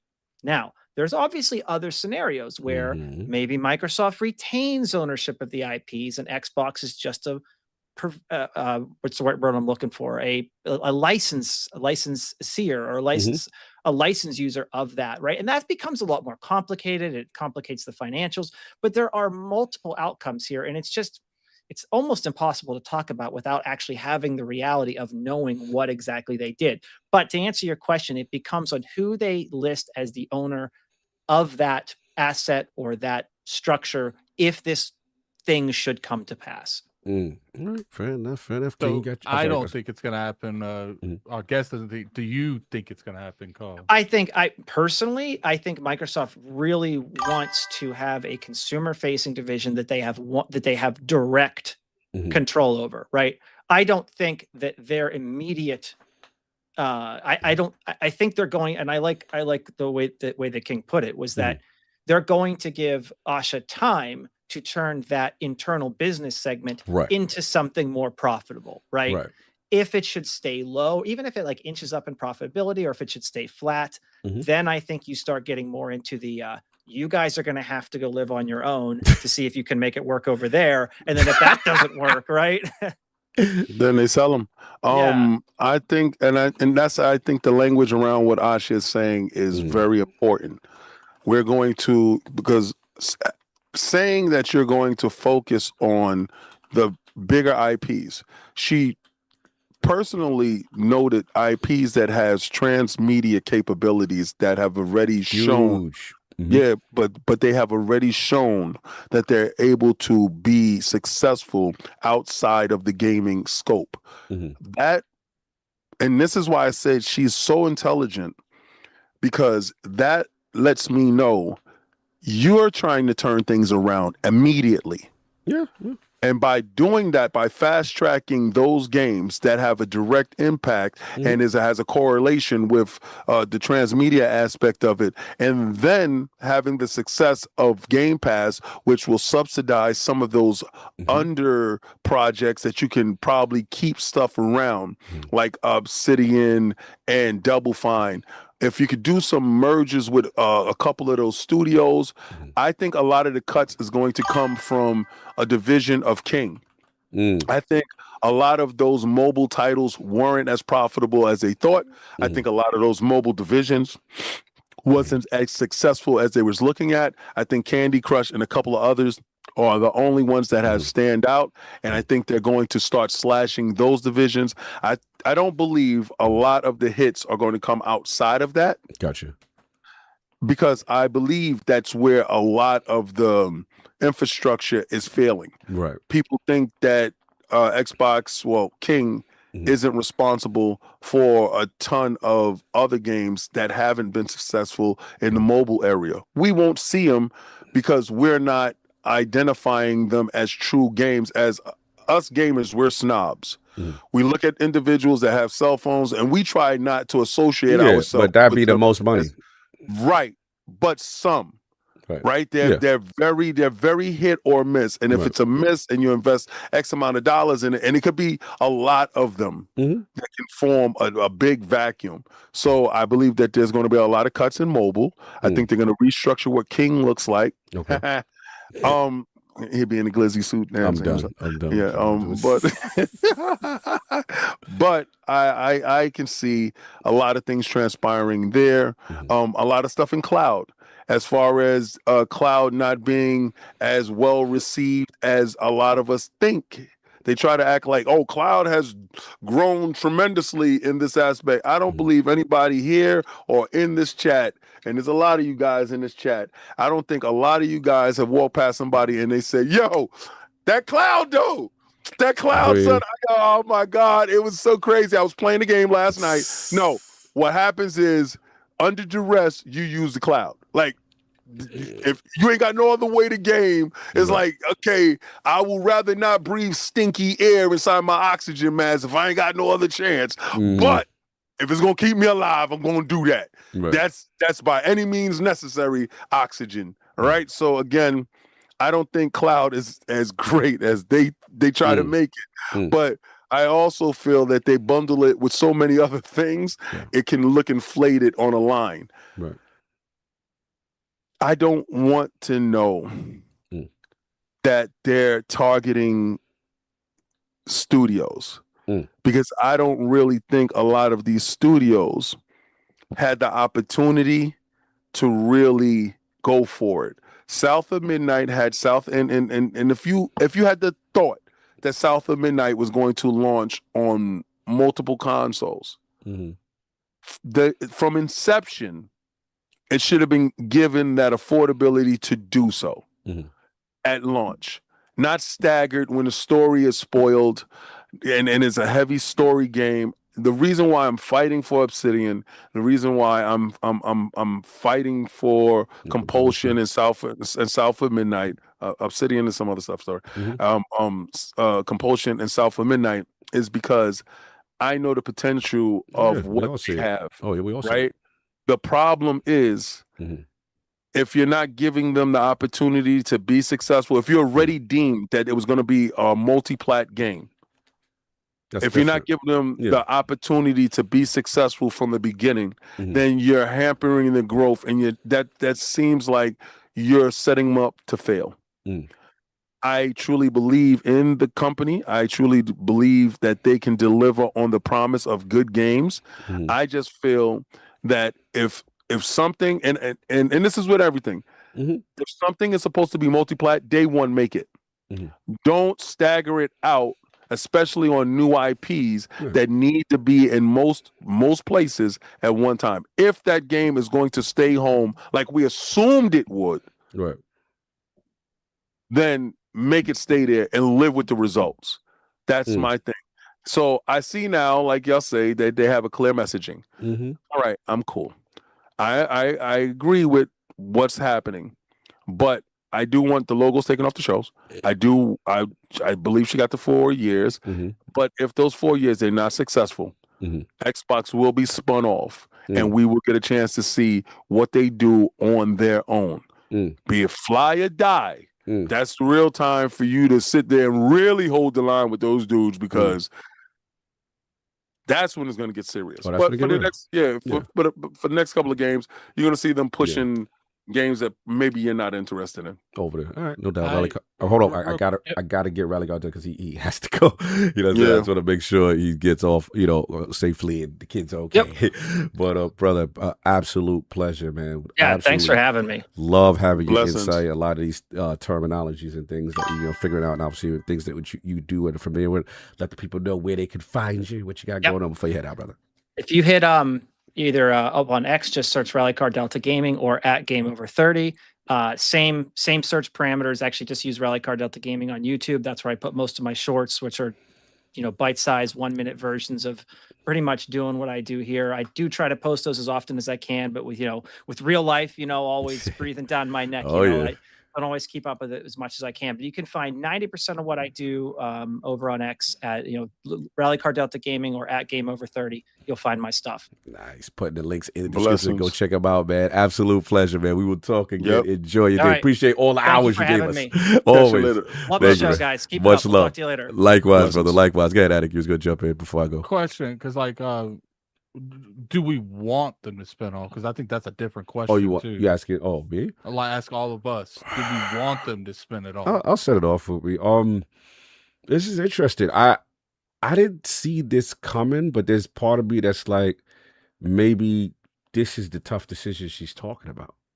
Yep. Because I just naturally assumed it's automatic. I mean, look, layoffs are coming, for sure. And I naturally assume, studio closures, but I mean, maybe it is the out that they need, because unlike PlayStation, Nintendo, they don't have this overbearing, parent that has, because look, you live in the house of Microsoft, you have to compete with all these other things that are making margins, high margins. And we do know the video games industry doesn't work like that. So it's like, one of the big criticisms I have to admit against Microsoft that I don't push back towards the people who don't like the mergers and acquisitions was like, they're too big. They're too big. You can't manage things efficiently. You do all this stuff and you got all these studios and look at the quality. What if they are leaner, trimmer, smaller, more efficient, focus on bigger games and stuff like that? Maybe that's a win scenario. And then also what, King said also, political red tape is important. I remember when the ABK deal forget ABK. When ZeniMax got signed. Remember when we did that podcast? We was like, we could see the Doomslayer with Halo. Mm-hmm. We had all these hopes, wishes, dreams, and none of that happened. And there's a part of me that's just like, because of political red tape, and you got to get side off after side off and side off. If you're like, we look at some of these cool ideas. Look at what you even said it best, Attic. We look at what Sega doing. We look at that Sonic Crossroads with all the IPs in it. We look at that Shinobi, just, you could fight Golden Axe and Majimas from Yakuza. We thought we was going to get all that fire. And it's just like, you can't do that when you're so big and you got to go through all these political. And one of the biggest indictments, we got to say, is Obsidian has multiple times been on record, bro. We'd love to do Fallout. You're sitting there with the biggest, most popular TV show in the world where you control the IP and we can't get that ready. You know what I'm saying? So that, again, shows me in a different world, maybe that does help them. But then, the con of it is like, you mess up then. It's all you. And you ain't got nobody to bail you out. You better have good leadership. You better have, people who know how to manage studios, and you can't make the same mistakes you've been making. So that's where the pressure gets higher for them. So that's my answer. I don't know if King was going to answer it, and I'll jump on my bars with the whole 100 days thing.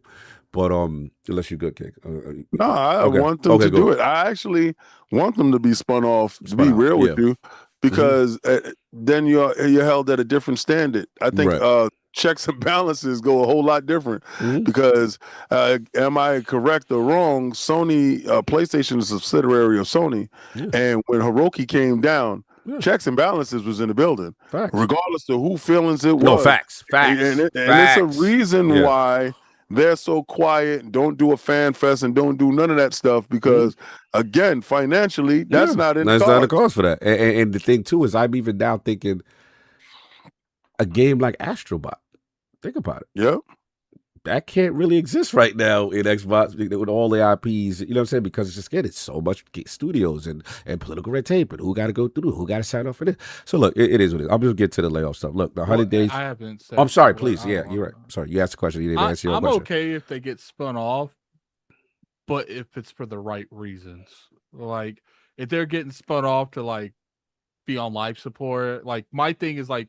I'm not okay with the spinning off right now because I feel like right now they probably need more money than they would if they were off on their own at the moment to get back to like a healthy brand. Yeah. Now, once they get to a decent place, if they do, then I would be okay with that. But right now, I feel like it's going to be real rough for them to turn this brand around. And I think the odds of them like turning it around without the life support of Microsoft is like very low if they don't get that influx of money that it's because like right now they talk $400 million. They might probably take half of that as an L. Yeah. So like that's my only concern if it were to happen. Yeah, I mean, I think regardless if it happened or not, both of y'all, it's going to be a while. According to RallyCarDelta said, anyway, it would take like a bunch of years. It wouldn't be some instantaneous thing. So they would probably still get the time afforded, to build things around. Obviously, clearly they invested in exclusive. Clearly they've said they're willing to take the short term loss to invest in its future, and we'll just see what their future is. But as far as the 100 days and the layoffs and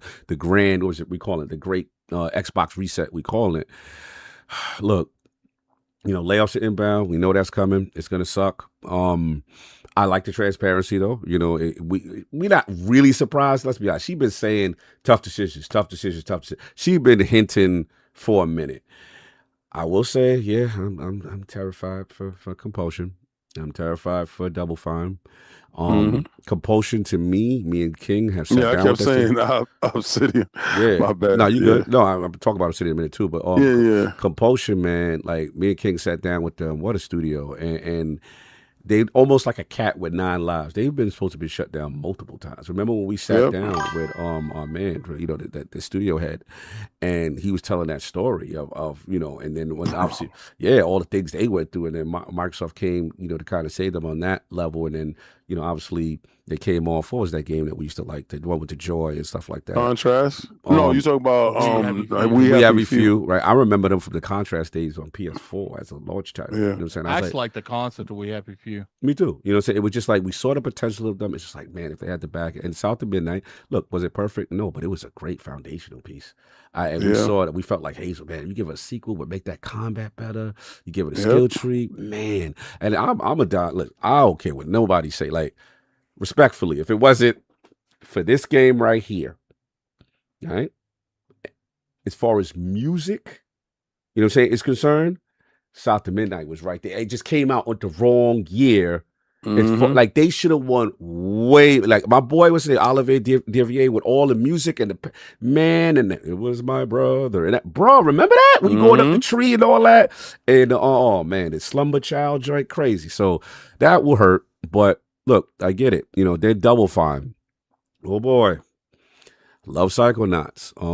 But I understand it's a business. Keeper and Kiln, I don't know how they survive. You know what I'm saying? And especially in this new regime, if it's going to be about big franchises, I just hope, like, Delta said, that they give it a Toys for Bob kind of option. If they are, on the hit list, or, you do them like Tango, give them a home, just give them something. Because I'll tell you right this, like I told Attic before, like, people thought people going to crash out with Tango going. You get rid of Tim Schafer and Day and Death. Shout out to Iron Rook. Shout out to Subeg, who was out there with me. Like, I didn't even realize he ran that whole thing. Like, he's given development community all these special events. Like, it is a thing. Like, it's they will get dragged in the media from a PR standpoint. I know gamers, the hardcore, like, whatever, them games, the pottery. I get it. But I'm just telling you his effect on the industry. If he shut down and he's not giving a home and he's on the street kind of energy, it's going to be PR hell for them to navigate. I do worry about that. So, yeah, we'll see what happens with that, as far as exclusives being back and stuff like that. I'm now that I think about it, Rare, I'm a little worried about them. I'm not. They made too much money.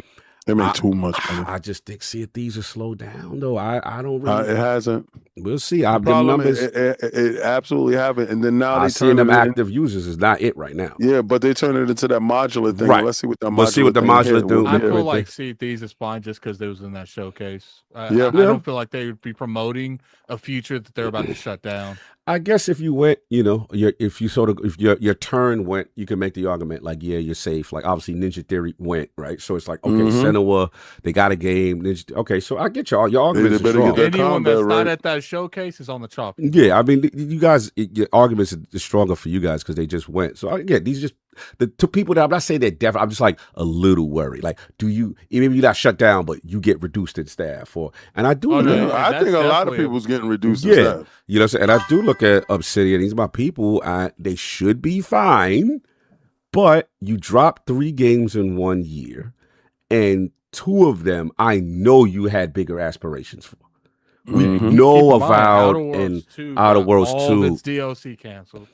That's crazy. Yeah, so it's just like that did not both of those. That hit wood. Right. The only thing saving my people, I feel, is Grounded, and I think hopefully, obviously it's multi-platinum and stuff like that. But that was the hit. But is it big enough? DLC, the new DLC. We played it. Shout out to Marcus Morgan and the team. I love Obsidian. Like I would crash out. That would be my emotional cog. You'll see me in the street. How dare I'll be crashing. Like Black Rock would break my soul if I hear anything with that. I love that team, man. So look, hopefully, they're giving the same resources. But look, I'll say this. It's just a new regime. And unfortunately with the old regime, it operated that way because, it was all to feed Game Pass. So to have this diverse lineup, feed the Game Pass, this, that, and the third. And I get it, but in this climate, it's going to be most likely about the big IPs, and who knows what Game Pass future is going to be with day one stuff. So it's going to change. The thing I'm worried about, and I don't think nobody's talking about, look, the gift. I get y'all. I'm with y'all. There should be Fallout as far as Bethesda. You should be Fallout games, Elder Scroll games. Games should not take that long. I'm with y'all. And y'all been very animate. If Todd ain't got Howard ain't online, get in. Y'all been animate, right? All I'm saying is I know the history. Gar Howard and Nubs Zenimax was not signing with anyone if it wasn't Phil. And he had that relationship with the owner that passed away or whatever, right? So that's a special bond. In a world now where Phil doesn't, and here's the thing, I know it's still some friction. In a world without Phil. Well, for Phil don't exist. And in a world now, you're pressuring God Howard to say, remember, Obsidian has come out and say, yo, we want to do Fallout.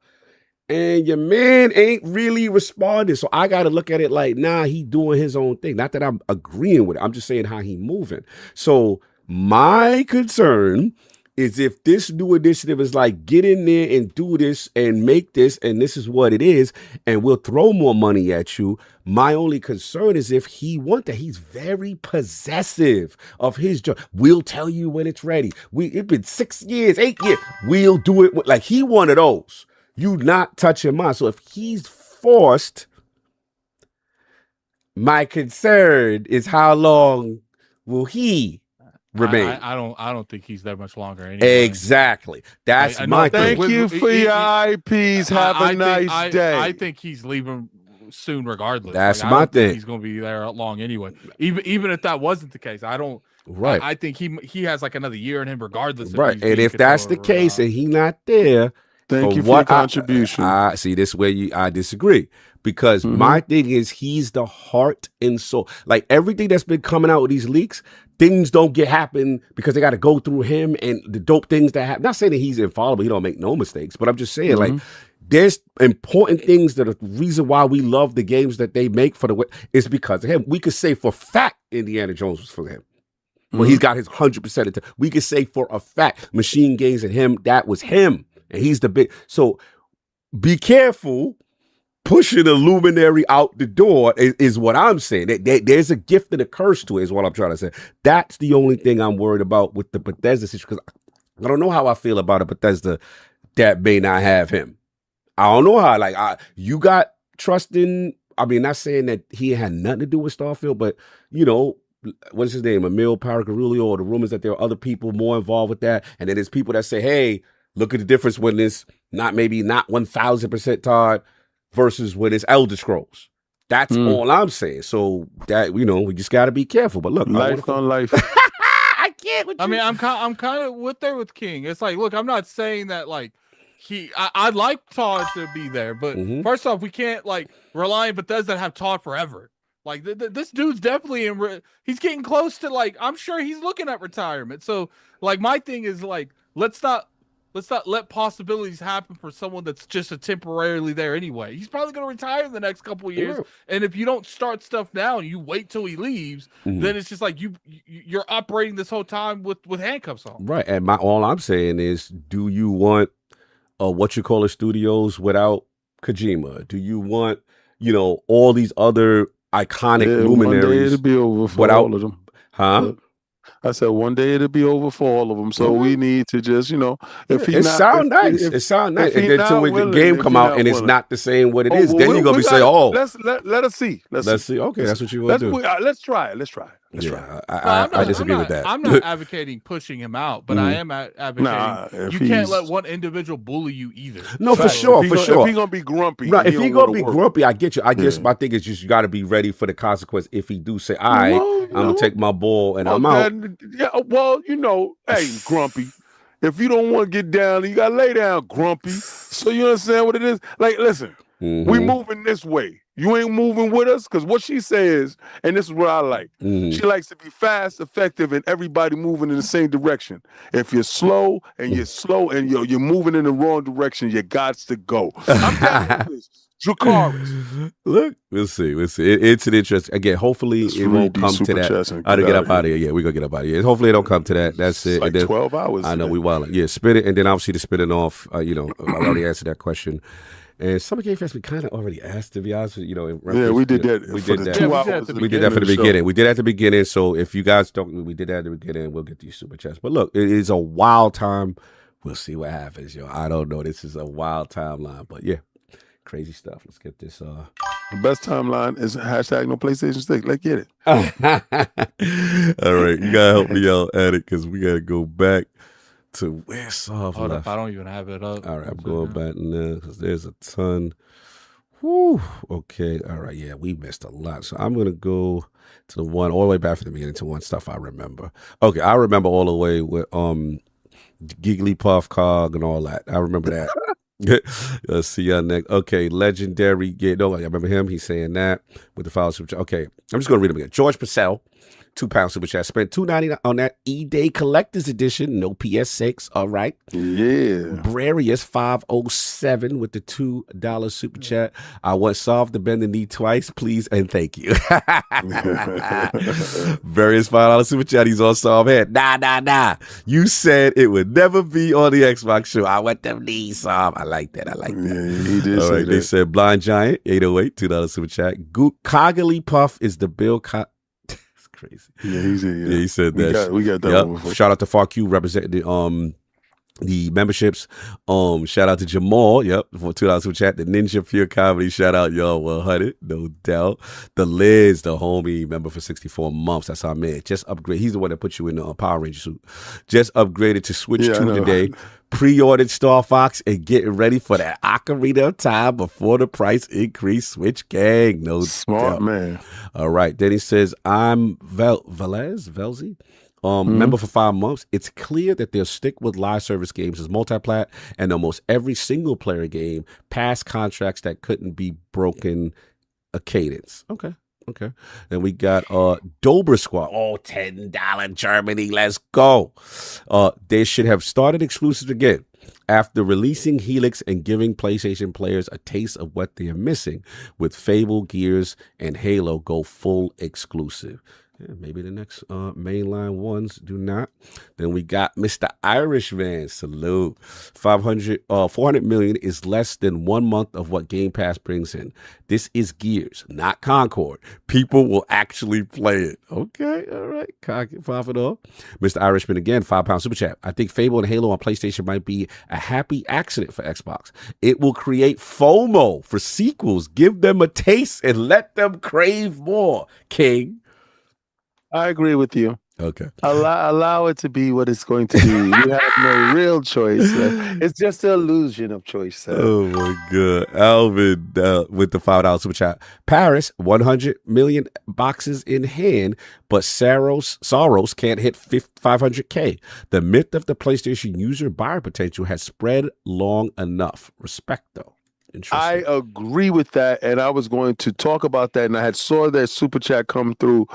I don't no longer believe in their fan base. I believe their fan base is lies and fabrication. Well, it's funny you said that because I spoke to Colin. He was saying that about the exclusives and stuff as well. He said similar stuff.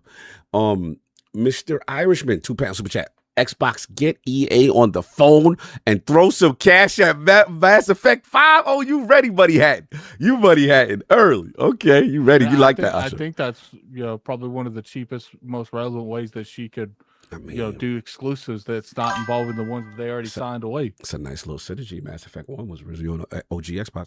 Legendary She do another, and I feel it's fit that Mass Effect returns home. To our fan, they can come out on stage and King and be excited to see you again. Legendary Yobi, $5 super chat. Big shout out and happy late birthday to Parris Lockhart. Listen, finished Star Wars Outlaws from start to finish via xCloud. Major kudos to the xCloud team. King, he used your man using it. You ain't got no words for him. Wait, who's using it? Sorry. Your man, Legendary Yobi, using cloud. You said nobody using it. He used it. Well, I mean, shout out to him. I mean, could have been the last resort. He could have been at work. He could have been doing a whole bunch of things, but I'm pretty sure that he wants to play native.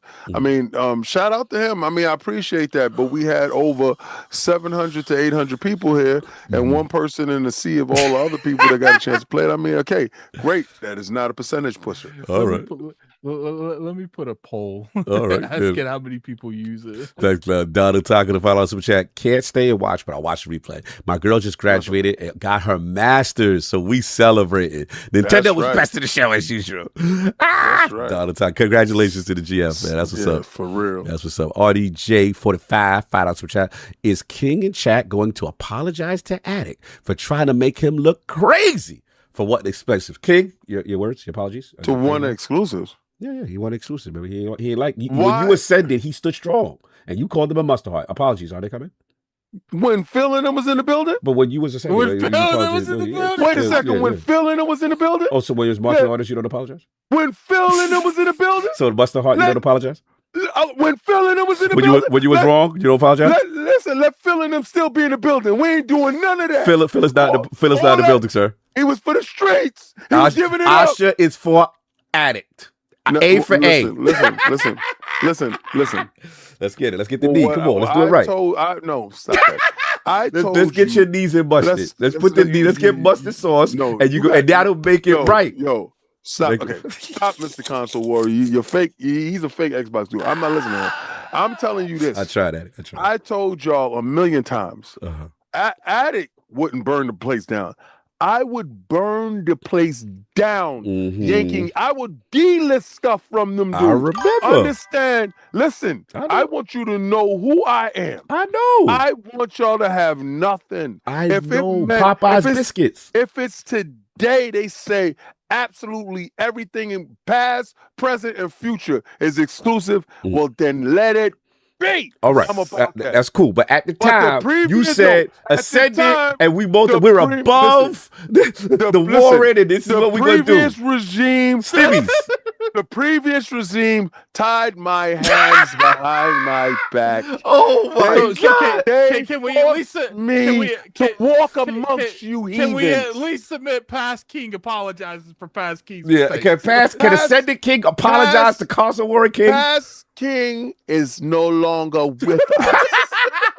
He is with Phil Dominus Maximus Aurelius Spencer, first of his name. Oh my they are away, sir, with the Queen.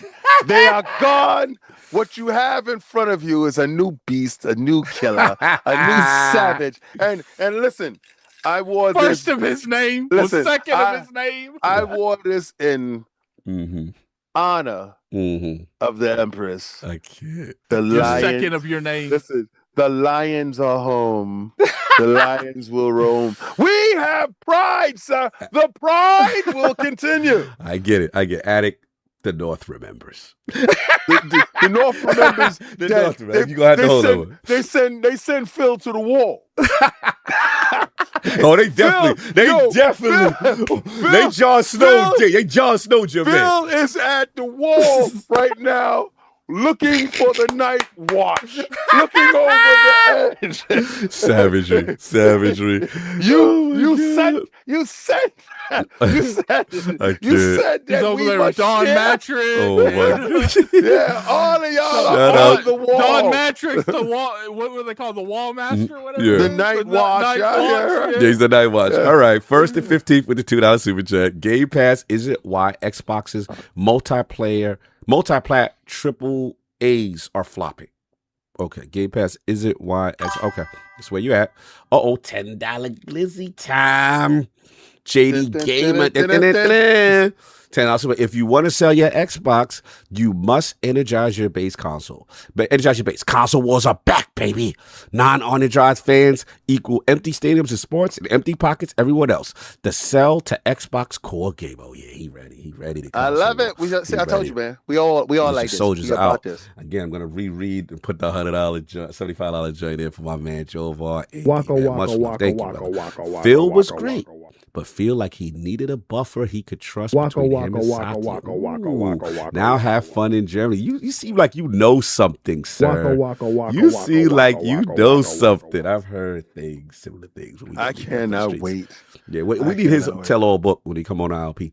Anyway, Max Arthur, £2 super chat. No cloud only Game Pass tier is wild. No cloud only Game Pass tier. I don't know what he's talking about. Okay. Yeah, he wants them to have a cloud only Game Pass here for like $5. Oh, okay. All right. Chicago for $10 glizzy time. I came from PlayStation to Xbox because of Game Pass, Play Anywhere, and these reward points. I buy more on Xbox than I ever did on PlayStation. I do too, and I get vilified on my own podcast. Yo, tell the truth, Shane the Devil. I love you. You just said, man. Do it, man. Keep doing what you do, man. Mr. Irishman, £2 for chat. I'm here. You said he know I'm here, so I'll get fun. I never see Game Pass ad outside of YouTube and Xbox. He's preaching for Saul, no doubt. Dober Squad, 1042, $5 super chat. Xbox is sad because when you think about it, Sony ain't really even trying. Okay. You said Xbox. Nah, we ain't gonna do that. We ain't doing that? We ain't glazing over that. You said Xbox is sad because Sony ain't even trying. Yeah, Sony ain't even trying to sell their first party games. Let me tell you how bad they not really trying to sell their first party games, because they first party games aren't selling. You brought Soros, or you in this chat talking to us? You're talking to us. You should have been saving that money. You should have sent that money to Soros, because Soros need that money right now. And I'm gonna tell you this: ask PlayStation why Wolverine don't get a special edition. Ask PlayStation why we're not getting a bombastic joint that Gears is getting. Gears has got a super extended console version with a statue and all this other stuff. What? Also, Halo does. I need that for Wolverine. Show your first party love.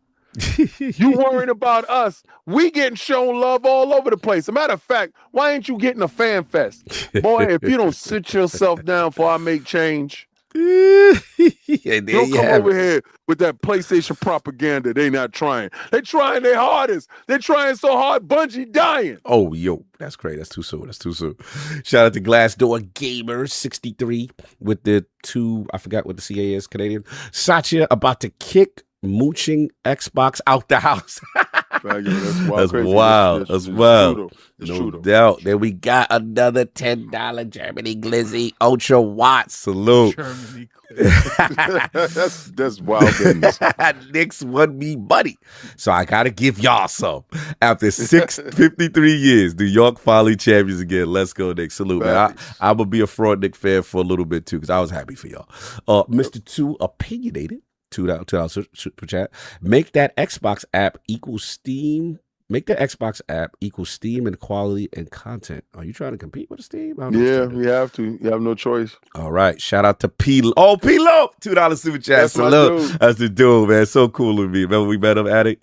You know what I'm saying? Fight. He said, fight. He that was when everybody was going at each other. I think that was Solve and Kid going at each other.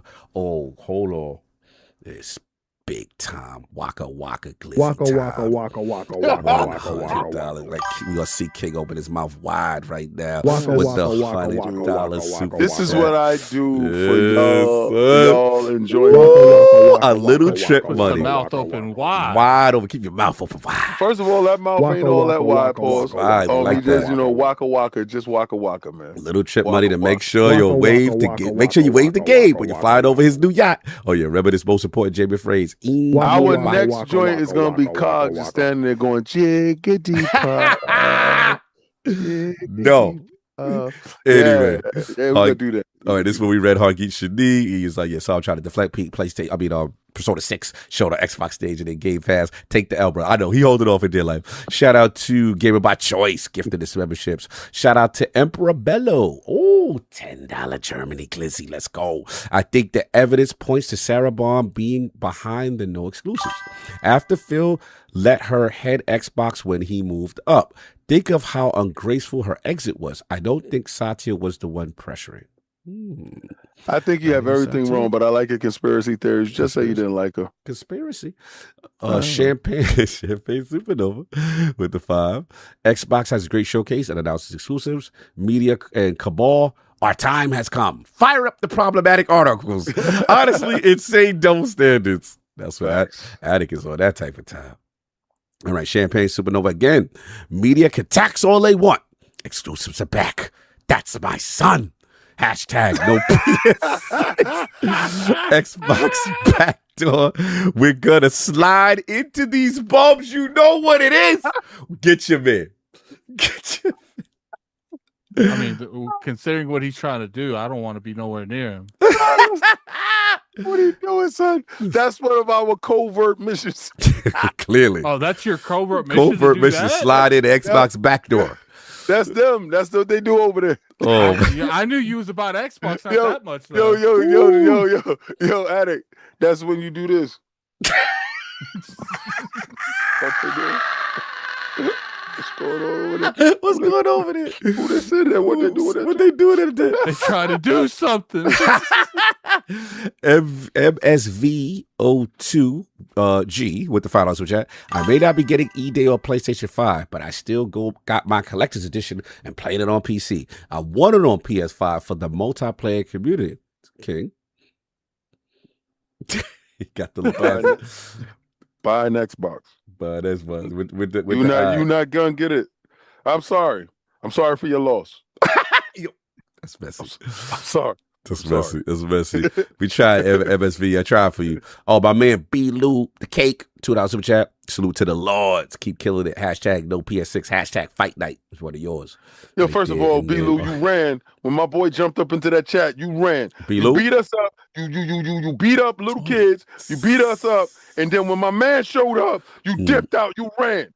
I don't respect that. My man showed up. He wanted that fade. You ran out the door, son. I need to see you on this Fight Night Friday. Ain't gonna be here because I'm gonna be gone. I'm leaving on Thursday. But I'm gonna tell you this. I expect those hands to be flown next week. All right, fair enough, fair enough. Shout out to what we got next. We got Con Artist. Oh, $10 glizzy again.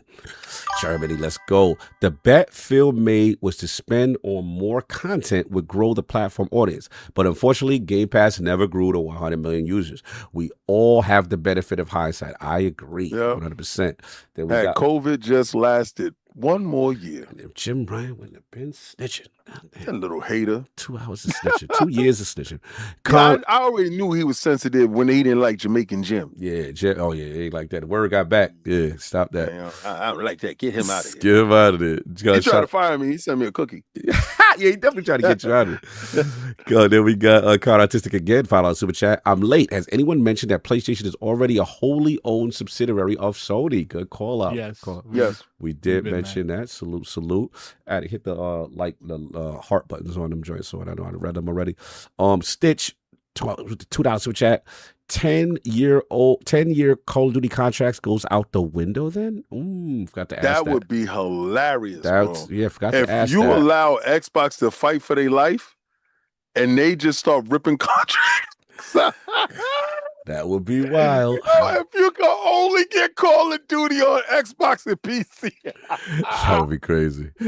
Legendary Yobi, $5 super chat. I believe the concept was in. There is an article we all missed that the character model of Joanna said she did a lot of mocap for the game. Oh, you talking about when Delta was talking about the mistake of thing. Okay. Apollo Cooper, $2 super chat. Double Fine's next project better be Psychonauts. They got no choice at this point, be real with you. Either that or it might be too late. Tricks are for Trey. $5 super chat. Asher needs to bring Xbox back to PAX. More eyes and hands on games would be great. See you at PAX West. See you at PAX, hopefully. Apollo Dingo, again with $2 super chat. King said Kong was dead. Xbox said me too. Yo, first of all, I said I'm gonna keep the boot on Kong's neck this whole generation.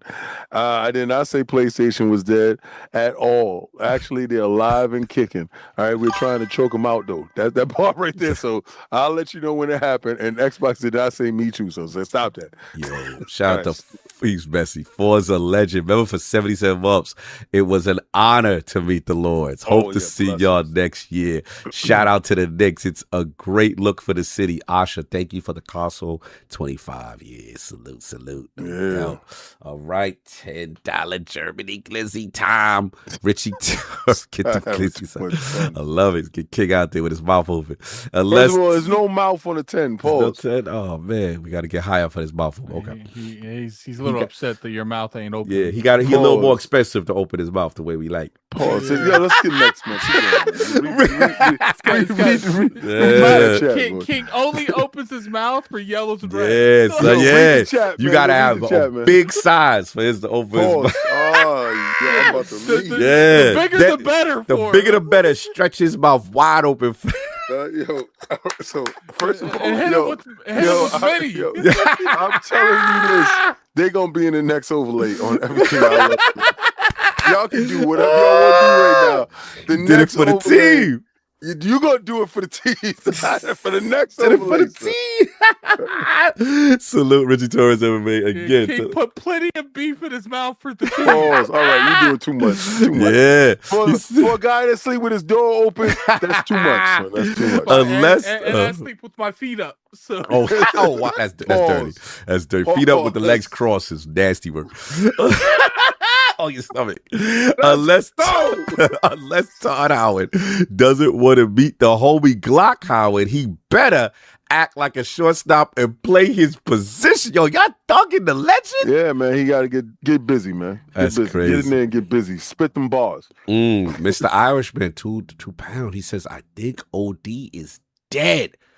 Nah, it's not OD's fine. No. Kojima Project out? They just told you that they got funded. Same thing with the Gamoro. No, they're fine. They got their funding. They're fine. All right. Shout out to Soul Tech, Lords of Gaming. They're in the building. Good to see you out there, brother. If Xbox continue to be integrated into the OS, I don't see a spin out / spin off. Okay. I see what you're saying with the Windows time. Yeah. We didn't get a chance to talk about that, but that's a good call. I think we all agree that they're probably not going to spin off. There's perks to everything. Yeah, for sure. Risk it for the biscuit. I haven't seen that name in Australia in the bill. You know we going too late if he up. Shout out to the team. See y'all 2027 at Fairfest. He outside now. Xbox is back, baby. Let's get back to console or business is good. Because I ain't see him talk Xbox in a minute. Nah, okay, all right, risk it. See you at the Moxie. See you at the Moxie. See you at the JW. Moxie. Yeah. There's 33 taps. See you at the Moxie. All right. That's the new and spot. the last one, Mr. 2 opinionated. $2 super chat, Addict. The mustard hearts were right. Salute, Addict. Get your flowers, Addict. I mean, we won that war a long time ago. All right. You guys stood beside me, and we came out victorious. And then there was the king. There's a king. This guy is so full of it. Let's get up out of here, man. It is what it is. Addict, where can people find you after a crazy show? Follow me on Twitter, Lord Addict ILP. This week I'll be probably releasing a Gothic 1 remake review. Still a little bit early into it, so definitely check that out. I did play something I'm not allowed to talk about that I can talk about in a couple days. So be checking out for that as well. First off, I want to thank everyone for coming through. We couldn't go and see these things and get all this content for you guys if you guys didn't show up every week and support. You always support. You always show up. You always deal with our foolishness, and we really appreciate that. No doubt, much appreciated. Much love, Lord King. Where can people find you? What you got going on? Hello, gamers. King here, and I would like to say that today on today's show. No, I'm just joking with you. First, you can catch me on Xbox Frontline News, where Osh is good for business, bro. The numbers right now, I ain't all right. Yo, so you definitely go for console war in business or play the game fast. Okay. I try to play the game fast. I don't like that though. Like, I do feel like we're getting to like. We're trying to deem everything as even competing as like. Oh, you're like that. No, but listen, that's your new name. You're a console warrior now. Yo, listen. I mean, people can call me that. That's fine. I don't care. Outside, fight the good fight. But it's. I want the.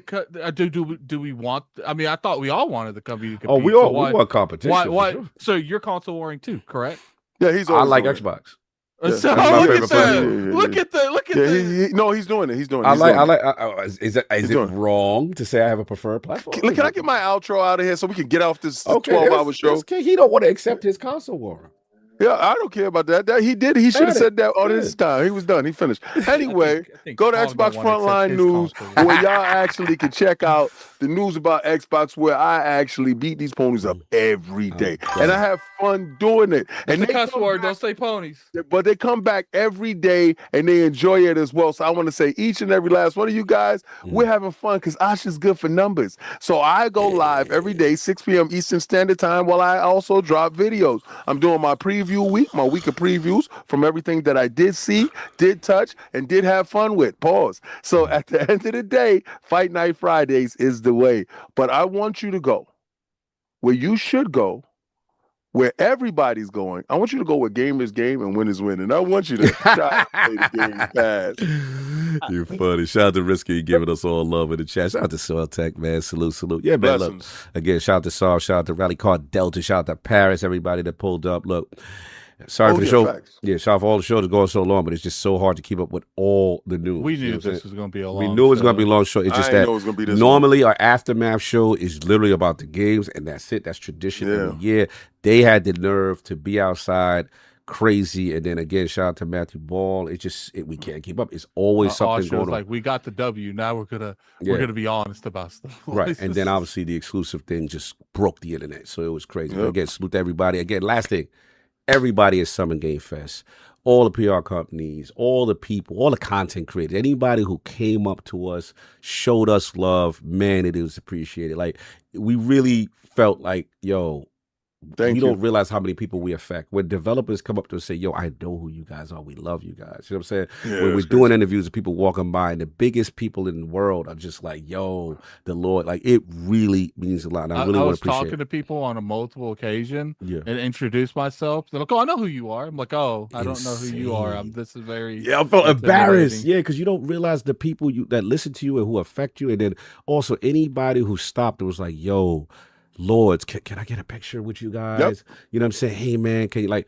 It meant a lot. You know what I'm saying? Shout out to a lot of people I never met for the I met Mighty Key for the first time before. I met so many people. Yeah. I fanboyed out and he goes, yo, I follow you on Twitter. I said, yeah, like so many people. And then even the developer, like it just was like a whole perfect storm of just, you know, the community coming together for these events and just being dope. So again, if you are in the industry, whether you're a developer, executive, creator, regular fan, listen to us. Like I really, for the bottom of our heart, the Lords, we thank you. We felt the love. It was what's up. Yep. Man. Yeah, no doubt. And a shout out to my FanFest brothers. Shout out to Malone. You know what I'm saying? Shout out to Steve.